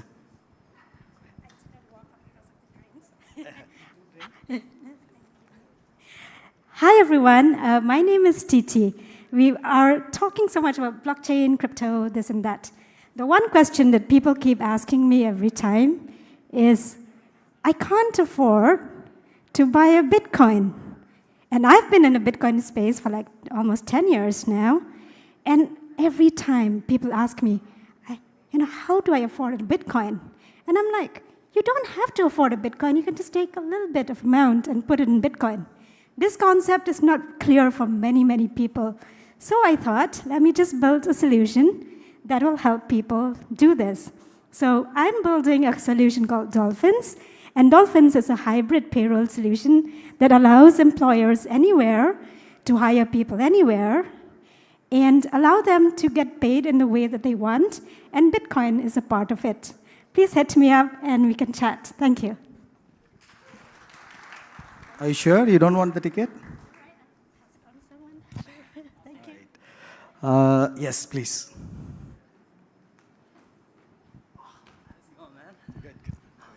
Testing. Hi, everyone. My name is B. I'm head of cross-chain infrastructure development at Jekyll Labs. But I'm personally starting my own startup in stealth called Lex AI. We're currently working on injecting open source language models like Llama CPP and models from Hugging Face for private enterprise use cases.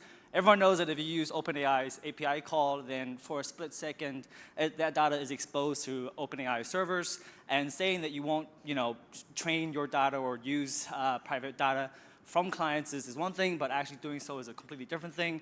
Our flagship product is going to be a source of free legal public information, and we're going to launch it publicly to the Ontario market.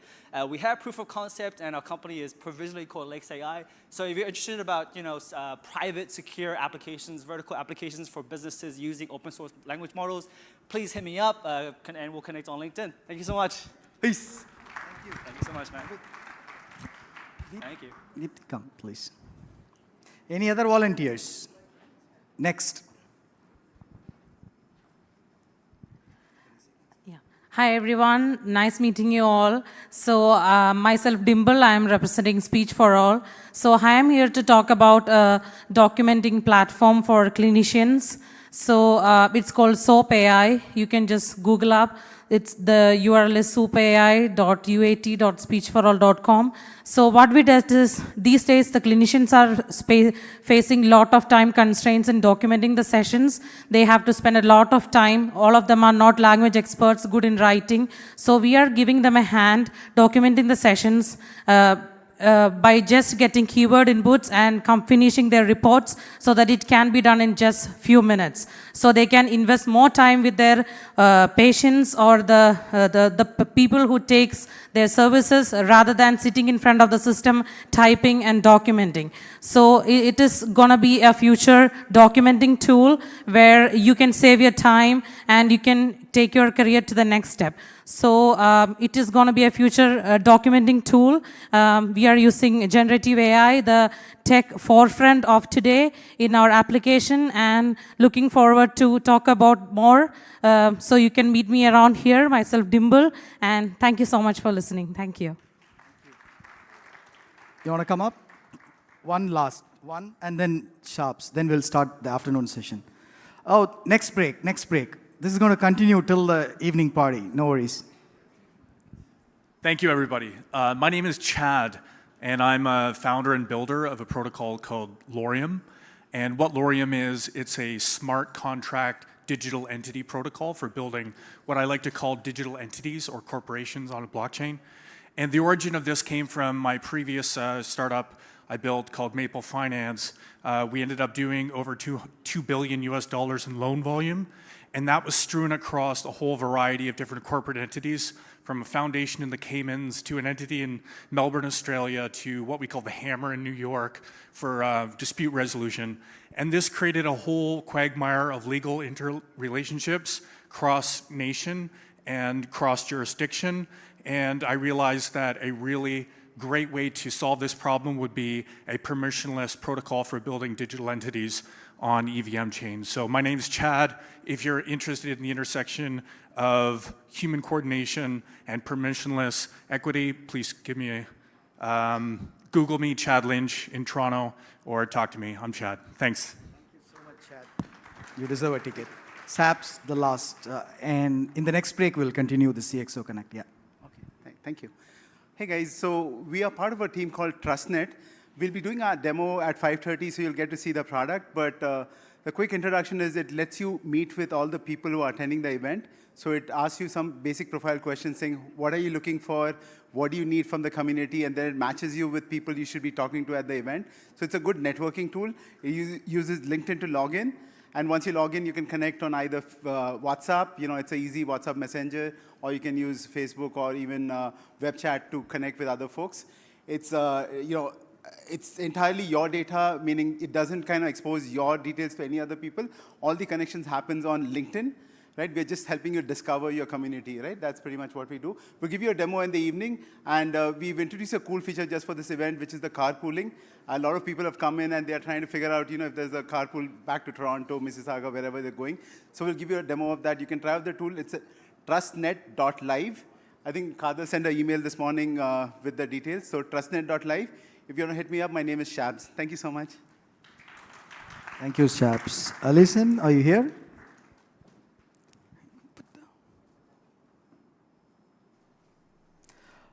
Hazel, hello, how are you? Hi, I'm good, thank you. I hope everyone's having a great time at the conference. I wish I could be there. I was scheduled to be there, but life gets in the way. So thankfully, we were able to do a live broadcast of the VR painting. So thank you everybody for joining me for that. That was really fun. I always love doing these live paintings, and it was such a great opportunity to be able to do that once again for the DTZ conference.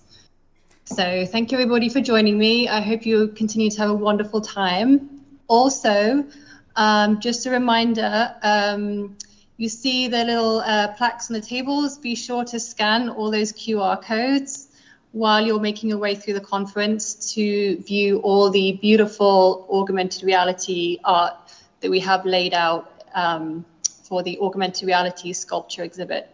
So yeah, make sure you stop by and do that as well. Thank you, Hazel. So yeah, your thank painting you, was everybody. awesome. A lot of people enjoyed eating lunch. Thank you so much. And if we can, we will try to make it available as an NFT like we did last year. So we'll try and come up with some different options to make that available to people if they'd like to have access to that. Sounds good. Thank you so much. Thank you. Thank you so much, Round everybody. of applause for her performance during the lunchtime. Slides.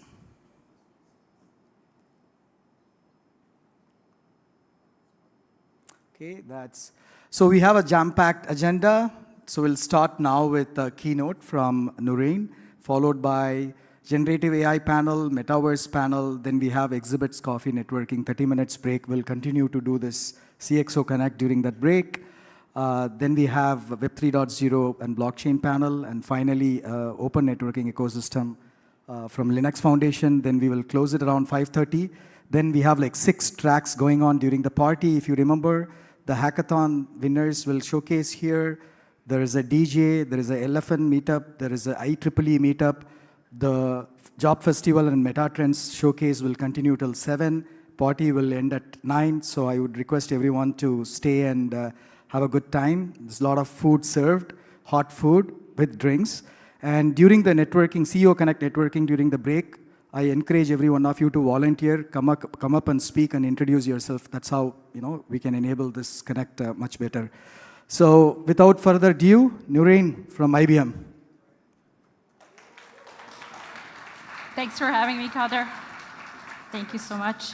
On behalf of IBM and then myself, thank you for the opportunity. I hope everyone's pumped up on a little bit of sugar. I think we had a later lunch, and I won't put you to sleep. So I get the fun task of talking today about unlocking the business value of generative AI. Let me ask a question to get us started. Who here doesn't know what generative AI is? Okay, everybody knows. We're going to cover it anyways. Hopefully you'll take away something new. So what I'll do is I'll talk a little bit about what generative AI is. It's a subset of the broader AI that we've known for more than a decade already. We'll talk a little bit about what is unique about generative AI and why we're at an inflection point and why it's leading to things like Industry 4.0. And once we understand that basis, it will help you understand how do you get value out of it for your business, whether you're a small business, whether you're a medium business, or you're a large corporate, academia, student. I know we have a mixed crowd today, so hopefully it'll resonate, and I'll take some questions along the way as well. And just a brief introduction, I work at IBM Consulting as of February earlier this year, a lead in Microsoft practice there. Prior to that, I spent almost about 16 years at Microsoft, and I've been doing data and AI work with corporates and customers and non-for-profits for the last 5 years. So keep going. Okay, perfect. So just some little stats, right, to get us started and what's so exciting. By 2030, the global GDP, gross domestic product, will have increased by 14% as a result of AI. And that's just broader AI. We'll get into the specific portion of that. Almost 50% of that is going to be from generative AI. And most of it is going to come from 2 things, really. Productivity, and then things that are going to have AI and are going to drive consumer demand, and so i.e. things that are going to create revenue and generate revenue. So those are the 2 areas. Either you're going to become more productive and cut your costs down and become more efficient, or get more revenue, and that's as simple as it gets, but we'll kind of explore the use cases that go through it. The next piece really is, there's a couple of things, and I don't know how, these stats are sort of more global, not specific to Canada, but hopefully you can all be a witness of it in the room, which is almost 80% of businesses today are doing some form of AI today. And the reason I say that is before even Gen AI came out, which was about ChatGPT released November 2022, so just about a year ago this time, businesses were tinkering with big data and trying to pool their data together and do predictions and recommendations. AI was there as soon as the moment your phone could recommend the next word you're going to type and complete that, right? Or it was there when, for those of us that are older, I'm going to date myself, and little Clippy used to show up in Word and said, "Are you trying to search for this?" So that's my Microsoft background coming out. Right? And so it's been there around for a long, long time. It's like, are you trying to do this? Recommendations, help, chat blocks. It's been there in various forms. But 80% of businesses are really trying to bring it into their products now if they haven't already brought it in some shape or form. And AI at the very basis is just augmenting human behavior. It's making you more efficient, more productive. That's what artificial intelligence is. It's extending your abilities.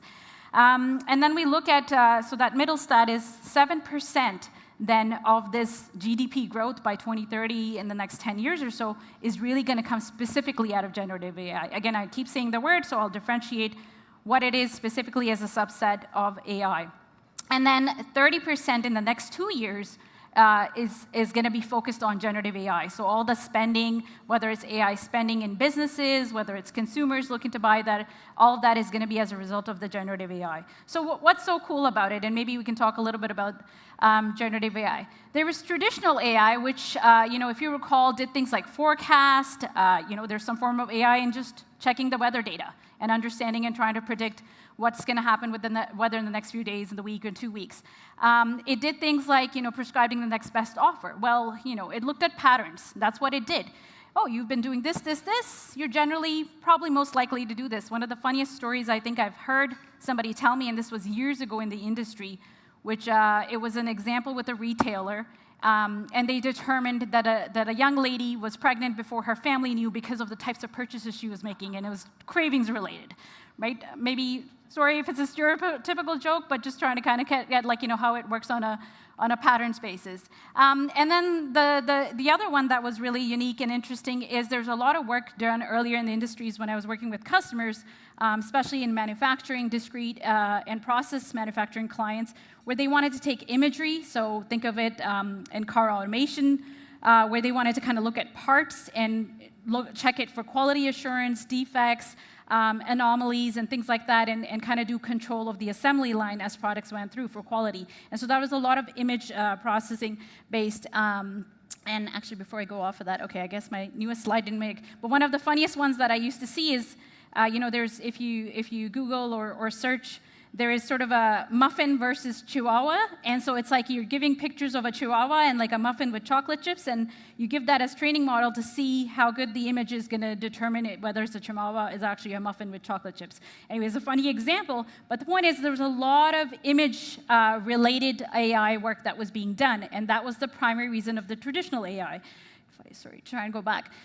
With the advent of generative AI, it's more about creation from unlabeled text, large amounts of data. It actually requires less training. I'll cover that in a bit more detail. It answers questions from PDFs. It has a lot more intelligence. And the traditional AI, the big data AI that we've been doing over the last decade, required, and I'm not saying data scientists are not required anymore, but really, really heavily required and relied on their functions. There was a lot of human-led training effort that was required in that AI that is different with generative AI. And then it's kind of great at just being very natural and conversational. So that's, and as it says in the name, it's about creation of outputs, and it really generates, which is not what traditional AI did. It did more predictions and determination of patterns. So that's the primary difference. So then if we kind of get into, well, what did ChatGPT introduce? One, it took a large data set such as the internet, and I think they've just opened it up to the internet, but initially it was capped at like September 2021 or something like that. And it took large language models. I'm throwing terms at you, and large language models are basically neural networks. Neural networks are what emulates sort of how the brain, a human brain determines patterns. So it took large neural networks, and basically it was taking unlabeled data and then kind of combing through with this information to create outputs. And then Stanford University coined the term called foundation models.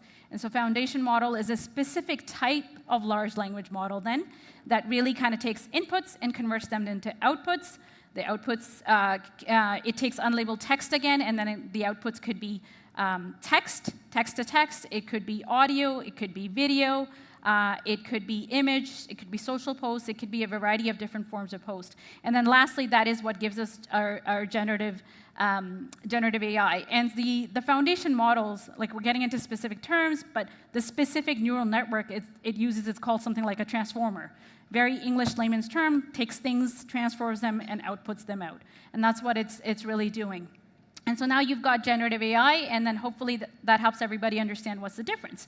I just wanted to call out a few more things that are subtle differences between traditional AI and generative AI. So if over to the left, on as you're looking at it, right, is you're going to see it used to require a lot of training models. It used to require, again, a lot of training from humans. It was siloed, like you needed a training model for each type of task you wanted to accomplish. You couldn't have the same learning model do multiple different tasks, and that's been the traditional AI model. And there's still a place and time for it. Also in the traditional AI model, I'll kind of bucket automation. So low code, no code, right? Everything doesn't need to be AI. Sometimes there's business processes. I'll give you an example. I was having a conversation with the CIO.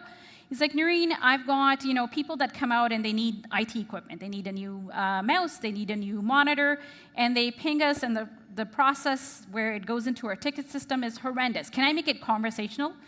He was really kind of inspired by how ChatGPT is so easy. He's like, what if they could just come and type, I need a computer, and like, I need this, and then just ask them some questions.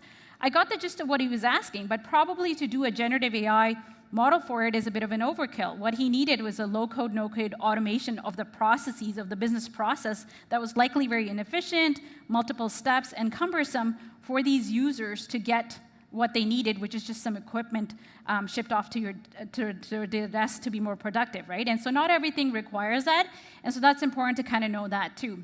And the foundation model, again, what's really unique is you're taking large sets of external data, whether it's the internet, it's the web. We'll talk about the risks in a second. I know where heads go right away as soon as you say, oh my God, we're just taking external data. But then you have the option of, one, taking that data and augmenting it with your internal proprietary data from enterprises or any other custom models you have to further fine-tune it. And you're doing all the learning in an unsupervised fashion. So you don't need to sit there and create the training and keep feeding the training and improving the algorithm, but rather the learning is sort of very self-supervised in this model, and that is what the foundation models provide. And then the enhanced capabilities, if we can really summarize generative AI, is really 4 different things. It helps do summarization. It has conversational knowledge, so it's really easy to talk to, just as humans use language today. It can help you create content, so we're really talking about unleashing creativity through AI, and code co-creation, right? And we're all sort of in the business of IT. I do a lot of talks with students, and we talk about, well, if I don't have a career in STEM, how am I going to use IT? And I'm like, you're going to use IT whether you're in IT or not. So some young lady puts up her hand, and she goes, well, I want to become a speech therapist. Why would I need to use IT? I was like, well, at the time we were just kind of, I think this was about 5-10 years ago, internet and phones and just voice and video calls were kind of picking up. And I said, you don't have to limit your service for people visiting you in the office to get speech therapy. You could offer it in remote areas. You could offer it to people across. And that's one way you're going to innately use IT to extend your services far beyond, just an in-office speech therapy service. So whether you really physically code or not is not what IT is, but you're going to use it innately in everything. And I kind of see it in, I'll say, as a consumer, I have small businesses on my Instagram, and just the other day, a lady that does hair services kind of said, I used ChatGPT to create my ad. Take a look at how I used it, and she was offering it as a help to other small businesses. So anyone and everyone can really utilize these services, and again, whether you get fancy and start augmenting that public service with your enterprise data, or you do it in a small business fashion, you can really kind of take advantage of it. And so that kind of leads me to the advantages. There's a lower upfront cost because there's less label. You don't have to label the data. You could take unlabeled data. There's no fancy training models. You really, if you want to, kind of use it in simplest forms, maybe not so much for regulated industries or corporate clients. You could kind of do it without a data scientist team and all the security walls, It is faster deployment. And the fine-tuning and constant fine-tuning is very fast because, again, you're not having to constantly train the model.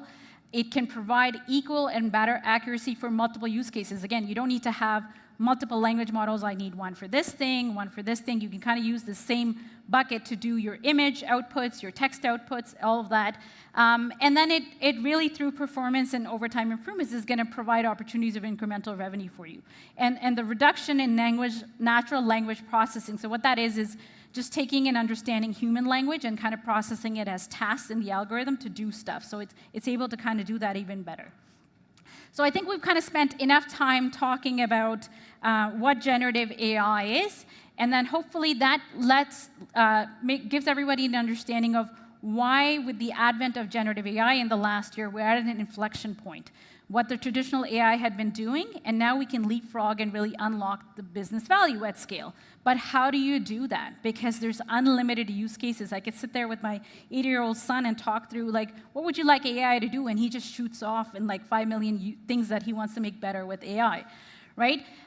So this I'm kind of giving from a corporate viewpoint. I think it can, I'll kind of speak to a flavor of how it could apply to smaller businesses too. But if we look at a large corporate, it's got data somewhere around its customer data. Sales, customer inventory, it's got data sources in its IT, it's got, you know, IT operations, physical assets, business automation and processes, threat management, sustainability, all of these data sources. And so if these are the proprietary data sources that you can take and connect to the foundation models to really start getting value. But again, if you're a large corporate business, you're like, do I connect all of it at the same time? Do I connect pieces of it? What do I do to generate value? And if you're a small business, you might say, I don't have all those data sources. And that's okay. You might have flavors of it. Even if you're a small business, you still have some sort of customer data. You're going to need it in a digital form. Hopefully, you are recording it in some digital form, but you still have a data source that you can connect to. And you can start, and which data sources you connect or, you know, invest effort in connecting to the large language model is going to be grounded by certain principles that we'll kind of go over. And again, how do you generate this value? So that's sort of the sources. Let me kind of go to this for a second. What I wanted to do is I can hypothetically speak about customers, but now that I've been working with IBM for the last, since February this year, almost kind of coming up to my one-year anniversary, I wanted to kind of take some examples of how IBM's been doing it and also the customers we speak to and the examples they've given us. But before I dive into some of those examples, let me kind of also tell you, IDC released a study this year in March 2023, which was a worldwide spending guide on global spending on AI across software, hardware, services that are going to be geared and spent towards AI-centric systems. What I found interesting in that study is they really kind of called about 3 leading use cases, and I think it kind of makes sense if we go back to AI simply, you know, to create that GDP increase is going to be about productivity increase or revenue increase, right? So they said the top use cases across industries that are coming out are sales and customer service, augmentation, customer service agents, sales process recommendation and augmentation, program advisor and recommendation, right? And so that could fall into marketing. Those are the primary 3 use cases they keep seeing popping up. There's a few others that come out after that, and those are IT optimization. So this could be, you know, code co-creation or automating more of your IT deployment.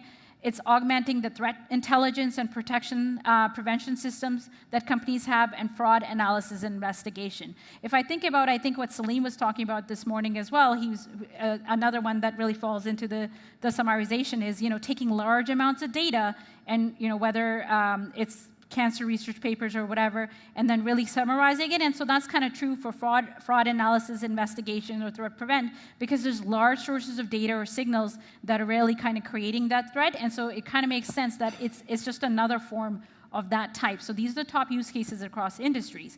In the next 2 years, or at least investments in 2023, again, I'm not sure about Canada, so you all help me keep honest or see if you fall into these categories.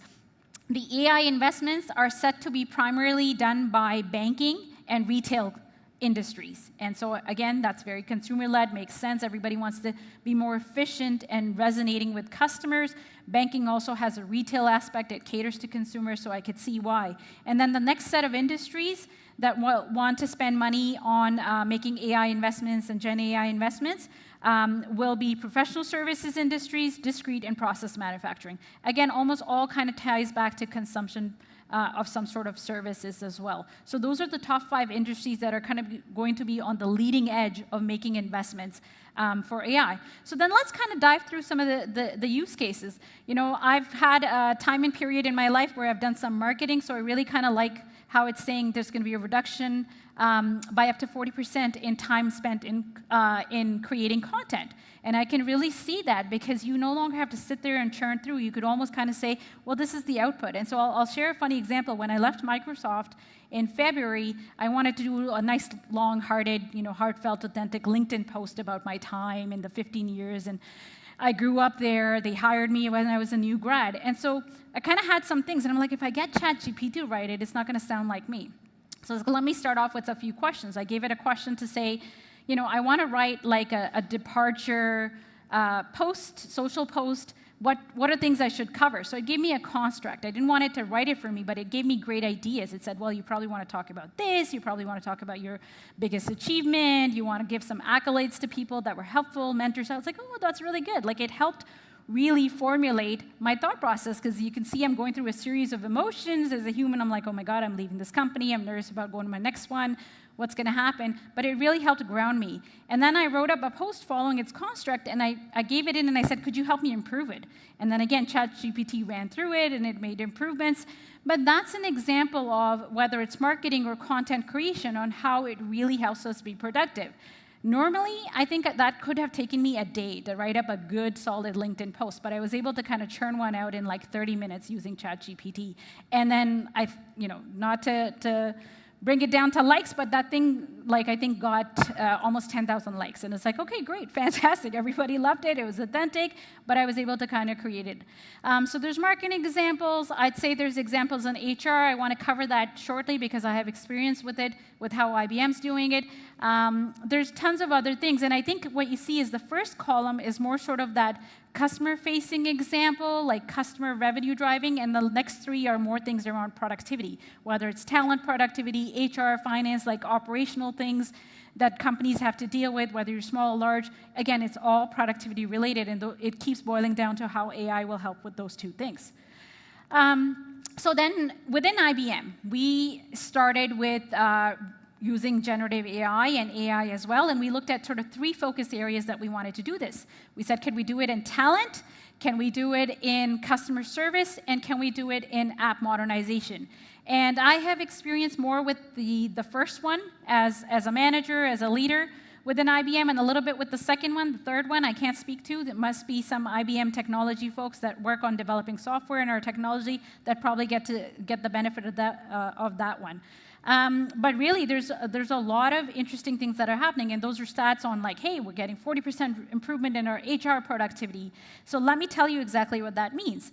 And so in the middle, the promotion management and staff augmentation. So as a manager, I just went through a cycle where I needed to kind of understand who to promote, what the use cases are, and I worked with my team to kind of do that. What I was told is in the past, it was like a 6-week-long activity, required 1,500 managers to dedicate like 2 weeks of cycles, reviewing data. There was like a data pool in the IBM consulting side across 15 to 19,000 employees around the world. Huge, huge human effort. What they did is they really programmatized a lot of it. They were bot recommendations on who's ready and ripe based on a series of vectors, whether it was their time and length in company, in role, their previous performance evaluations. It took like a series of things to really kind of determine who was ripe for promotion. And it gave that as a recommendation to managers, and almost most of the time, we actually agreed with the recommendation it was giving, because we all tried to, be the skeptic and go, okay, I'm not going to look at the recommendations. I'm going to create my own list on who should be promoted, and then I'm going to look at because I want to challenge the AI and I don't trust it, right? And that's sort of the human nature to go with it. But it was doing really well. It was giving the same recommendations as people we were thinking of as well, and in some cases, opening our eyes to blinders, frankly, stereotypes and challenges that we have on diversity and inclusion. So one is sort of regional availability. If I don't see somebody regularly, as a leader, I have to be conscious of making sure I'm considering them for promotions as well. Just because they sit out in the regions doesn't mean they can't be up for promotions. But the system, the AI system, was able to bypass that. It didn't look at people's locations. It was looking at all these other vectors to determine who's ready and right for a promotion. So that it was a really welcome, refreshing recommendation to say, to check my biases and challenge myself on who I'm thinking and considering up for promotion. And then similarly, once the promotions were approved, there was like a quick process. Like I had to kind of go into the tool and say, could you give me the statement on who was promoted? It spits out the names. Can I have like a little PDF with what their new details are so I can host a call? It gives me a little PDF. I go on a call with this individual. give them their document that says this is your new salary, et cetera, whatever. Now, in the past, all of this was done through an HR manager. So you're going, did we get rid of all these HR managers? No, they've been repurposed. They're doing different things.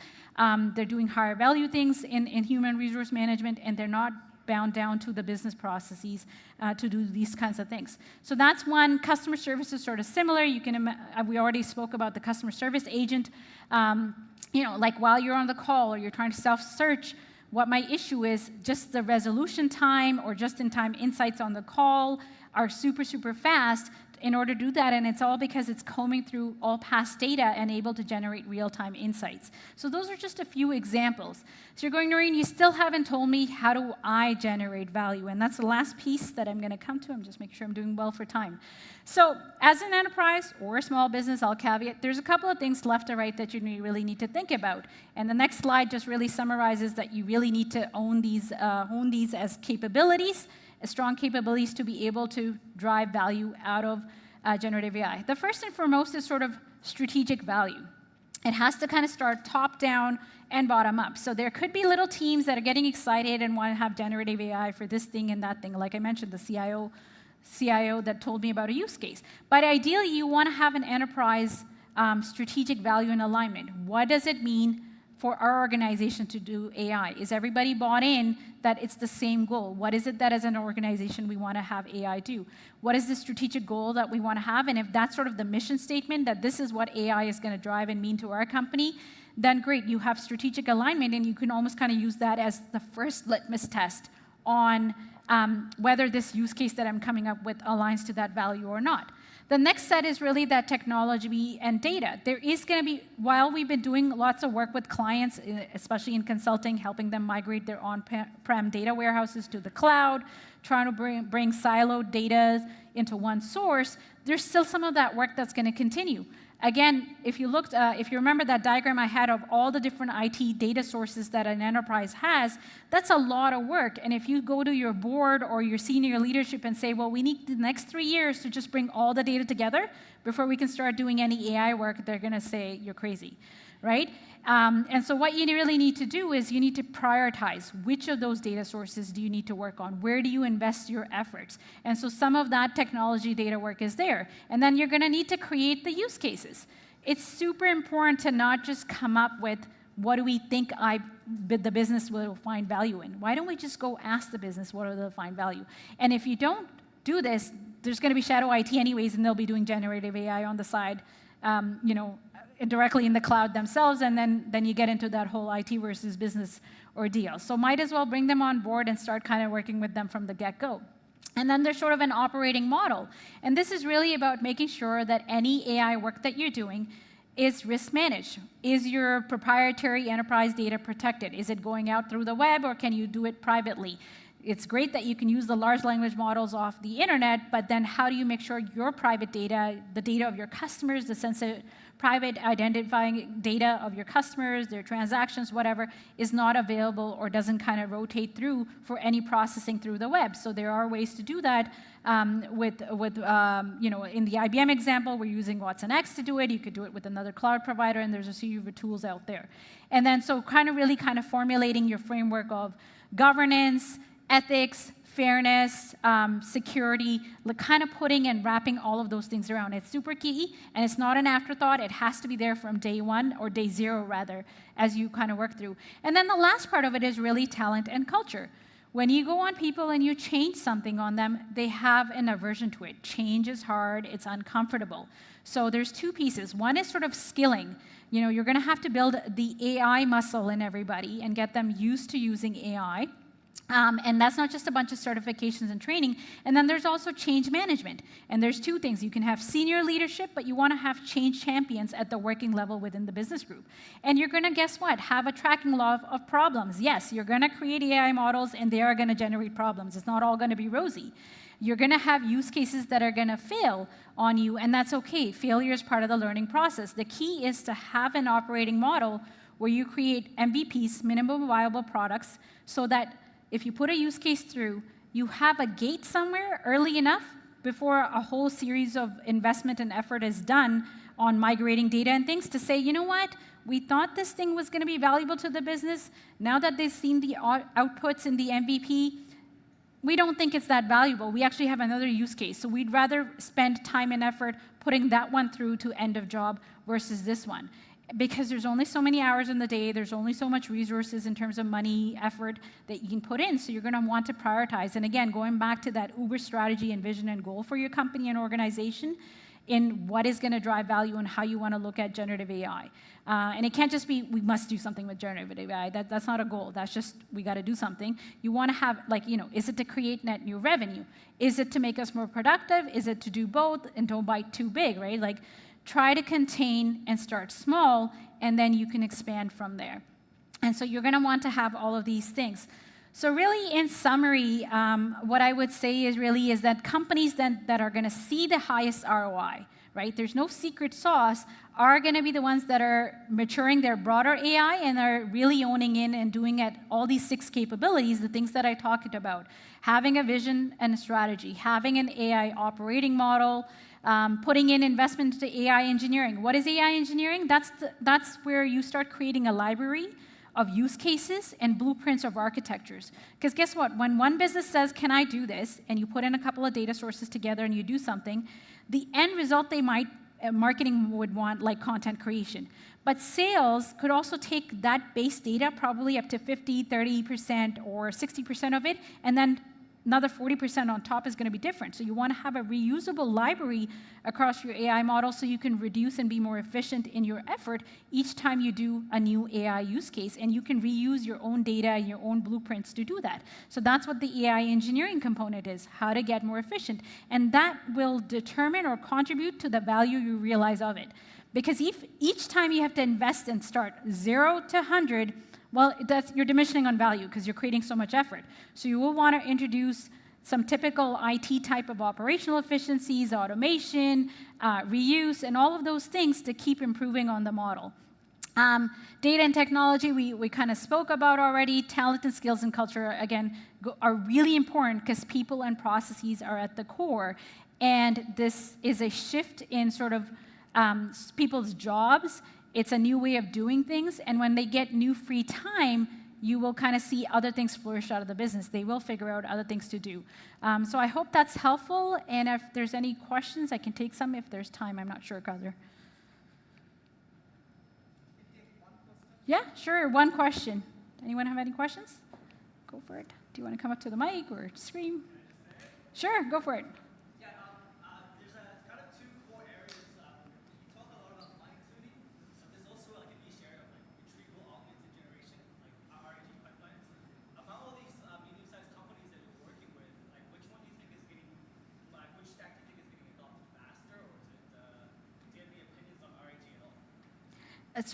Which stack, technology stack is getting adopted faster?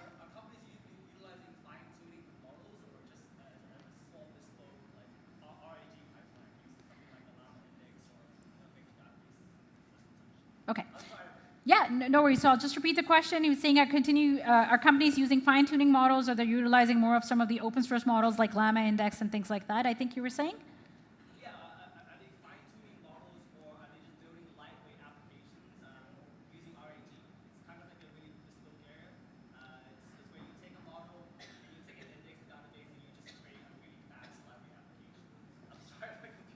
No, it's okay. And I haven't come across it personally yet. But I would say, if I can answer it generically, sorry, I'm not familiar with the RAG or the RAG part, but there's sort of combinations. There is sort of, where, funny enough, on the corporate side, where I'm stuck with customers is a lot of their data is still sitting in on-premise data warehouse appliances. So they don't have it in the cloud. They can't really process it. It's still sitting in silos. So that's where a lot of the data cleansing and cleaning is. And another challenge that they're focused on is data lineage. They want to be able to track and classify and make sure as the data is still good. So a lot of the issues are around data quality, which, and then we get into which model should I use? Should I self-train? Should I use an existing model? For the initial few use cases, we are recommending, because IBM works with enterprises and corporates, we've invested in a lot of foundational models that are industry or vector specific. So we're recommending, why don't you do an MVP or a POC or a pilot with us using one of our foundation models, right? Rather than jumping right into like we're going to kind of start creating our own models. Maybe you're kind of speaking, and is it by? I think it's B. Okay, you pinged me on LinkedIn. Yeah, and for startups and things like that, I think they're a bit more progressive in their process. They don't have a long history or all that data, so they tend to be more progressive. And that's why I don't work with startups a lot, so I don't have that experience, but I could see how they'd want to jump right into an open source model to kind of do the creation themselves versus use an existing model. But even for yourself, I'd encourage you to, is there a reason why you're not using these existing models? Is it not giving you what you're using? Because it could help you leapfrog your efforts. And then if you find reasons, no, you know what, I really need to kind of go custom, then you could kind of shift over. Okay, no problem. Thank you. Okay. Big applause. Please don't leave. I'm joining you. Wow, that was like a super master class in 30 minutes. A lot of knowledge. Admirable. Thank you so much. Thank you, Alison. And this is a formal thank you. Thank you so you can much. look at the camera over there. Thank you. Thanks so much. Thank you. Take care. Okay, so please stick around. It's going to be 2 minutes while we set up here for the panel. So I'm going to start introducing you. The people that we are going to have on the stage. So we're going to have as a moderator, Michael Pickering, CEO of Cloud Constable.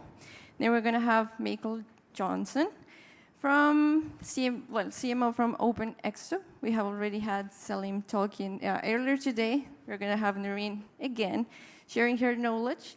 Then we're going to have Oleg Koval, CEO from ServiceDeck. They had an awesome booth. If you haven't noticed, they had like this awesome 3D, asset. It's beautiful. Then we have Rajesh Kuti from CEO of You Got Game. So yeah, we have this ready. Please come on the stage and big applause to receive the speakers.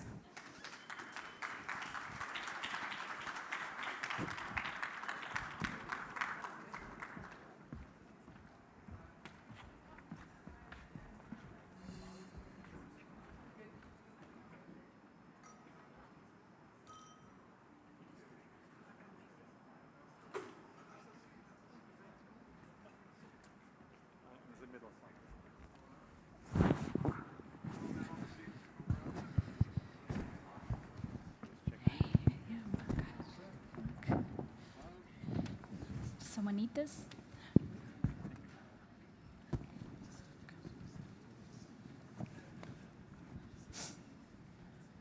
All right, so Cotter says I have to introduce myself. I guess I got to do that. And then I have to introduce everybody else. And we have quite the fine panel here today. I'm impressed. So, I am Michael Pickering. I am the CEO and founder of Cloud Constable. We do have a booth over in Hall D. Our mission is to deliver engaging, animated, AI-powered agents, personalities really with purpose. And I'm not going to talk too much about that now because it's not my time. This is a panel about generative AI. Happy to have you come over later and see our booth in Hall D. Meanwhile, before we get into the panel and introduce the other panelists, I thought I'd like to know a little bit more about the audience. I do see a lot of suits out there. We heard a lot about potential corporate and enterprise applications for generative AI, and I wanted to know in the audience, have any of you done any generative AI work? Has anyone here, for example, talked to ChatGPT? Show of hands. Okay, so there's a lot. What about generating images or anything like that? Has anybody tried that? Yeah, so there's a few. So I guess there's a fairly good knowledge of generative AI. So we probably don't need to talk too much about what it is. But for me, just before I introduce the panelists, generative AI to me is about an AI that can creatively make shit up. So that's what I think of AI. And maybe we'll ask each of the panelists to give their take, starting with Noreen. Okay. And of course, you please should introduce yourself too. Perfect. Thank you, Mike. Noreen Syed again. I'm on this one. Can you hear me? Yeah. I Okay. think they can hear me. I reintroducing myself. I just spoke, so everybody is pretty familiar. But Noreen Syed, I am a partner at IBM Consulting. Since I've spoken a lot about AI outside of work, I'll say I have an 8-year-old that's smarter than AI that I combat every evening, and I love fitness and travel. Thank you. Oleg? Yes, my name is Oleg Koval. I'm from CEO of Service Deck. I'm astrophysicist background. That's what I started.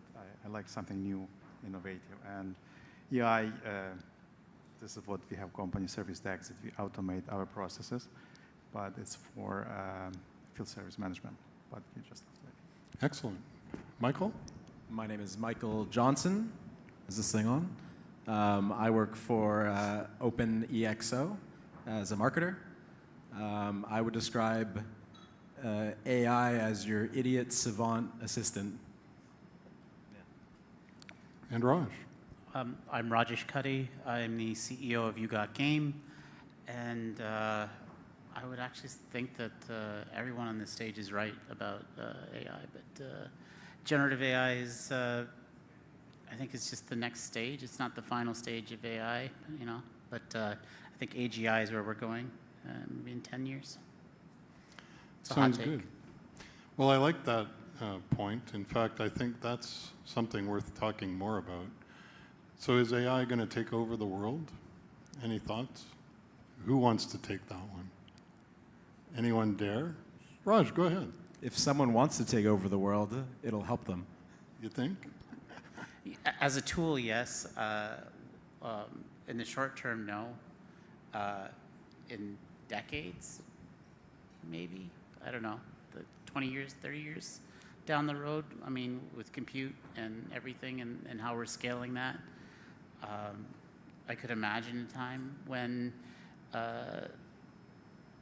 as long as we do it ethically, I don't think that AI is going to take over the world, but I think that it will free humankind to do more creative and altruistic things. I think that we would probably move our economy away from, you know, work as we imagine it today. Michael, you wanted to say something? Yeah, I agree. I think we're going to go through a period of transition for a little bit while we all learn how to use this stuff. And then a period of utopia where we don't have to work, we get to be creative, etc. And then they'll take over. Oleg? Yes, I think right now it's definitely under control. It's still on early stages. But I believe a quantum computer really is going to give both. And this is what's happening, right? So all technology is related to each other, and hardware, software, AI. And as soon as we have a quantum computer, it definitely is going to boost all this AI idea. Interesting answers. I kind of compare it to, I guess, when cloud computing came out and the advent of cloud. I was in the industry then. We thought cloud would come out and erase all IT jobs. I think it had kind of the opposite effect.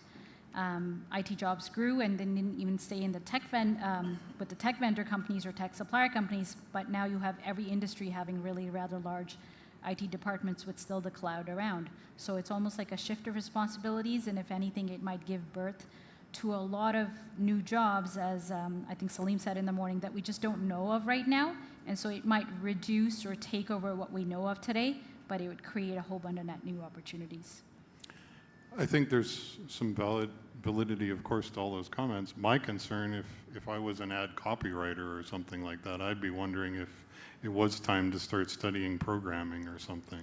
So I think there are perhaps some jobs that might be more at risk than others. Really, when I said, is generative AI or is AI going to take over the world, I think there's been a lot of concern among some of even the sort of founding fathers of AI that it's getting too powerful and, you know, that it's going to escape whatever escape means in the context of AI. And it's going to somehow find a way to influence and maybe even control people. So, I mean, I think there are some reasons to be concerned as well, but I am also optimistic. I think that we're going to see a lot of benefits, hopefully before we start serving our AI masters instead of the other way around. So What else should we be talking about generative AI? What about applications in medicine? Does anyone want to talk about, like, let's think about some of the good things about generative AI, not just in the corporate and enterprise world, but how could it benefit humanity?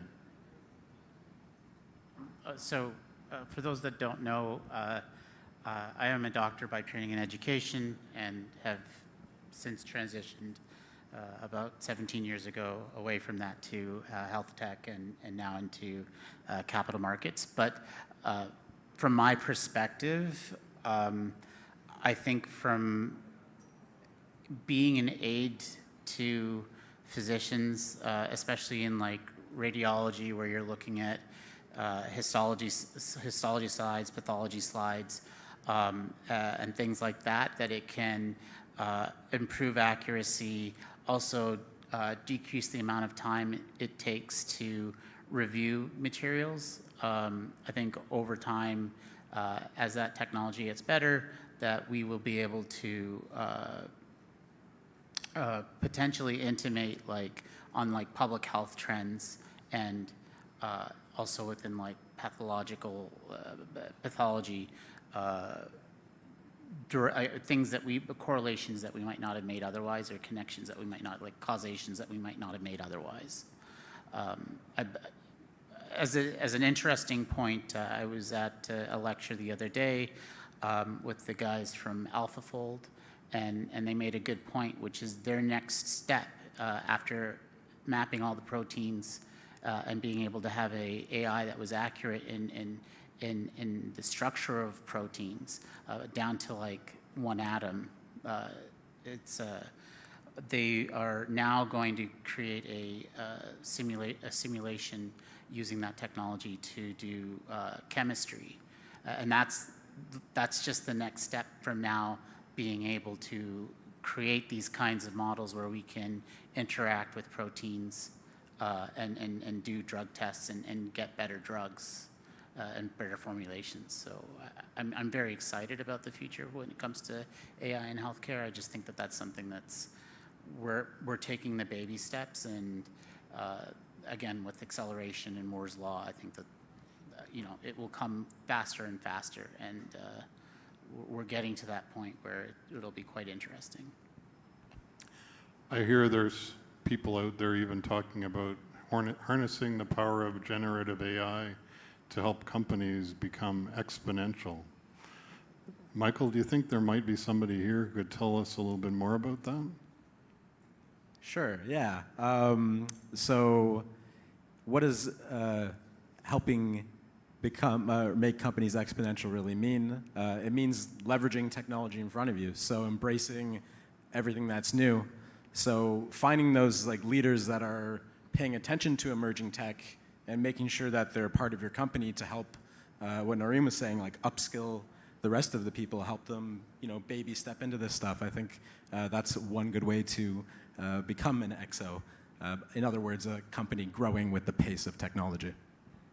Don't you even have an AI solution that can answer questions of a certain book? Oh, yes. You can come over to our booth and check out our, we call it Alex, or AI-X.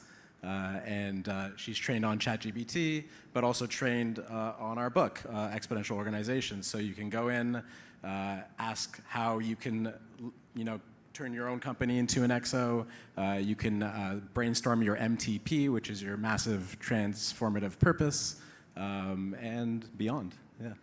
Has Salim tried it yet? And did he like the answer of your AI better than his own answer yet? The AI definitely helps make your answer better, I would say. Yeah. Like Noreen was saying earlier, it really helps you think through the structure. But yeah, I would say I've really liked the answers that came out of Alex versus me riffing, Excellent. Noreen, how about you? What do you think about healthcare and other kinds of helpful applications? For sure. When ChatGPT initially came out, I asked my sister-in-law, who's a nephrologist, a kidney doctor, I was like, hey, could you use this thing? And she said one of her biggest challenges is when patients come in her care, to instill intrinsic care for themselves. Funny enough, she's treating them, but they don't really do the things that she's asking. And then they also want simple explanations, not the medical ones, on what is wrong and how to treat it. And so I said, well, give me your most complex condition and let me kind of put it into this thing and spit out an explanation. And she loved it. But she said, I can't use it. And I was like, well, what's the blocker? She goes, it doesn't have quotations, references, but as a nephrologist, I can verify and validate that the response it came out was great. But is it a tool that I would pass on to my clients right now to go look up? No. Also, they would leave my care, and the onus would be on them to go check a tool, and I don't know if they looked at it. So I could potentially use it because sometimes I have doctors speak, and then they look at me as deer in headlights. And so she's like, at least I can use it personally to kind of simplify explanations of healthcare. Because really her uber goal in her service profession is how do I explain it to them in simple terms and in a way that they follow once they step outside of her office. So she really liked it for that purposes. I asked my AI, I told it that I had fallen down and had a boo-boo on my knee. And I got actually quite detailed information about, you might want to put a Band-Aid on it and put some antiseptic and stuff like that. I didn't really have a boo-boo on my knee, but I thought it was a pretty good answer. So definitely in healthcare, it seems like a very attractive opportunity. Oleg, how about, what are your thoughts? I think healthcare probably, I wouldn't say it's going to be the first steps because we know healthcare, it's the most protected, I would say, industry and by government and everybody else, right? Because it's number one. At the same time, AI is still not perfect and we know its issue. Ethical, right, bias, the same like fairness also. So I believe it's going to happen, but again, when, I cannot say. Maybe like small steps, like you said, for specific cases. So which industry do you think might be first? I believe professional services next. And this is what professional services is going to really... All the consultants are going to lose their jobs? Yes. Not just consultants. For example, it's like field service management, like ticketing, property management. We're talking about all the industries that provide services. And this is really value. And this is what we usually do. We understand business, and we're trying to apply first to understand if it's really business looking for some kind of help. Because you can come up with different idea, but question is if its business needs this exactly. That makes sense to me, too. Any other thoughts? I see some. I was just going to say my favorite way to make a prompt is to tell ChatGPT to take a deep breath and give me something step by step, and then it gives a fabulous response usually, and you can accomplish almost anything you're trying to accomplish. And that brings up the topic of prompting, but I see, Raj, you maybe had something. Well, so what about prompting? How important is prompting for generative AI? Obviously, it's important. So I think prompting is actually going to be the new skill. Moving forward, how well you prompt will literally be how good you are at your job. AI, generative AI especially, is the tool of the future, especially in service industries. I don't think that we will see jobs completely phased out, but I think that you will see a lot of your workload shifted to using AI to complete your work. And so I think that prompting in this context is going to be the biggest deal. And the better you are at prompting, the more employable you will be. And the better results you're going to get, which is, again, what the companies are going to be looking for. Yeah, I don't totally agree. Like, while that might be true in some cases, I'm not a developer, I'm not a coder, and I would just go onto ChatGPT and say, hey, I want to code this idea I have. Like, what do I do? And it gives me a bunch of steps that I don't understand any of them. So I'll go through them one by one and just give it very simple prompts, just like, what does this mean? Tell me more. And so, when you get into the discussion around prompting, I just think you don't want to scare new people away, making them think you need to be this master prompter, crafting it really well. It's more about diving in and playing around, and over time you'll get better at prompting, naturally. Yeah, that's certainly true. I mean, I guess you can get into the weeds with GPT pretty easily, right? And if you're not careful about what question you ask, you're liable to get an answer. And it can be long, and it can be sometimes thought-provoking, but it could also maybe miss the mark sometimes too. Well, I guess sorry, Oleg, you want to Yes, comment? if you can add just to the same topic, Sure. right? So I would compare probably prompting right now. It's, I don't know, probably like internet 70s, 80s. Right now there's different technology, and actually we work on one. It's dynamic prompting, which is, and it's not secret, ChatGPT can generate SQL scripts and questions based on your behavior. It can create prompting as well. So, but again, so power resources, definitely it's, no, when we're ready, the technology is ready, so it's going to be dynamically generated prompting as well. It's a possibility. Excellent. I think I would add that it's no more different than just unleashing your curious mind. And then also with ChatGPT and things, you can always do follow-on questions. So if the first prompt or the first question doesn't get you the answer, then you can kind of keep drilling. And if you're really stuck for what to prompt, use your kids. They can ask you a million questions and fire at and leave you speechless. So they'll come up with the right prompts. And you can also ask ChatGPT itself to help you craft a prompt before you get started. For sure. That's true, for sure. So I think this kind of leads into another topic that I find interesting. What do you think about, the future of developers and programmers and stuff? Are we all going to be replaced by, I don't know, GPT 7.3.2.7? I'll give that a quick probably. Again, I'm not a developer. I've created like 10 apps in the last few months. One that leverages like Twitter's API to scrape accounts and then will give me back like a newsletter style digest of those accounts. But not only that, I made the login system. I made the system of the database that's me save and edit and delete those, what I call flocks, which is groups of Twitter accounts.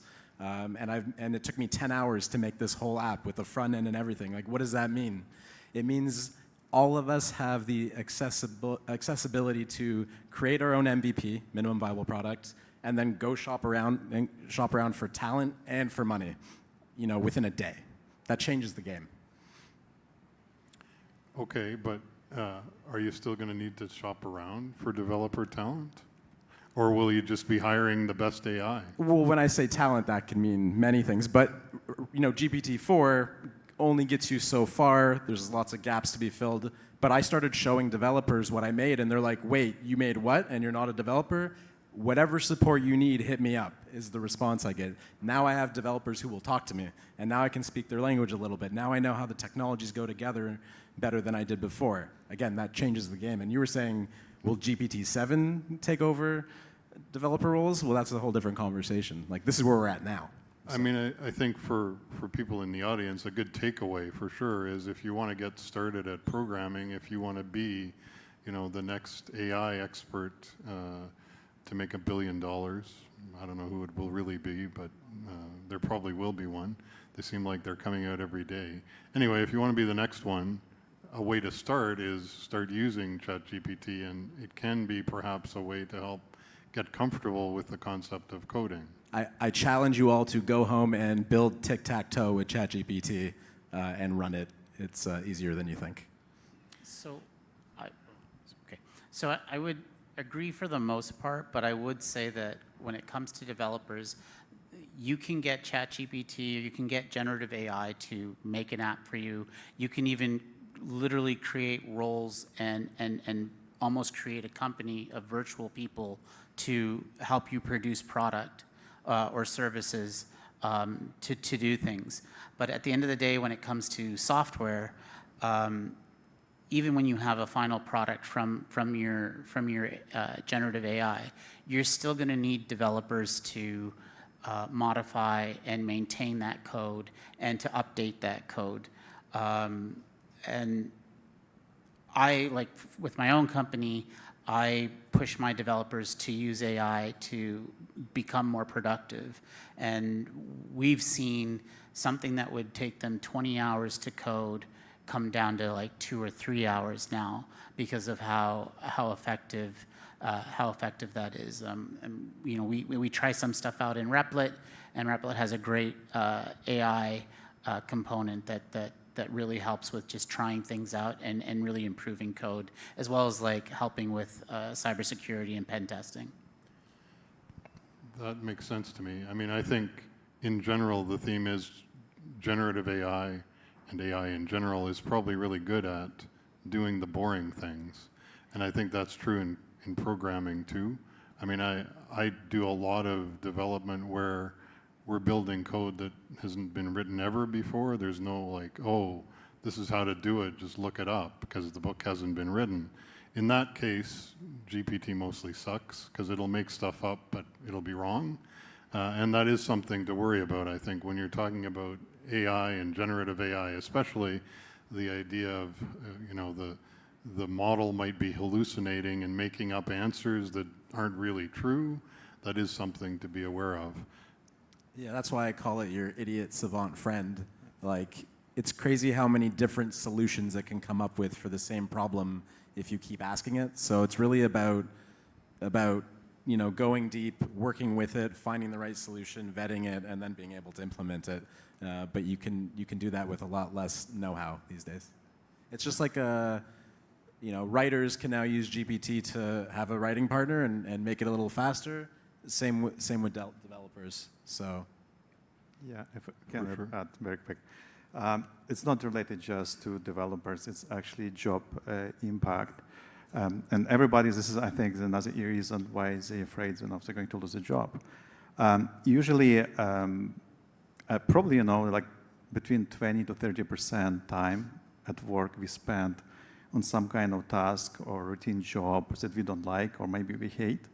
But it's part of our responsibility, it's part of our job. Now let's imagine if this job we can outsource to AI, how our life is going to be different, and we can have more time to enjoy with family, traveling, hobbies, whatever you like to do. And you know, AI bots can work 24/7. They don't have, you know, sick days. They're working, and people can enjoy, do what they like to do. Absolutely. Don't forget about attending the DTZ party later, because that's important. We all want to go and have fun at the DTZ party. For me, I'm doing 10 times more than I was last year, which is great, very efficient. But did you actually do anything last year? I just had to check. I did plenty, it's with the added problem that I have now 10 times more things to do. So it's making me much more busy than I thought I'd be. But you know, there's definitely some automation to be implemented. All right. Well, do we have time to take a couple of questions from the audience? No. Sorry, guys. Just one. If you want to ask questions, come to my booth later. So I guess that might be it. I hope you enjoyed our little discussion. Thank you, everyone.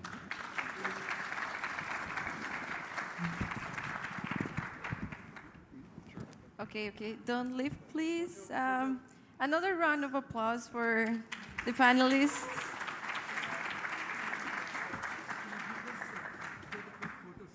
Okay, so we're gonna get you a thank you plate.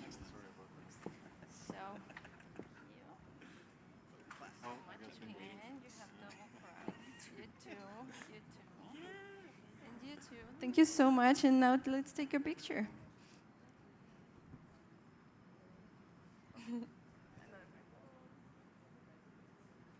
Perfect, thank you so much.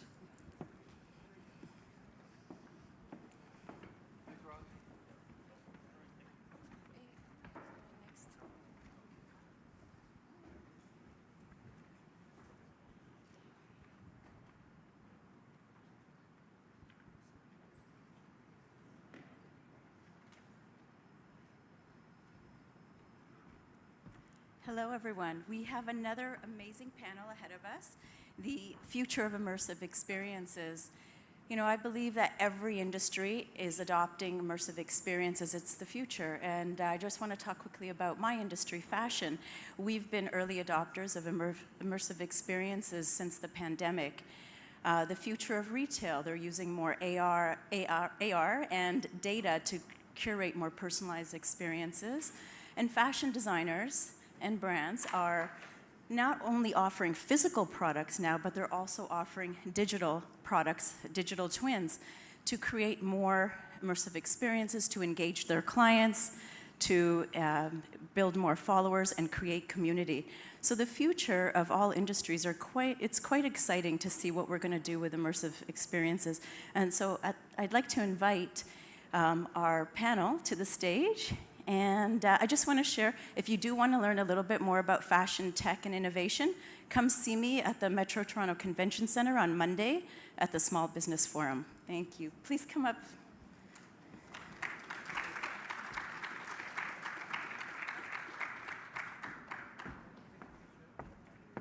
Mr. Metaverse. Hey, everyone. Can you all hear me? Hey, how's it going? Come on up. All right. Thank you so much for having us here. We're going to have some fun. Yeah, absolutely. Love it. Thank you. There you go. Love the energy. That's really exciting now. So my name is Nav, a.k.a. Mr. Metaverse. I've said hello a few times already. I know some very good faces here. I wanted to introduce you guys all to this panel here, the future of immersive experience. With me on stage are many other people who could easily hold the title as well. You know, I'm just so grateful to be here myself. I'm the founder and CEO of Charmy Worlds, and I've been in this space for a while, and I don't know everything. But what you're going to see here are people who know a lot more than I do. Okay, seriously, like these guys are incredible, and it is an opportunity to ask all the questions, to really get some information on what's coming up, and our hope is to really excite you about this future of the immersive web, of the immersive internet and the experience, and what's to come. And we'll hear some various opinions as well. So I'm going to go down the line here, and I'm going to let everyone introduce themselves, and you're going to get to learn more about these incredible people here on the stage. So let's start off, and we're going to get Julie. Go right ahead. Thank you. Thank you. Hi, everybody. My name is Julie Smithson, and I am co-founder and COO of a company called Metaverse. Yes, we called our company Metaverse back in 2016, way before the hype began. We are a 3D game engine for the web, applied to business solutions for interoperability. We have a couple of different products that are Web3 based, and you can come and see me later and we can chat about those. But I'm also a co-founder of XR Women. We're a global group of 800 plus women building in the metaverse, so to speak, XR. And we meet every week. Yesterday we celebrated our 145th event immersively in the immersive space. And we set out to learn and consider knowledge as power. So really glad to be here. Thank you. Amazing. Next we have Osher. All right, Mr. Metaverse. Hi, everyone. And nice to be here. And now, thanks for inviting me. So my name is Osher Frank. I'm the founder of the Meta Architect Studio, a studio of architects and Unreal Engine developers working here in Toronto. At the moment, we have a couple of baby projects. One is a game based on Babylon 5, sci-fi, running on the Unreal Engine. And the other one is more architectural. It's a Toronto digital twin, running on Unreal as well. Amazing. Thank you for that. Next is Matt. Yes, hello, everyone. My name is Matt Zanardo. I'm a VP of Strategy for Metaverse Group. Metaverse Group is a part of a public company called Tokens.com. We really operate as an agency, partnering with a lot of brands. We work closely as well with PR and media agencies, and we really focus on building campaigns for brands that are looking to get their first step into virtual environments. We do everything from building and designing virtual experiences. We do a lot of gaming and game development, whether it's custom games in a Roblox or Fortnite platform. And then lately, we've really focused a lot on real estate as well, trying to help real estate developers and brokers sort of sell properties through virtual tools. So yeah, really excited to be here. Beautiful, thank you. And finally, we got Semi. Semi, go ahead. Hi, my name is Salim Ismael. I'm the CEO of Urbender. We are a communications and marketing firms that helps transform the way we do business to advance humanity and restore trust. And we have been using 3D immersive spaces to really focus on tech because we know education is broken. And so we're diving into that pillar and then also focusing a lot into small businesses to mitigate the gap that disenfranchised communities have especially in the business ecosystems, to gain access to the technology they need to scale and grow. And I'm working very closely with our partner, Little Horse by Drake, in really collaborating to make this happen. Amazing, thank you. All right, so you guys see there's incredible talent here on the stage, a lot of people who have a lot of years of experience. Well, I mean, it is still a new industry too, but I'm going to be asking a few questions here to really get us, excited about it. And this first question I'm going to ask to Usher, and then I'm going to allow the rest of the panels to just go at it and, just have some fun with it. So this one here is, as MetaQuest 3 and Apple Vision Pro are now coming upon us within the next 12 months, what are some of the use cases, and why should people get all excited about this? So Usher, I'm going to let you start with that one. All right, I gotta admit that's a tough one. As much as I'm researching, the Apple device hasn't come up yet, but it's not just expensive and fancy; it's also mind-blowing, literally, with 12 cameras inside, and tracking your eye movement. We're talking about a real revolution. We're coming very close to the edge where human capabilities are reaching their edge.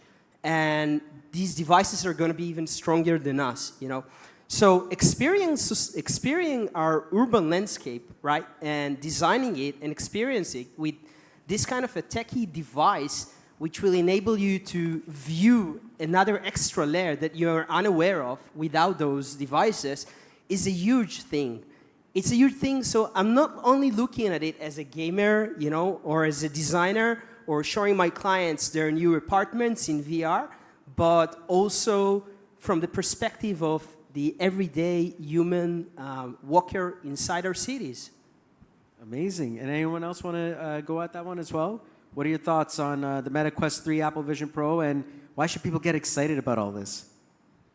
Well, when we're talking about equity and equitable access to technologies, that's the only concern that comes to mind to me, right? Like, how quickly will everyone be able to participate of these experiences, as great as they may be? And so then I just always encourage to take pause and also infuse into the work that we do as pioneers in these spaces, to include advocacy, right? And to provide the necessary professional development that's needed at every level, from young to even older generations, right? So we can plug in and really take advantage of what these tools, right? Because that's what they are, have to offer. And Matt, Julie? Yeah, sure. I'll jump in just first. So I think one of the biggest, misconceptions about this technology is everybody thinks it has to be about VR, and it doesn't. It actually starts with 3D. And if you start to think about it that way, and the capabilities of 3D from the mobile devices we all have in our hands, to the tablets, to desktop computers, laptops, and then headsets, then you can start to think about that. Start thinking about what's the utility of you putting somebody in an immersive headset and having that experience and making sure that matches with what you're doing. So some of the work that we've been doing at Metaverse is working with Siemens Healthineers, a major medical device company in the world, and we literally just used 3D on desktop because we met the user at the technology of where they were at.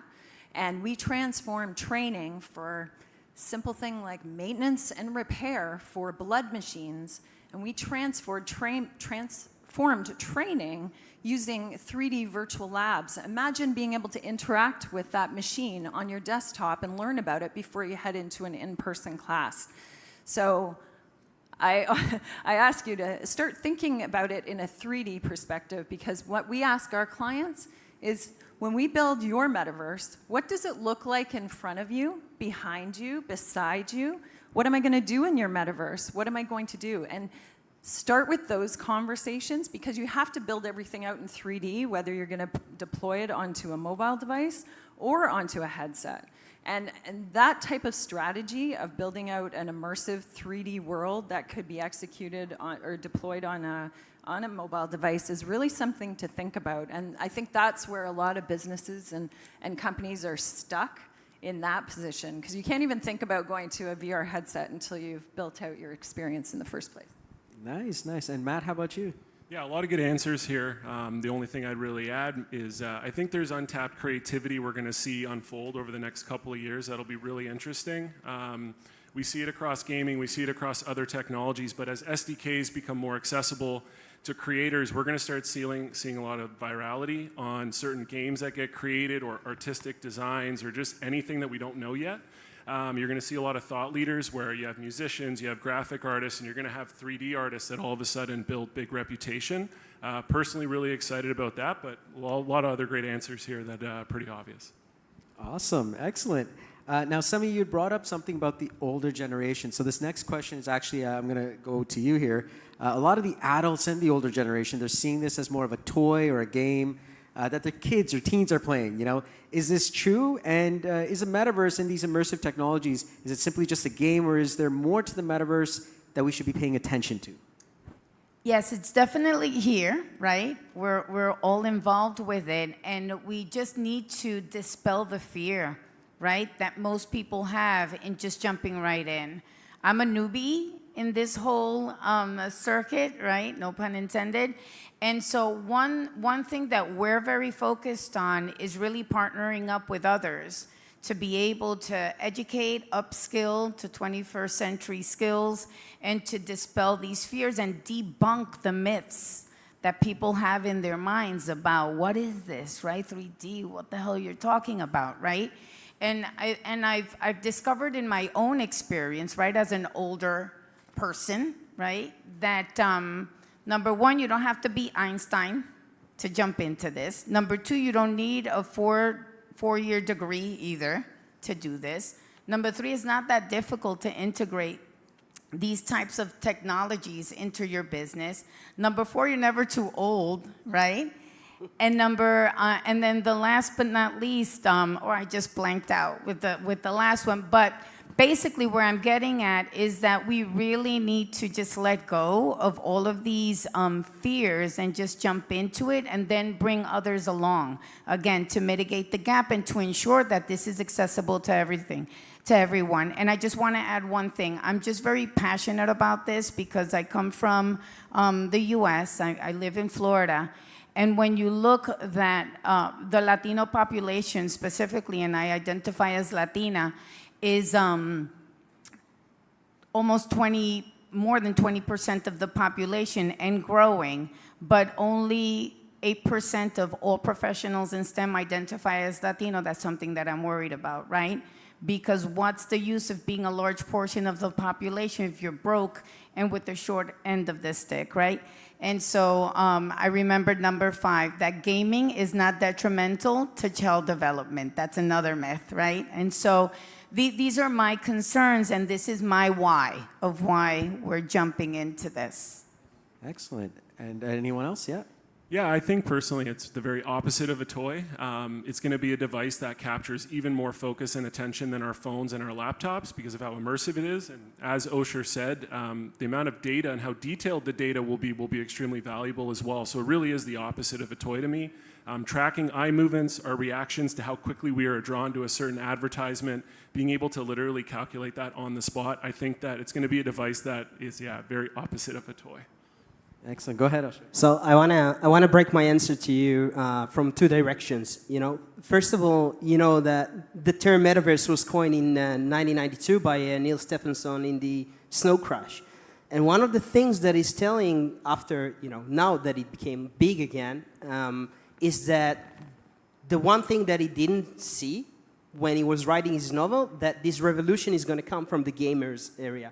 So all the respect to you, I'm coming from the architectural industry and pivoting into this, but gaming is a very powerful tool, and it is coming from there. This is number 1. Number 2, let's take a look 15 years back. My mom, she's 67. She was afraid of using Facebook and Instagram. She spends more time there than me 15 years later. And the reason is that older generation might be, afraid of dipping their toes into that, right? But when the world is shifting into that new technology, you know, using ChatGPT, using VR and AR headsets, stuff like that, older generation are going to catch on the gap. Nice. And Julie? Well, I hate to tell you, but we're already gamifying. We're going to Starbucks, and we're buying our Starbucks, and we're getting our points, and we're going to all sorts of places, and we're already doing this. We're already gamifying our life. So really when, you know, as part of my previous comment was, when I go into your metaverse, what am I going to do in there? Well, guess what? We're going to gamify it for you. We're going to make you do something, and then you're going to try and do something or find something. We're going to give you a reward. And this is where I see Web3 coming into play, of issuing out NFTs, tokens, and badging people and rewarding them for going into that experience. And this is where brands can really leverage that and having people love what their brand is doing and what their brand's all about.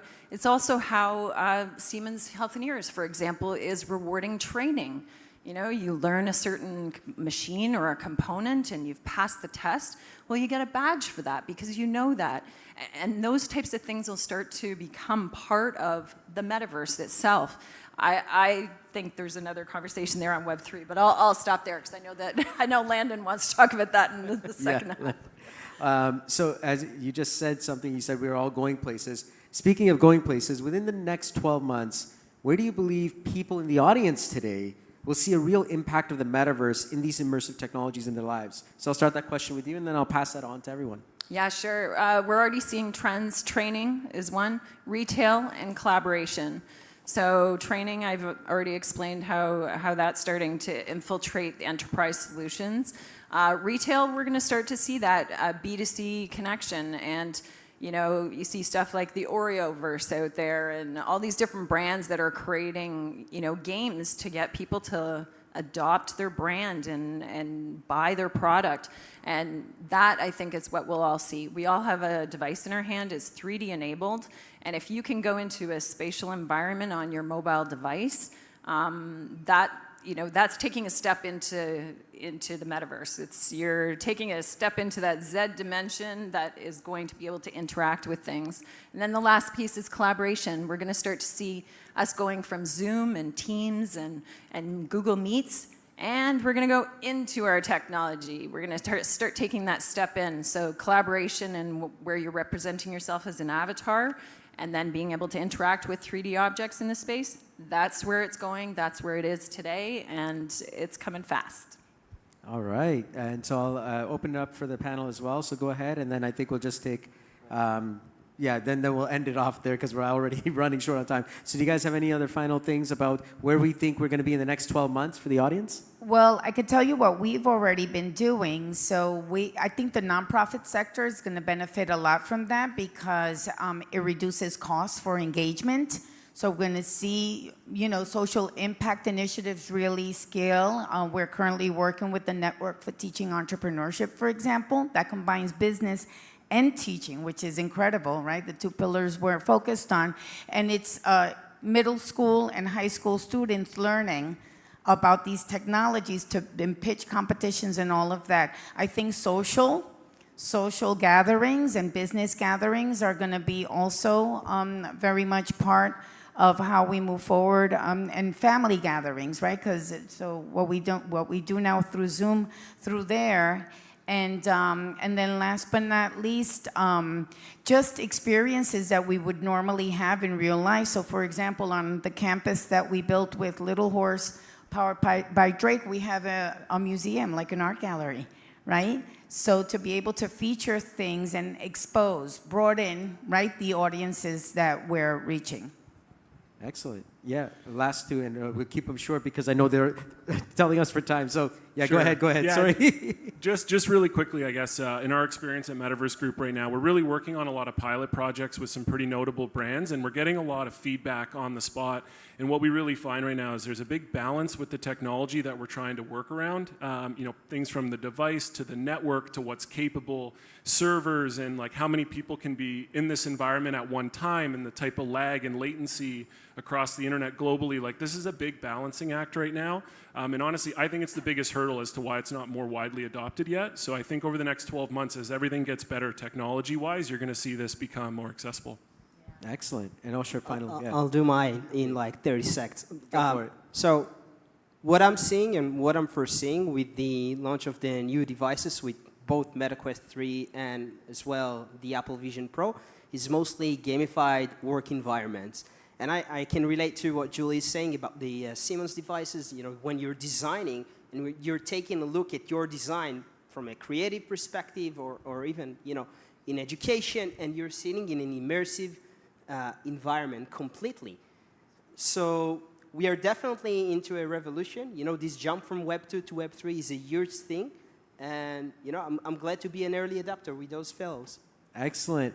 Well, thank you so much, guys. If you want to ask any questions afterwards, feel free to meet these incredible people outside and through the networking. And that's the end of our panel here today, learning about the future of the immersive experiences. So thank you so much, and let's get a round of applause to our panel. Thank you.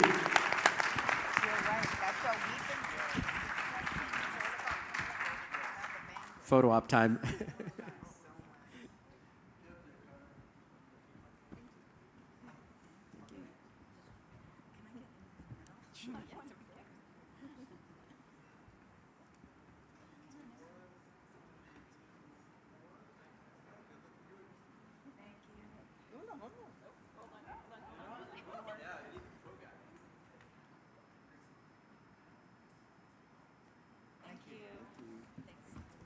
Thank you. I had a couple of volunteers who wants to do a 30-second pitch. Yes, please, come on in. By the way, you know, we wanted to, you know, a lot of people were asking to start the party earlier. So what we're going to do is, instead of giving the break, we're going to give a couple of minutes for few volunteers to speak, and then we'll start with the third panel. If you want to grab the coffee, you can grab the coffee and come back, right? There's no official break. We're just going to go on. Please. Hello, everyone. My name is Leanne Binsel. I'm the CEO of Doxify. So basically, we are disrupting the access authentication market. So say bye-bye to passwords and say hello to facial recognition. So if your company has ever had any leaks or breaches or any disruption, our company is going to be solving that. Right now, we are about a year in, and it's Doxify, so it's DOCERFY. So if your company needs any sort of protection when it comes to security, please let me know. We are right now looking for investors and companies that need our help. So thank you very much.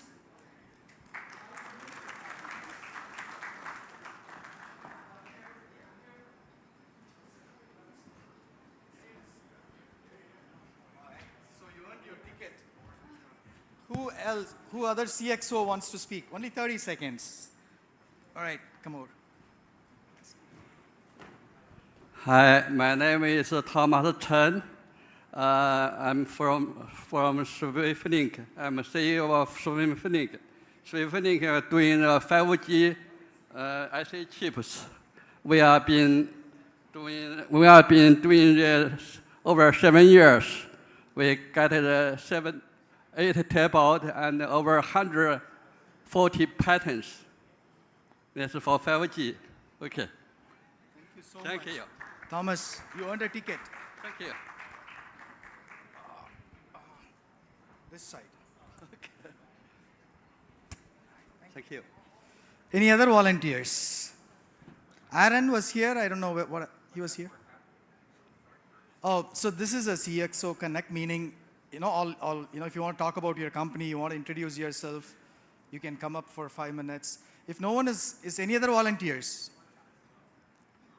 If nobody, then I have to pick. Why don't you come? Come on. All right, next. You call him after him. Thank you very much, and so happy and glad to be here. Actually, our organization, End-to Infrastructure Technologies INC, is a newly started business as in a startup last year, and we are providing drone-based transportation and logistics supplies, mostly focused on the remote part of the Canadian market. And we are definitely going into the seed stage, already been done, and we are looking for some of the investors and service providers as well So thank you very much for this opportunity. And if somebody is interested to support us, you are more than welcome. Thank you. So this is what the true community is all about. We want equal opportunity, give equal opportunity to everyone. Anyone else wants to come on the stage? Everyone, whoever comes and speaks gets one free drinks ticket. You want to come? Yeah, come on in.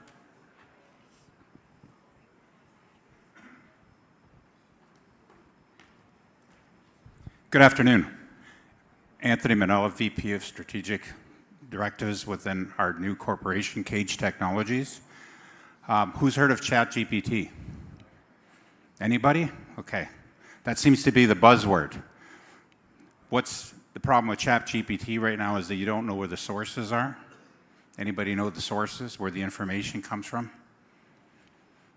That's typically some of the issues that are with the generative AI issues out there right now. Okay, so we've come up with a new beta version, which gives you the opportunity to see where your sources are, right? Footnotes. I'm just giving you the tip of the iceberg here right now. We're in beta version. What we're looking for is strategic collaborations, right? That can be anything from A to Z, right? We are launching. Money is one good option, but there's other collaborative options there too. I've seen a lot of good opportunities in here today. If anybody sees something that could potentially work well with us, I'd offer the opportunity to come and speak with me directly. Okay, thank you very much. Anyone else? Alex, I knew it. You are going to be next. Come on in.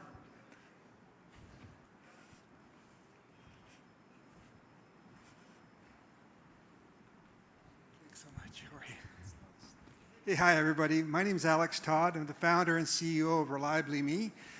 We're an early stage startup. We developed a technology that's a peer-to-peer, person-to-person accountability platform that's designed to affect and track behavioral outcomes. And we've applied it to a lot of different use cases, including most recently with University of Waterloo interns. And we used our platform to help them stay engaged and accountable for the projects and tasks that they were working on.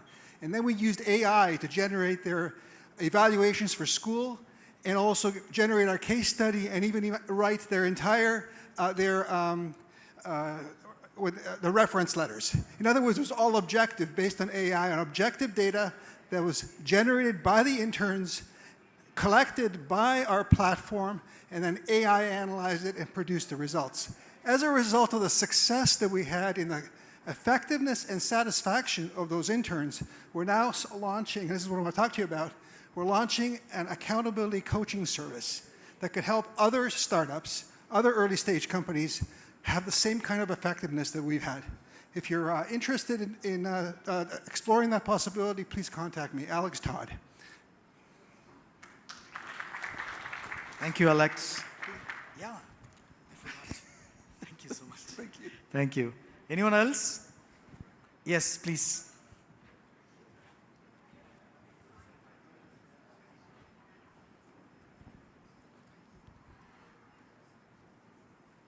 Hello everyone, my name is Ashwita Shah. I'm representing Nanosoft Technology. We are an early startup mainly focusing on the IoT. We cover pretty much all the aspects of IoT development for our customers, including the software developments and the MVP, and help them bring the product into the market. And our another aspect is we are focusing on the custom software development, mainly the SaaS platform. We do have our own SaaS platform that is focusing on the service industries. So thank you so much for this opportunity.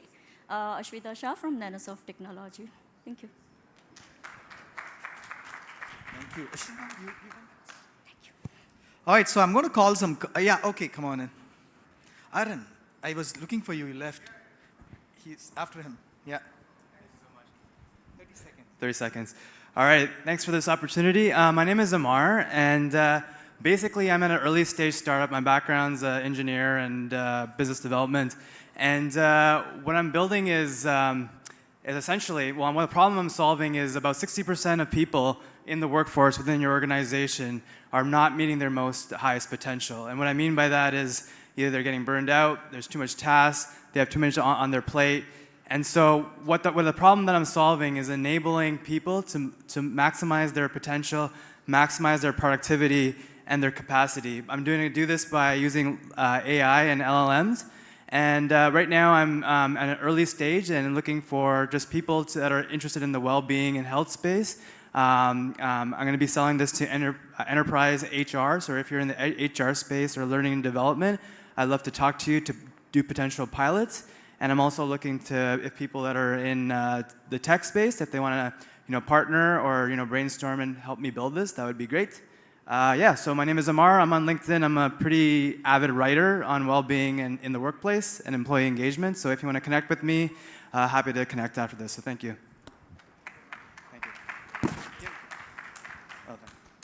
Yes, Aaron. Aaron, come.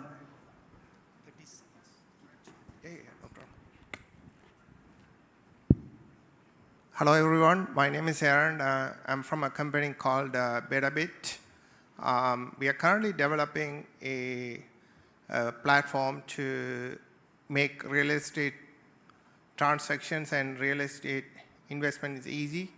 So you could literally sit in front of your computer and you could invest in real estate from around the world. It's tokenizing smart contracts and everything is involved. So if anyone is in tech space interested in speaking to me about this, please feel free to come see me. Thank you. Mandeep from OCI. Are we ready for the... We'll start shortly. Mandeep from OCI.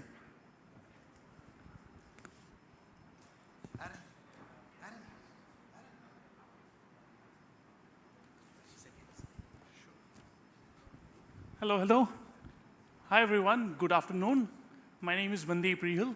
I'm a business development manager with the Ontario Centre of Innovation.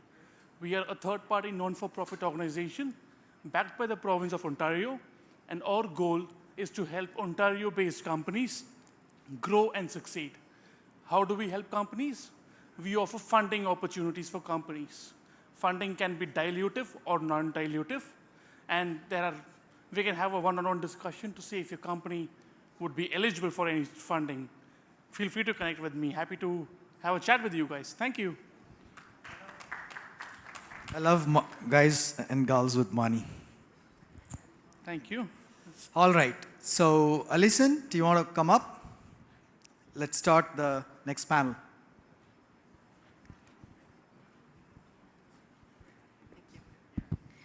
Okay. So the party continues. Well, the event. Okay, so we are going to have the next panel. So please welcome to our panelists. We're going to have Landon Gardner. We're going to have Kadim Trotman from Career One, Kate Withers from Function Land. Then we're going to have Rohan Pinto from One Cosmos and Vandana Texali from Arcryption. Let's make the best of this conversation, learn about Web3, blockchain, and the future of decentralization. Please, round of applause for our panelists. Hello. How's everybody doing? Good, good. All right, so this is, I'm actually watching Beckham right now. Is anyone else watching Beckham? Netflix, right? It's pretty good, right? So you know how, Beckham was married to Posh Spice, right? I didn't brief anyone on this, but I'm just going with it. So, anyways, there was Posh Spice and Baby Spice and Scary Spice and all the Spice Girls. So we're going to be like the fun panel. So I just wanted to set that up for everybody. Okay, so we are talking today about Web3, blockchain, and a democratization of the future. Quick question for everybody, because we're going to be the fun group. You guys are going to be participants here in some particular way. How many people are I'll give you three options. Either a novice to Web3, new, maybe never heard of it. Show of hands. First time. Okay. Who are people that kind of know about it, interested, it's there? Web3. Okay, any Web3 experts here? All right, good. Well, I'm glad our panel is filled with that Web3 experts. Gotta be. So my name is Landon Gardner. I run Web3 Toronto. We're an ecosystem builder for Web3 in Toronto. So we host events. We also have an incubator that finished its first cohort recently with 20 plus startups in it. And we're now raising a fund to support the development of Web3 startups, but also other startups. But you're not here to hear about me. You're here to hear about Web3, and you want to learn from the panelists. So we're going to do a quick intro so you know who your experts are for the Web3. Oh, look, it's up there. For the Web3 and blockchain and democratizing the future. So to my left. Hey, how's everyone doing today? Like Landon said, we came to bring the energy. We came to bring a good time.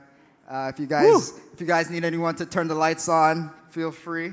But yeah, so my name's Kadeem Trotman, one of the co-founders over at Carrier One. Super excited to be here. I come from an event planning and marketing background.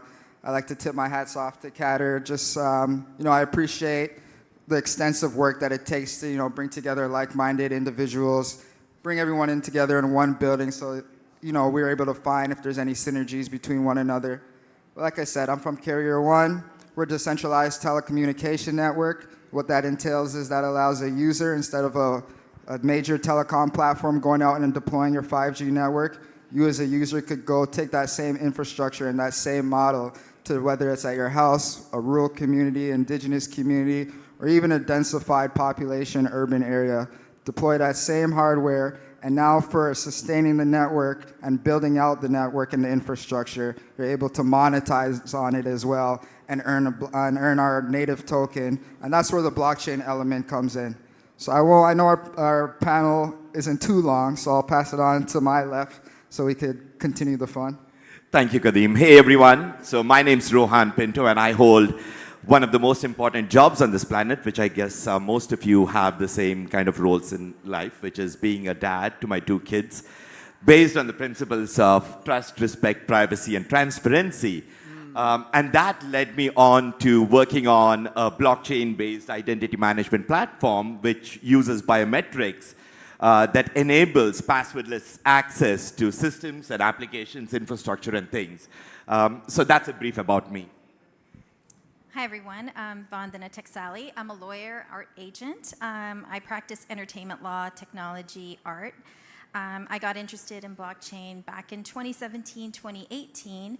And I got really interested in my clients that were artists. I felt like there was a lot of disadvantages for them, and I really saw the intersection between IP and Web3 and blockchain, and so I started Artcryption, which is a platform for creators which intersects legal, art, tech, adding anti-fraud tools, legal tools to help creators monetize and showcase their works.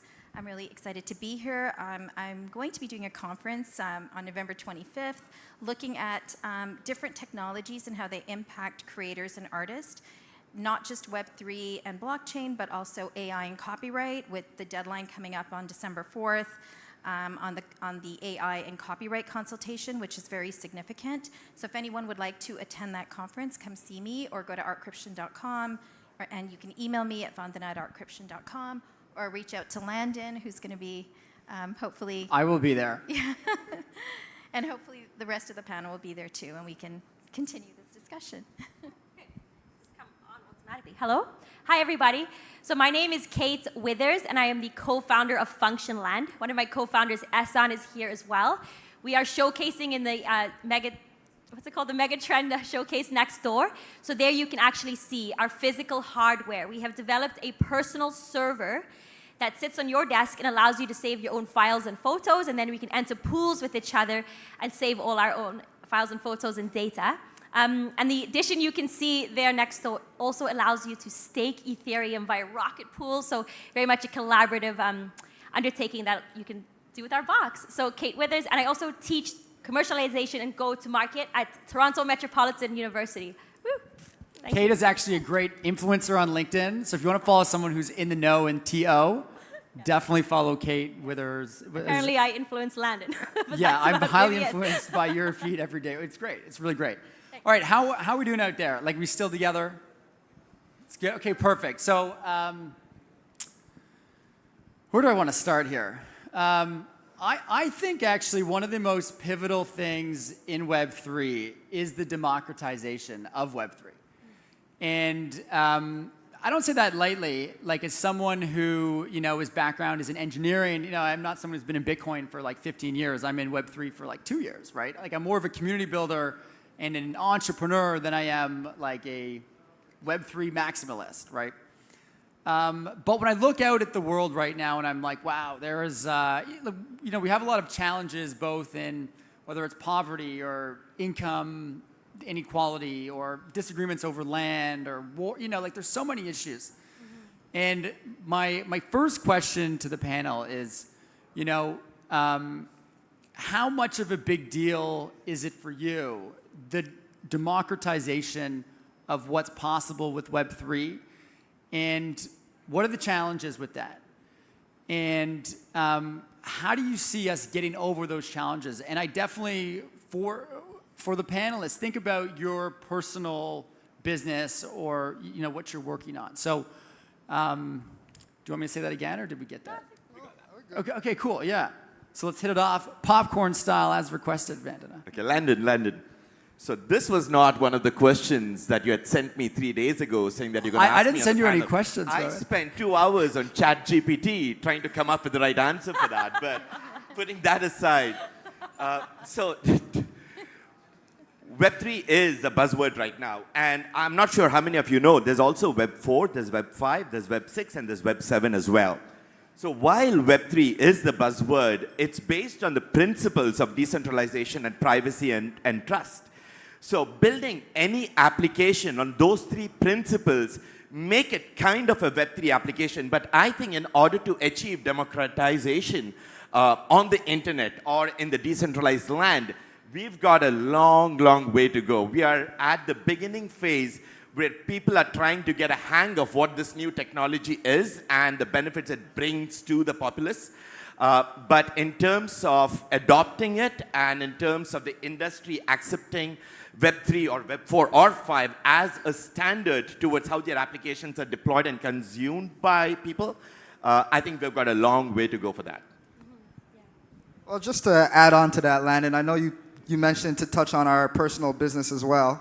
So over at Carrier One, just incorporating blockchain technology, one of our main initiatives over there is exactly democratization. And the way to properly go about doing that is, one, you need to decentralize a network. So for instance, roughly about over a year ago, there was a major outage that did go with one of the major telecommunication providers that left a lot of businesses out of communications, a lot of personal users out of communication. And the reason for that is it's from a main centralized component instead of decentralizing the network. So one, to actually implement proper transparency and a fair network, you need to decentralize it within the users. And the way you do that is you build out new innovation, you build out new infrastructure, so that not only can you decentralize it, but now you actually allow a user to vote on that network. So for instance, to touch on your topic about incorporating the business, we at Carrier One, we have a DAO system to where users are actually able to vote on the network and to vote on the future initiatives of the network. So that actually allows that fair transparency into the blockchain. And speaking on transparency, the blockchain acts as basically your global, back in the days, bank book. And what a bank book used to enable is you used to be able to insert it into the ATM and it would print out your transactions. Now with the blockchain, anyone could go out and see what's happening on that public ledger, on that public blockchain. So what that enables now is that global transparency to where, let's say, it's Canada, you as a taxpayer, you have that right to know where your funds are being allocated to, whether it's vaccinations, that Canadians are sending out money for vaccinations, or whether Canadians are sending out money for aid in another country. You as a taxpayer deserve the right to know where those funds are being sent to. So having that recorded on a thing like a public blockchain, now you could go actually see where those transactions are happening. And just the implementation of Web3 allows that to happen. Without Web3, without a blockchain, those funds are being sent, but you don't know exactly where they're being sent to, how they're being sent, or even if they're getting sent. So, I think all of us can see the value in the transparency. Now, what I just want to prod on here with you, Kadeem, and for anyone else on the panel is, Well, it could be argued that that kind of democracy in a business setting could actually be less efficient and slower, right? So what are your thoughts, all of you, on like the value of that you can vote, but we know with DAOs today, and a DAO is a Web3 org, and it's basically the democratization of businesses or entities, right? DAOs have a participation rate of 2 to 5%, right? Most people are not actually engaged. So it's sort of like, in my head, I think, well, DAO when necessary, but not necessarily DAO. I literally just made that up right now, okay? Yeah. But like, what are your thoughts about, just that, right? Like that, I always make time to vote, but a lot of people don't, right? I don't have time to vote on my wireless receiver. I don't have time to vote on my storage, right? I actually want to empower you as business owners to be like, hey, I'm your customer, do it right. That's what I think, but I'd love to hear from the panel on when to DAO. Yeah, I can speak to that. And I think it goes to what we've been seeing so far with Web3. There is a friction that we're seeing. We haven't done mass adoption yet. We don't have that onboarding. And it's that friction that I think is causing these inefficiencies. So what we need to do is go back to Web 2 and integrate Web 3 and Web 2 in a seamless way that makes it easy for a user to not realize they're using Web 3. And that's what we're doing at Artcryption. And we're also looking to partner with companies like Functionland, and I'm interested in Rohan's company as well, and I had an interesting discussion with Kareem. But it's, looking at it from just an evolution of what we see as the internet, and how do we integrate these decentralized themes into Web 2. So for example, you could still have Web 2 and do a transaction and have it recorded on Functionland or IPFS or Filecoin. It doesn't need to necessarily be on the blockchain right away. We can take these baby steps. Even when we're talking about wallets, most people are intimidated by wallets. Luckily, we are having account abstraction, the 4337 coming hopefully soon. But until then, it's difficult for people to understand that concept. So having an easy way to we use Stripe, we use PayPal, having those concepts and then going into Web3, I think would take away those efficiencies. I could go on, but I know this panel's short and I'm gonna give time for Kate and others. Yeah, no, sure. I'm going to jump in. So I was on this panel last year, and that we were all here, right? It was the bull run, the metaverse was hype, NFTs were hype, and we're all thinking that's the next big thing. And I was cautious on this stage. I was very cautious not to advocate for those things. And I was talking a lot about the cloud and these types of things. When we talk about democratizing, it's not democratizing Web 3. Let's just talk about Web 2 today. So Web 2 today, Google is making tens to hundreds of millions of dollars in revenue on ads and search. And these companies are sitting on tens of millions, almost hundreds of millions of dollars of cash, even in the billions, Apple, Google.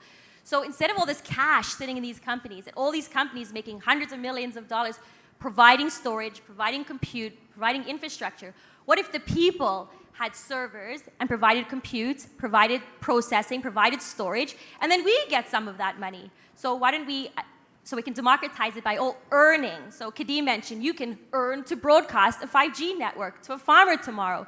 You can earn to store someone else's data tomorrow. So I see democratization of really getting people to earn where they are with physical decentralized infrastructure where they are. And I'm going to end on this point. I've decided in the last year since I spoke to you guys last, I don't actually even care about privacy. I know it's a tenant and we should all honor it, but I love the convenience of Web 2. Give me some more and just make the storage and processing cheaper and more of it. Yeah, I'd like to add to that. In fact, Dr. Kate's company, Functionland, is a great example of democratization because what they've built is a decentralized storage platform where you can actually make money out of it. Now, think about it. A couple of years ago, I could walk into Best Buy, buy a $100 WD external hard drive and use that for storage. Or I could use personalized Dropbox or G Drive. Or if you're thinking in terms of blockchain-based storage infrastructure, I could store it on IPFS, which is public. Or I could have my own private IPFS node for storage of my data. But that's not it. That's where democratization comes in, where you can participate in a much larger network by adding to it, and in return, get rewarded. Whether it's tokens, whether it's real money, it's a different story. But you get some part of that revenue for playing an active role in the network. And that's where democratization comes in, not just building a Web3-based application that everybody can pay and use. Because if everybody can pay and use, then I make money. So I like that. Now, what about the, I don't know how to say this, but it's sort of like two things happen in how tokens or the stock market or these sort of, maybe not like tricks, but it's like, if you know the bond yields go in a certain way, to invest that way. Or, if you know the stocks are probably going to go up because you've got insider information, right? So, I think a little bit about, as that's happening, what's that? That, Macroeconomic? That, fatness of transaction costs, right? There becomes, when you start tokenizing everything, what I'll call fatness of transaction costs. Like, there's a lot of switching fees. There's a lot of, do you know what I mean? It's like capitalist theory where it's like, the company takes an admin fee off of your labor. You guys know what I'm sort of following me? Yeah? Yeah. Okay, good. So, so one of the things that I think about is, well, are we not building in a fatness where the markets are more inefficient with so many things to manage? Now I not only have to manage my money, but I have to manage where my money is and what my financial, now I'll have a broker, but how do I make sure that the broker is getting a fair amount and I'm not being, kind of what's happening right now where, how do I say this? People who are Congress people in the US, for instance, get very wealthy, right? Where the average person doesn't have that access. So what are your thoughts on that, which is now there's one more thing for people to manage with their money, right? Do you think you end up having a financial planner to measure your treasury? Do you think you have AI algorithms that are potentially, I'd just love to hear your thoughts on, just quickly. Yeah, sure. So to put a little analogy in perspective for what you just mentioned, if you really sit back and analyze even the banking system, you'll start to notice that you could open different forms of accounts that are going to minimize fees, but there's almost a fee on every single form of banking system, whether you're sending an e-transfer, whether it's a credit card, whether it's a rebase program. Even sometimes when you're making certain withdrawals, you're going to have to pay, or if you're depositing in a check. So it all takes into account the same way someone might have a financial advisor, same way someone might have an accountant.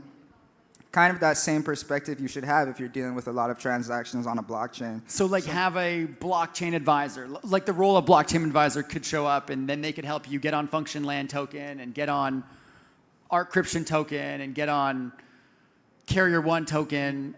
Is it one more, not like it's bad to have one more administrative layer, but do you see that kind of being a leading profession, in financial advisor? And it's kind of that same thing. I remember, for instance, it might be a little bit before my time, but when they implemented computers, a lot of people thought, okay, there's going to be a lot of people that are going to lose their jobs. But it actually opened the door for many jobs. The same thing with AI. There's this stigma that it might take away a lot of jobs, but to be honest, it might actually open the doors. So to mention with what you just said, maybe that's actually another door that opens for instance, a financial advisor to actually monitor the fees that someone has to undergo when dealing with different transactions, whether it's on a blockchain, whether it's a gas fee that they're going to have to entail for the amount of transactions that they're dealing with on a daily basis. So, all in all, realistically, for the technology that it's providing and the speed that it's moving at, is a fee really an abnormal thing to ask for? I guess not, because if I want to go to, for instance, a money mart and I want to send money overseas, not only am I going to get charged, but I'm also going to have to wait an excess amount, as opposed to using maybe an Ethereum where the fee might be a little bit high, but they're going to get that money almost instantly. If I could just sort of chime in, I think you're talking about DeFi. I'm not sure if you're talking about DeFi business to business or business to consumer. Maybe I'd have my own Web3 concierge that helps me navigate my airdrops, maybe.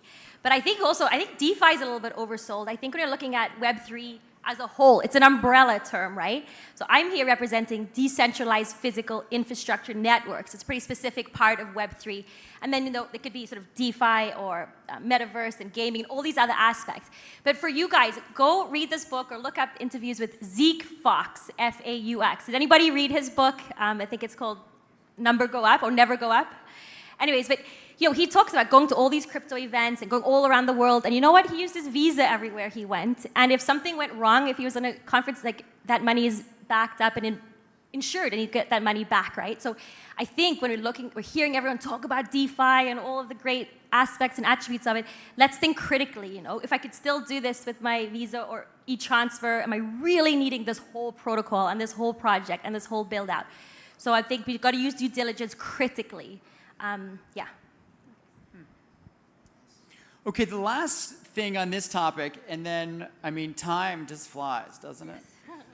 So the last thing I think that I've been thinking about critically recently, thinking of world events, and thinking about like the democratization and the access to people, to markets, and to opportunities. I think that's what a lot of people love about Web3 is that access. And I have a bit of a bias. I think, I don't know if I love DAOs for businesses. I'm not saying don't. I'm just not saying that I love them, okay? I think DAOs for communities. I think DAOs for collective projects. I think DAOs for government models, governance models is good. I think businesses, like the Ford plant, is a business and they make really great cars. If you like Ford cars. Would that be so efficient as a democratized business? I don't know, okay? But I think one of the concerns I've noticed in Web3, and I think I noticed it out in the world, is the, what I'll call the tyranny of the majority, right? Which is that you have a majority, 50% plus one. That means that you have 50% minus one that are actually against potentially what's happening, right? And, I'd love to hear from the panel, what are your thoughts on, even in Canada, you look at the use of the notwithstanding clause for those of you who are politically inclined, right? It's like, we're starting to, in a way, trump minority rights. And like, I think when I look at some conversations I've had with people in the blockchain community, they'll often talk about, well, code is law. That's just the way it is. And there seems to be almost a less opportunity for accommodation and for the sort of collective movement. And I'd love to hear your feedback, the panel, on, what you think some risks are in related to, like, hey, 50% plus one, or hey, maybe that is fair. Maybe democracy's been like that for thousands of years and we shouldn't. So please take it away. Okay, I guess I'll start. I'm not a huge fan of the DAO. Tell us more, Rowan. Well, I'd never envisioned myself working for Skynet or my kids working for Skynet. However, a DAO is not what people envision a DAO to be. DAO is not a fictitious, IT-based, generative AI-based organization out there. You can use DAO to regulate regulations. For example, in a consortium-based network, where you've got multiple organizations playing a role on the network, you can have a DAO role out there that can adhere to governance rules that ensures that everybody is in sync with and adheres to those rules in terms of governing a network or in terms of governing access to that network. But having a DAO oversee literally every other role in the organization is not something that I'm a huge fan of. So while it's a great concept, I personally don't see DAOs taking off the way it was envisioned a year ago. Rowan is not for the DAO. I think Vandana has I was going to say something. So it's not altogether different when you say you have your bylaws for a nonprofit or a co-op. Each member gets to vote, and that's similar to the concept of a DAO. But so the way I see it is, a DAO can be a really good thing because now you're recording your vote as a member of that co-op or the nonprofit, as the case may be, on the blockchain, and that can't be tampered with, and it's there permanently. Whereas I think there's, weaknesses of, voting in general, of having that, recording. So, I mean, when you look at it that way, I think a DAO, being a way to ensure the authenticity of that vote, and having that consensus and having that transparency, I think it can be, if done right, advantageous. I'll just speak to it really quickly. So Functionland, we are an incorporated entity within Canada. We have a governance association that resides in Switzerland. And then over time, as our whole community and our entire company evolves, we will evolve to a DAO, decentralized autonomous organization model. They'll tell you all Web3 companies and projects out there are a long way from embracing that model as their de facto how they organize themselves. So it is a great way to do sort of technical voting and moving along networks like you've said, but I think it's always going to be people-oriented as well, not always autonomous, and it's far off for even those people that think they're DAOs today. It's a far off thing still. Well, I'll touch on it very briefly then, because I know we're a crunch time. But it all boils down to it being a stepping stone. There should never be one centralized authority regulating anything. I'm no politician, but the same thing within politics, you're going to have your different board members. You're going to have different regulators regulating different, whether it's chairman, whether it's actual conservative party, whatever political party they might have. There's never going to be able to please everyone, but it's all about creating that stepping stone, allowing the people to be able to vote on a unanimous decision. So I wouldn't say a DAO is necessarily the deciding factor, but at the same time, it is having that implementation to bridge that gap between Web 2 and Web 3 to allow a Web 3 user to at least have some form of say. Because the same way someone may not like conservative party, the same way someone might not like a liberal party, the same way someone might not like a DAO. But if you have different implementations to at least lead a user to have that end result where you could actually come to a unanimous decision, that's actually where the DAO should actually stem from. So it shouldn't be necessarily the deciding factor, but it is that stepping stone to allow a user to add their sense into a decision that they want to make. I like that. I like it as a consensus building tool. I've always been a fan of, I have a master's in engineering and public policy, so I kind of geek out on this stuff a bit. But the idea of a citizens' assembly, I'm sure you guys have heard of that. It's like a prime minister or a government might have a group of citizens come advise them, And I haven't thought about that. It's good. Any questions from the audience here? Do we have time for questions from the audience? Not even one, Kader? All right, Kader has spoken. So thank you to my amazing, esteemed panelists. This has been fun. It's been authentic and raw, and thank you for being here with us. Yeah, thank you. It's great. Thank you, everyone. Thank you, everyone. Thank you, Landon, and thank you, Kader. Thanks for having me. Thank you for the panelists. That was so insightful. I like your point of view. You're not a maximist. You don't take sides. You take advantage of what is useful for the people, right? I like that. Yeah. Kate's a great influence. I can tell. I can tell. I was working on the gram when I got the LinkedIn, right? Okay, so I got a gift for you. All right. Have another gift for you. Thank you. I'm going to be up by your side for a picture.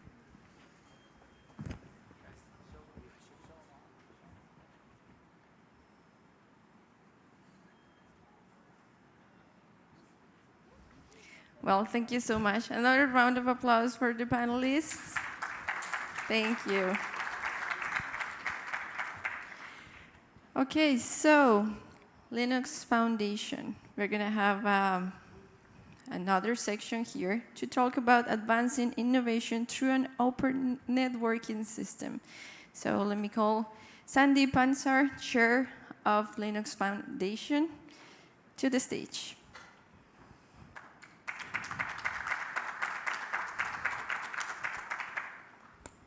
Thanks, Ellison. I'm not going to speak very long. I got a chance to speak during the networking lunch. Coffee break. So just really quickly, there were a lot of great topics today, a lot of great sessions. Two themes that came out to me that were really things that need to be addressed. One is jobs, and the second one is volunteerism. Jobs is really around who gets to apply where and how the employers get to those talented people. And the second one is volunteerism. This is all done by volunteers. The Linux Foundation is a volunteer organization through its members and its sponsors. And to talk about how open networking and networking work within the Linux Foundation and how it relates to some of the projects that we're doing is our CTO of the Linux Foundation, Rani Habi.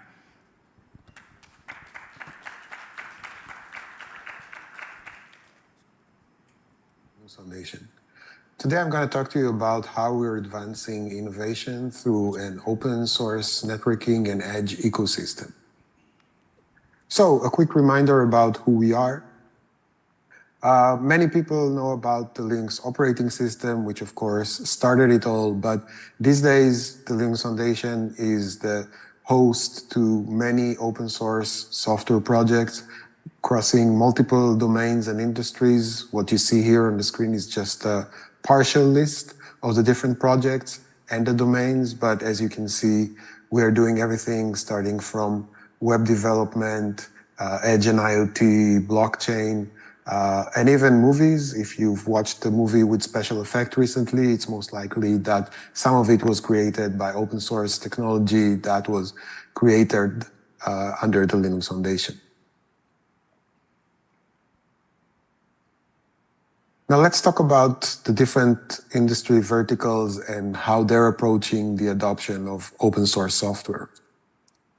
So when I speak about industry verticals, as you can see here, there are quite a few of them. What you can see in the top row of icons are some of the different industry verticals that are active in our open source communities.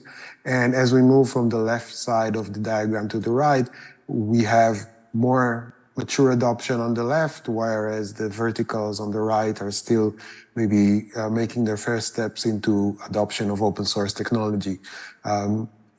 But when we talk about this transition to adoption of open source for networking and edge, we see different organizations being active as part of this transition. So it starts with enterprise networking vendors and service providers. Everybody or anybody who is building a private 5G networks and is running workloads on multiple locations, both core and edge, is using some of our technologies for the implementation. Then we see activity from service providers who are also building 5G and edge infrastructure for their customers and are adopting the open source technologies. And finally, we see that end users are getting involved, and that includes government organizations where they build solutions that are adopting more and more open source or purely open source approach to building their network and edge infrastructure. And finally, what you see here at the bottom of the diagram is just a select few of the open source projects that our communities under Linux Foundation, Edge and Networking are working on building, and each of them is providing a piece of the puzzle that is required for building those networking and edge open solutions. So let's dive into the networking and edge ecosystem at the Linux Foundation. What we've seen in the last years is that open source networking and edge projects provided many of the necessary building blocks that are required to build network and edge solutions. However, what we're currently seeing is transition towards a more holistic view and trying to see how the different open source building blocks can be put together and provide an actual end-to-end solution that addresses a use case or certain multiple use cases. So the focus is shifting. The projects, open source projects themselves are continuing to evolve and provide new functionality, but we are sensing that the focus of the industry is shifting towards creation of end-to-end projects and blueprints that identify how to put together the different individual projects.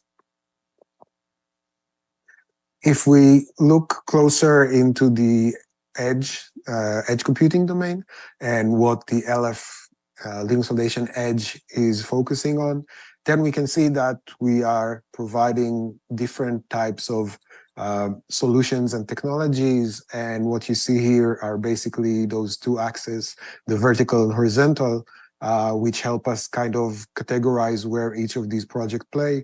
So on the vertical axis, we see the types of different edge locations, and what we are witnessing is that it's not so much about discrete edge locations like far edge, near edge, or any categorization like that, but it's more of a continuum of edge from either being very close to the end user or end device, or maybe running on the device itself, and some edge locations that are maybe closer to the cloud core and look more like small instances of cloud locations. So that's on the horizontal axis. On the vertical axis, we see that we are creating projects that are addressing different layers of technology, starting with very basic infrastructure for edge computing, projects like Akrano, and then going all the way to providing specific solutions or specific projects that address use cases of specific industries such as manufacturing or energy. And our projects are, as you can see here, spread across. So no matter what you're doing with edge computing, you'll probably be able to find a technology that is relevant to your needs under the Linux Foundation Edge. If we double click on Akrano, one of the projects under the Linux Foundation Edge, Akrano deals with providing blueprints or sort of recipes to how to build edge computing infrastructure and software stack that address specific use cases. And as you can see here, this is just a partial list of the use cases that are addressed by those blueprints provided by the Akrano project.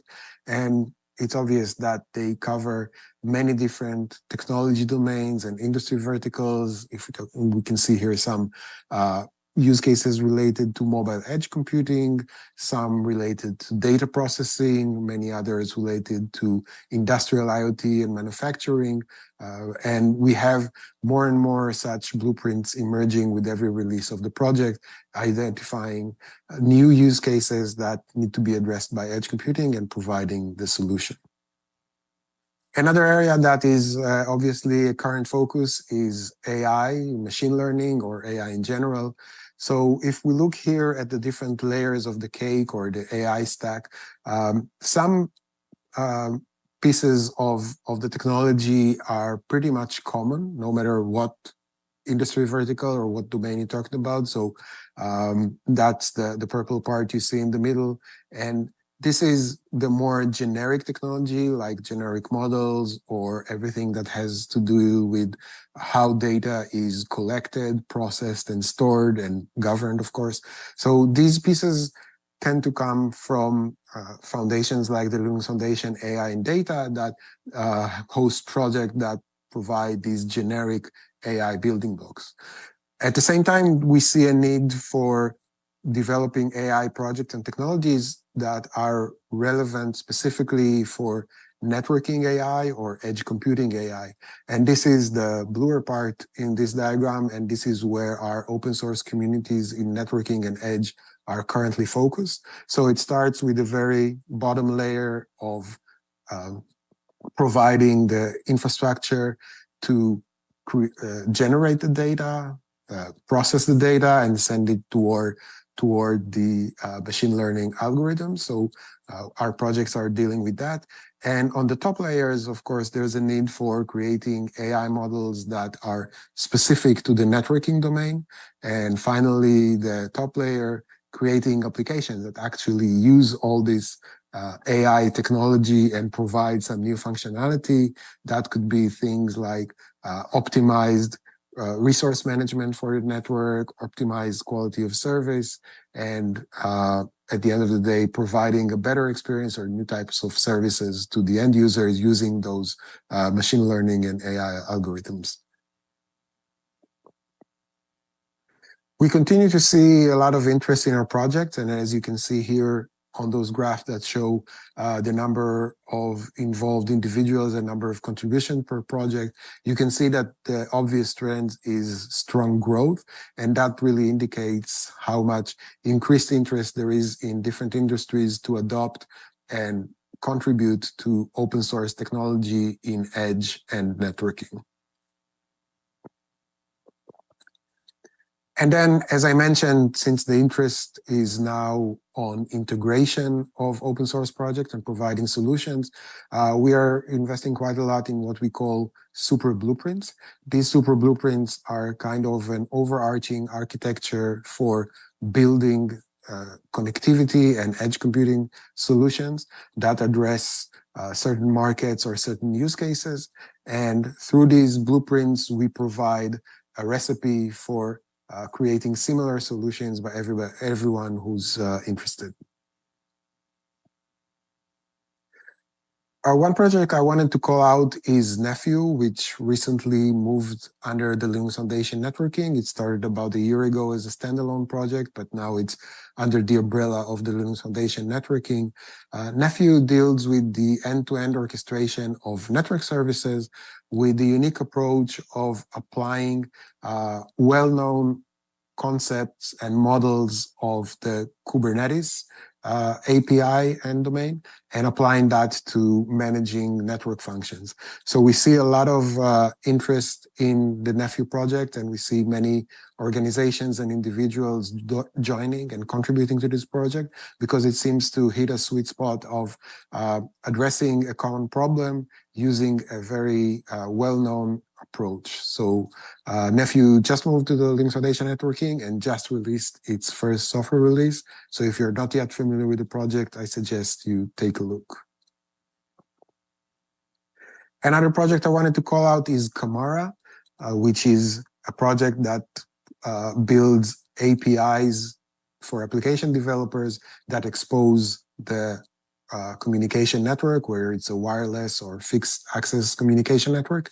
And that allows application developers to develop apps that are work more closely with the network and provide a better user experience. So imagine things like having the application know how much bandwidth is available to it and using that bandwidth efficiently, or even using an API to request more bandwidth from the network when more bandwidth is required, again, optimizing the experience to the end user seamlessly using those APIs. So very promising approach.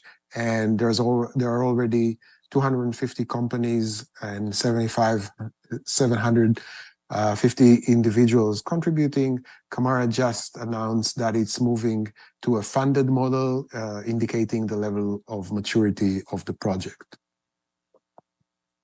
And finally, Silva is another project that recently moved to a funded, more mature model.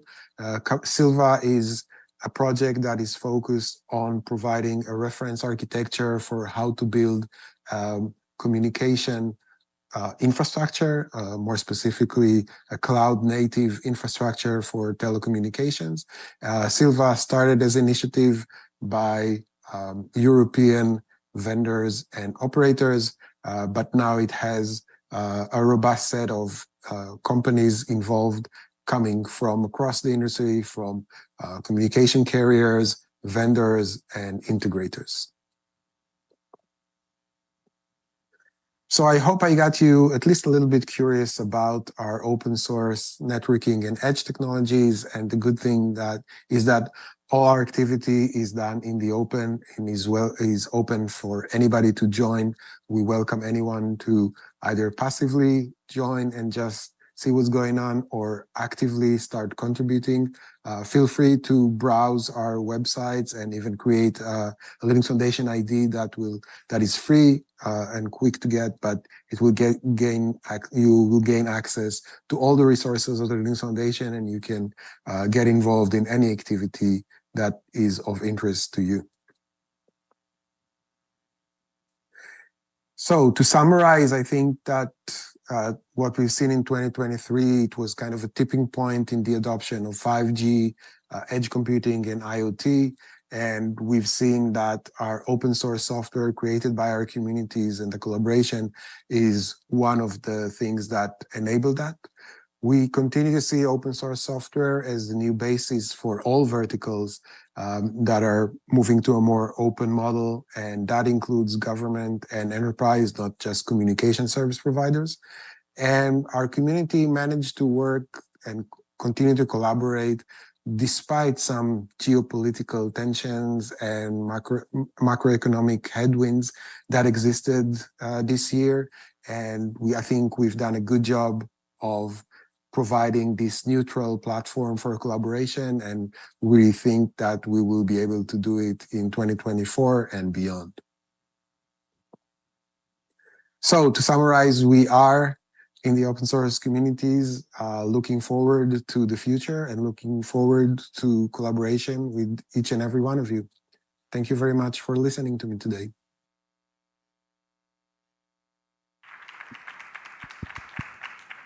Thank you very much, Rani.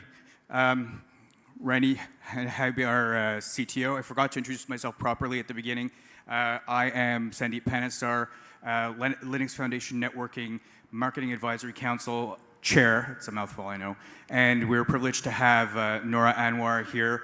Please stand, Nora. She is the manager of communications, marketing communications for LF AI plus data. We're both going to be on the other side. Just look for the Christmas tree and you'll find us. Thank you very much.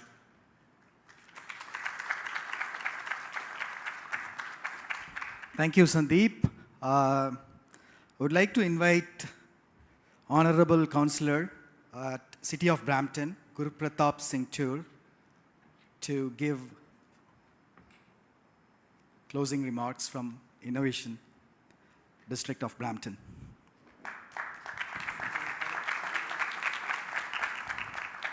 I see that I have 10 minutes on the board, so I'll take all 10 minutes. I'm just kidding. I'm going to be a minute or less. My name is Guru Pratap Singh Toor. I'm the Regional Councillor for Wards 9 and 10, and also Chair for the Economic Development Committee at the City of Brampton. Thank you, Kader, and your team for organizing this wonderful event right here in the City of Brampton. It really fills my heart to see events like this take place in my city because we take a lot of pride in our city and the talent that is in our city. So that was your keynote as well, was on the topic of talent. And it is very important how we develop talent, how we're able to source talent. And I know it is the responsibilities of the industry, but also the governments as well, and the academic partners that we have. We're fortunate enough, though, there's a lot of companies, including tech companies, that are choosing to open up their shop right here in Brampton. And the number one reason every single time that I've visited a business, a new business that's opened up, that's brought jobs to the city, the number one reason that they always give me is the talent that we have in the city of Brampton.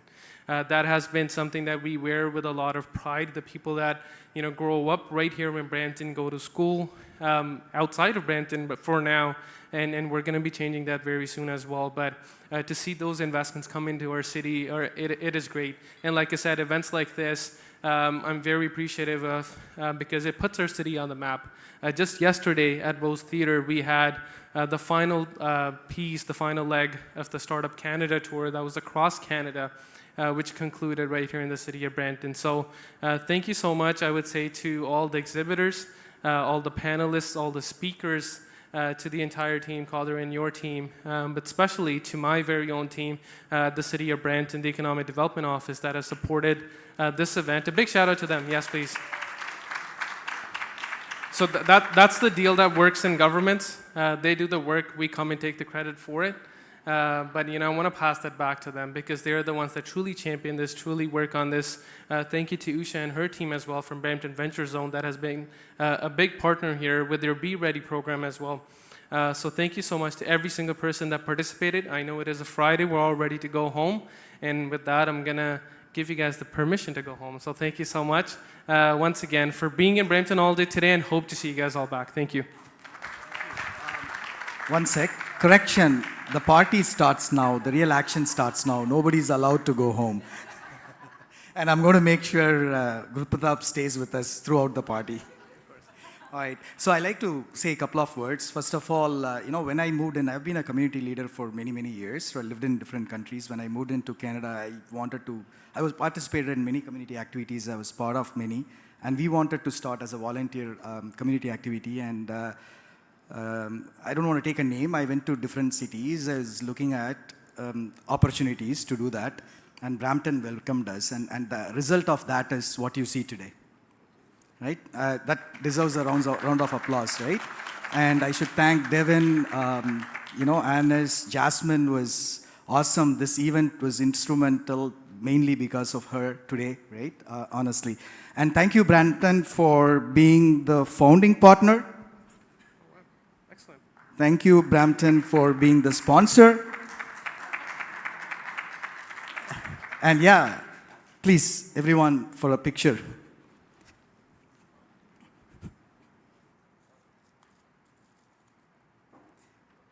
And also, thank you, Guru Pratap, for being a speaker. So you got three mementos from us. You should. All right. So let's take a picture.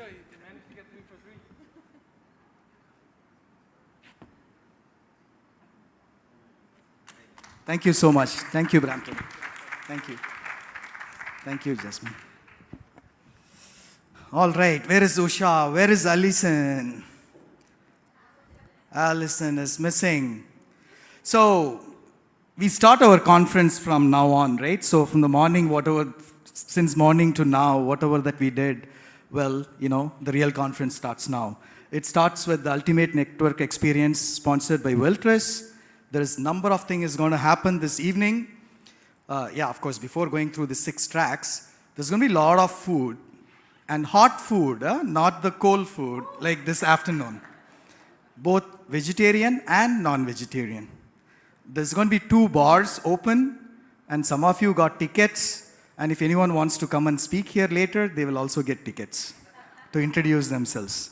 And apart from that, there's going to be 6 things happening. So we had last week Black Hawk Toronto. I told that throughout, Nav was coming and speaking. So there are like 15, 16 communities that we are together, and all ships race together is the slogan that we use. We all support each other in all our community activities. So one of the community is the blockchain community in Toronto, Bitcoin Bay, and they did a hackathon. Some of the winners are going to come and present in one track. CXO Connect, all the CXOs, they can continue coming and introducing themselves in the stage.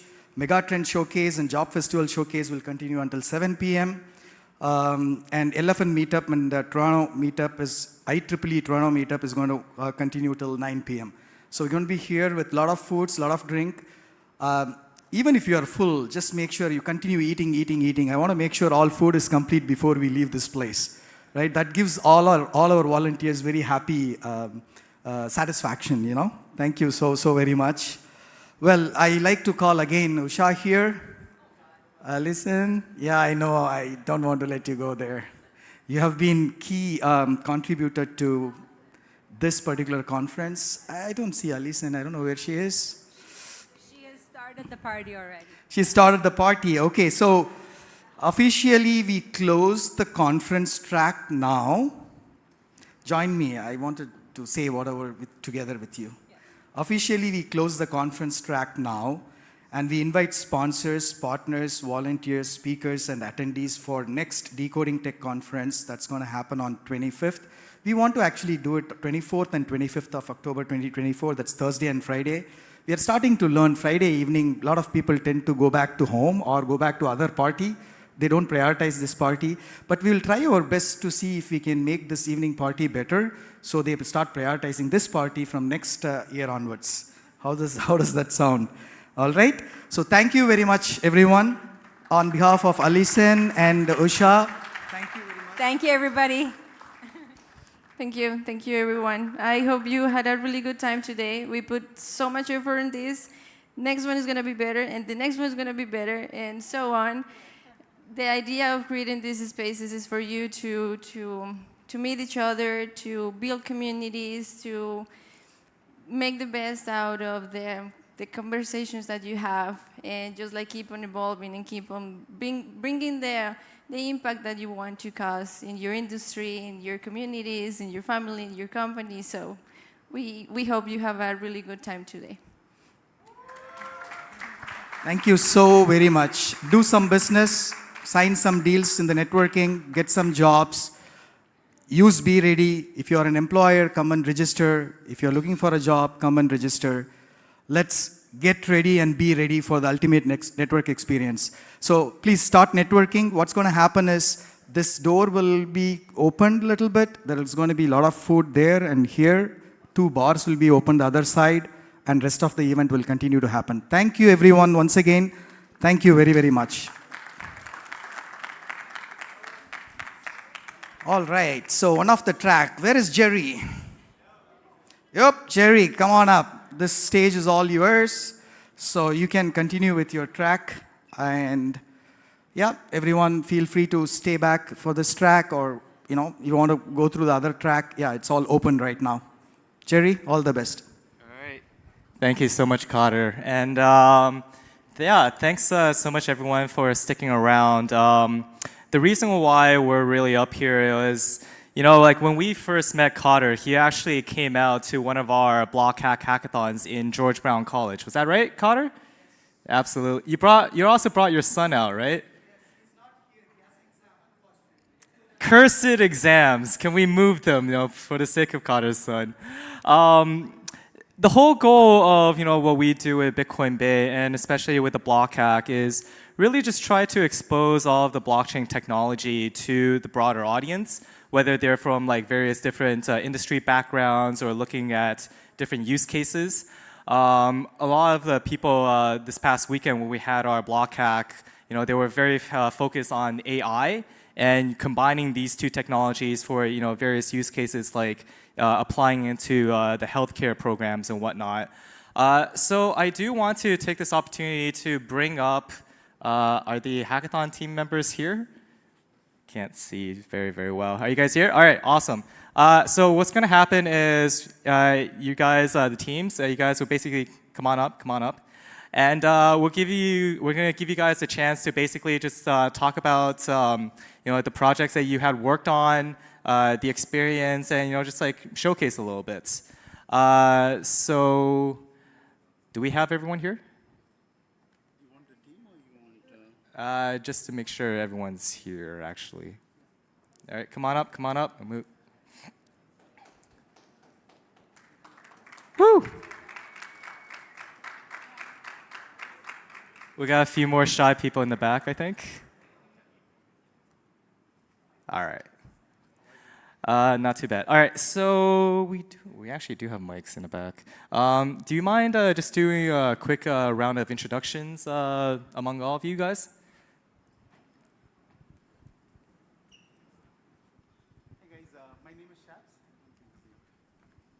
Hey guys, hi, my name is Shabs. I'm part of the Stable Hacks team. So we had built a solution around you know, connecting doctors in the medical space to patients and the medical ecosystem using blockchain. So that was our project. We'll give you a demo of like a part of some of the things we worked on. Oh, hey everyone. We are here as Decentralized Minds team from George Brown College. As a team, we built a smart contract tool, AI tool to analyze smart contracts, to identify bugs and security issues. We will give you a presentation and we will show you our product. Thank you. Hello everyone. I won't say much. I'm from the same team as him. You'll see me. Hey everyone, this is Arbaz from Stable Hacks. I'm same team with Shabs. So he said already about that we are working on the medical project. Everyone, I'm also from Stable Hacks, and so we did a healthcare project using blockchain and Hypercycle, and we are going to present it soon. Hello, my name is Paul Mullins. I was on the team Mordor Faucet, and we were competing for the Ethereum Classic Prize, and I'm going to be giving you all a little explanation about the history of Ethereum TED Talk style.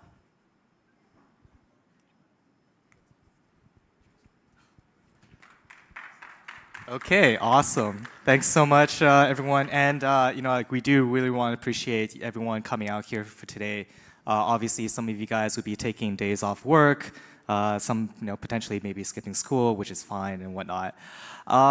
Without any further ado, I don't know exactly how to control all this printout and whatnot, but oh, you guys got it over there? Okay, so if anyone who wants to start? Okay.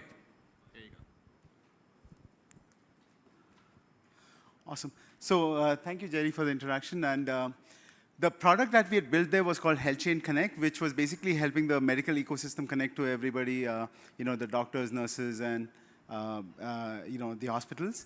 But I mean, it was just a hackathon project. We won like the top 3 prizes there.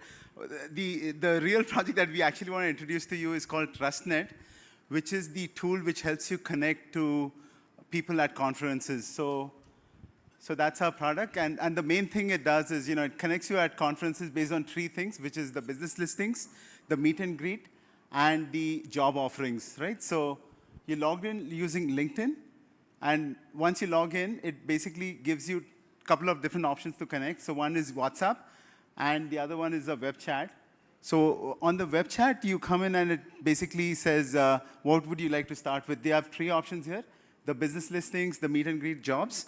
So let's go with business listings. So this is all the companies which are listed here. Like these are the sponsors, all the vendors who have attended this event. So we come in, we say IoT, and in IoT it gives you, all the companies. So you have Rogers, you have Veltris, the sponsor here. We have, Ericsson. So all the companies who are in the IoT space. And then you can kind of show more, or you can start over. So let's do start over and go into, so we'll start over. We'll go to the next listing, which is basically meet and greet. This is the heart of the application. So the main thing at conferences and events is like you want to meet people who can either help you or you can help them, right? So we go to meet and greet, and it asks you the basic profile question saying, what are your needs here? So for example, we could say tech is my need. And then, what are you offering to the community, right? So who do you want to meet in terms of, so here we can say sales, I guess, is good. And next is, like, what are some of the hobbies you would like to connect on? So here you can say whatever, chess, biking, hiking, whatever you like. And the last question is, what are your professional titles? So that you can meet with other people in the same title, right? So here you can say engineer. And now, as soon as you get all these things in, now it gives you those choices saying, these are the needs I asked that you had, and then who can help me, and who I can help here at the event, or who is a similar interest. So let's pick who can help me. So based on the needs that I have mentioned, these are some of the people, these are some of the tech people here, but let's go to the next one. Go back, and so who I can help, right? And based on the fact that I'm offering sales, these are some people who are looking for sales help, right? So effectively connecting you based on common shared interest, and it's a simple needs versus ask match, right? So that's good for the connections. And then we go on to the last one, which is the job fair. And this one is very simple. We basically help you to list out your job offerings. People looking to offer any jobs and other people who are looking to connect to employers. So both these people can come in. In jobs, you say, are you offering a job or are you looking for a job? So let's pick one of them. And then as soon as you put that in, it says, what is the field that you are in? So let's say development. And then it shows you all the developer jobs which are listed on the platform, right? So here you're putting in your LinkedIn profile, and that's how you can kind of meet other folks who are looking for developers here, right? So either you can post your job or you can find jobs on the platform. So that's the demo, and the cool feature that we built just for this event today, because it's so far from the city, we actually made a meet and greet which helps you do carpooling, because you're that far, like it costs $70 to come from Toronto to here. So you go in here and you basically list your interest as, modify your search, and then you say, I'm looking for carpooling. So you can put in a keyword like car or whatever, and it'll match you with other folks here, who are looking to carpool back to either Toronto, Mississauga, wherever. So we'll just finish with this, and it should now give you an option to select carpooling as. So are you interested in carpooling? So here you can say yes, and now are you offering a ride or are you looking for a ride? So, and then, what's the location? So if you're heading to Toronto, for example, and then it shows you all the people who could be matched with you here. So these are people who are heading back to Toronto from here. So it's a cool way to kind of meet people in the car, kind of have a shared ride back. 1 year back, we actually met with Alexandra here. She's from Consulta, and that experience here, she's right here. So it was very wonderful journey, sharing the entire ride back to Toronto, and kind of the experience stayed with me, So 1 year later, we came back with a technology solution. So thank you, everyone, for giving us a chance to present. Hope you use the app and give us some feedback. Thank you.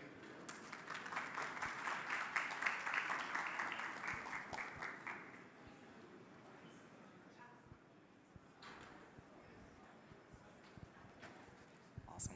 Do you guys know who's coming up next? Awesome. Thank you so much, Shabs. Can we get the next team to come up? Anyone? Who's up next? Umut? Come on up, come on up.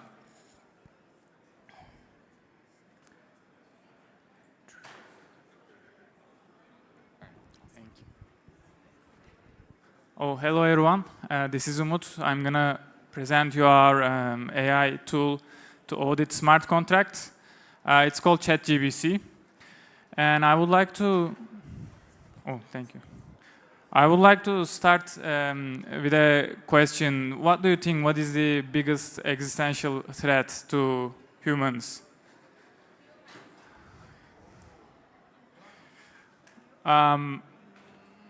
It is actually unaudited smart contracts, but we are here to fix it. And I would like to present you our team. You can see our team members. And the problem is smart contracts are not that much secure right now, unfortunately. And it causing millions to loss and halting mass adoption. Our tool has two unique features. First is AI audition, well-trained AI models to identify vulnerabilities. Second, decentralized network. We are going to use hypercycle AI infrastructure to democratize the AI model, so it doesn't move forward. It doesn't go ahead and analyze all the smart contracts it finds, and it comes with benefits. So it's time-saving, automated audition, and it is cost-effective. It cuts human labor. And it's reliable because the network is decentralized. It's using the hypercycle infrastructure. It's overall enhancing the trust in the industry. And we believe we see market opportunity. This product will attract people, developers, and blockchain companies, and like in public general, because I would like to explain more our future development. We would like to extend our product to be able to read user agreements and policies that we usually like sign without reading. So there are three possible future developments. As I mentioned, it's gonna be capable of reading the user agreements as well to make our lives easier, and it makes us aware of what we are signing up for. Second, we would like to extend our product to be able to analyze smart contracts on other blockchains as well, such as like ICP or Solana or Cardano. And the last future development idea is red flagging the smart contract. So it will show you the problematic lines by highlighting which line of the code can cause security issues.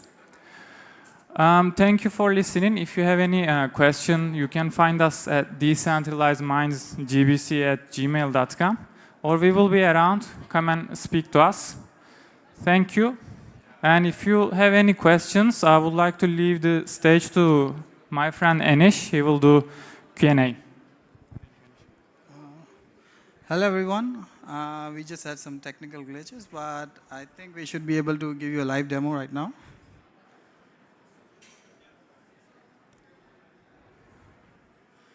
Okay, as you can see, it's right now it's pretty simple. You just upload a file, and we just support a Solidity file for now.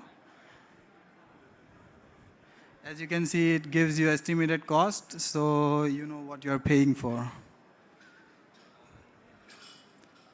And as it's a very big prompt behind, it takes quite a time, so we already did it for you. And this is how it looks like. So it gives you your overall rating, security checks, design logic verification. You can basically find all the things that you're looking for in your code. Anyone have any questions? Okay. Thank you.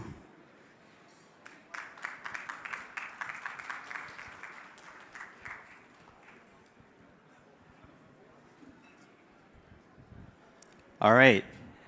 That was amazing. And I think we have one more team, which is Mordor Faucet.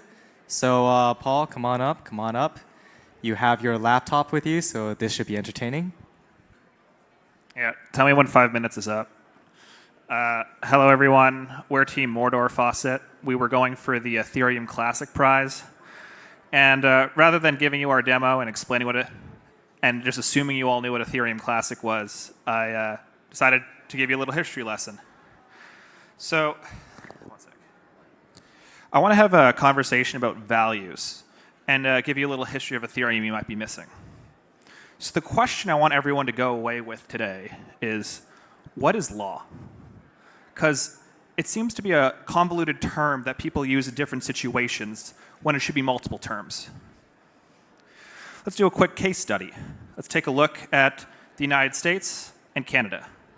So when the United States was founded, they had the American Bill of Rights and Freedoms. And within them, they had the 10 Amendments, which were the 10 rights that were given to all Americans, such as the right to bear arms, the right to free speech, the right to assembly. Canada didn't actually work that way. What happened in Canada is we inherited the English common law system.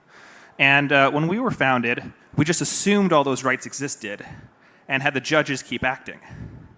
It wasn't until 1982, over 100 years later, that through the Canadian Charter of Rights and Freedoms was our rights actually codified into law. So sometimes they're assumed, and while at other times they're written and codified and then repealed with the Patriot Act. So let's take another perspective of what law is and what it looks like.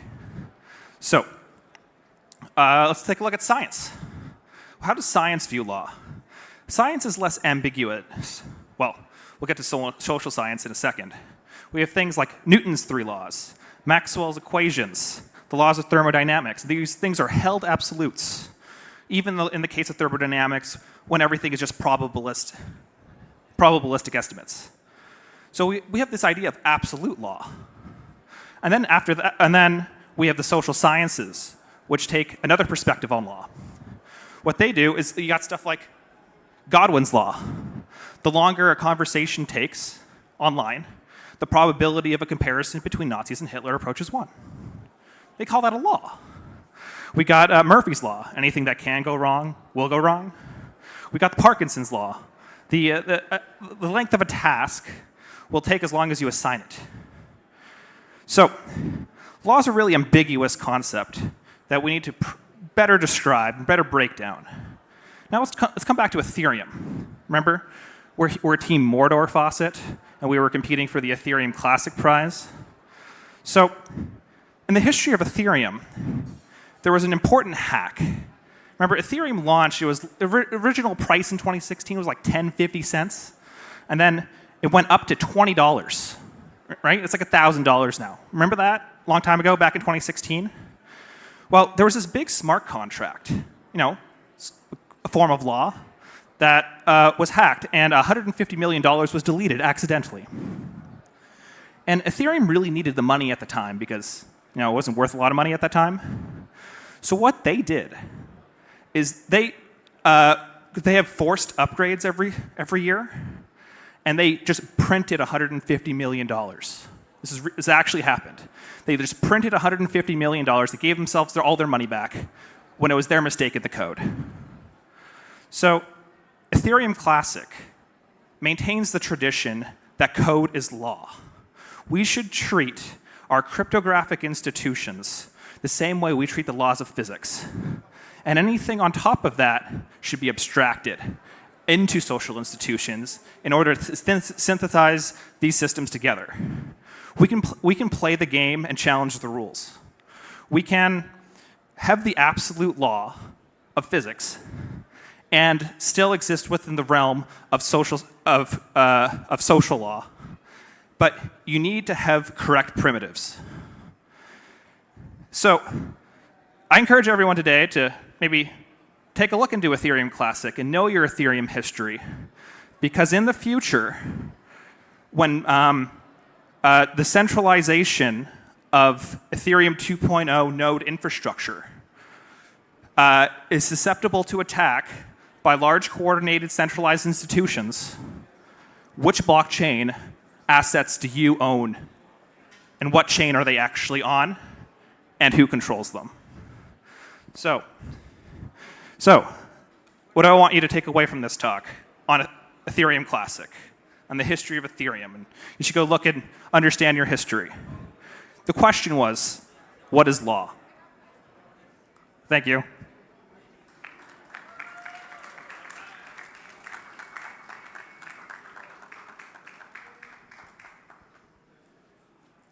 Thank you, Jerry. All right, thank you so much, Paul. I really don't know how to follow up with that. But yeah, I do want to again thank everyone else, and especially Paul's very, very impassioned speech right there. It was very, very amazing. Just a quick announcement before I leave it off to the next segment. For anyone that do want to participate at one of our block hacks, we do these hackathons twice a year. Once in early May, just after the final exams, and once during the end of October, early November timeline. So yeah, we'll be making more announcements about that, and for anyone that are interested, please do check it out.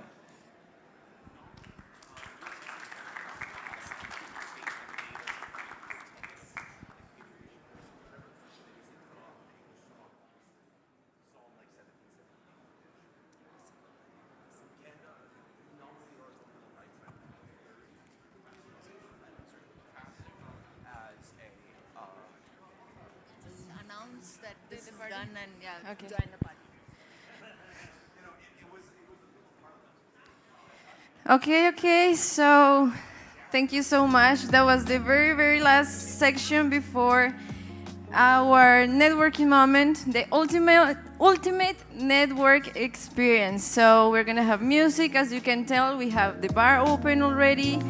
The food is gonna be tasty, is warm and delicious, so please go ahead, enjoy the night, and have fun.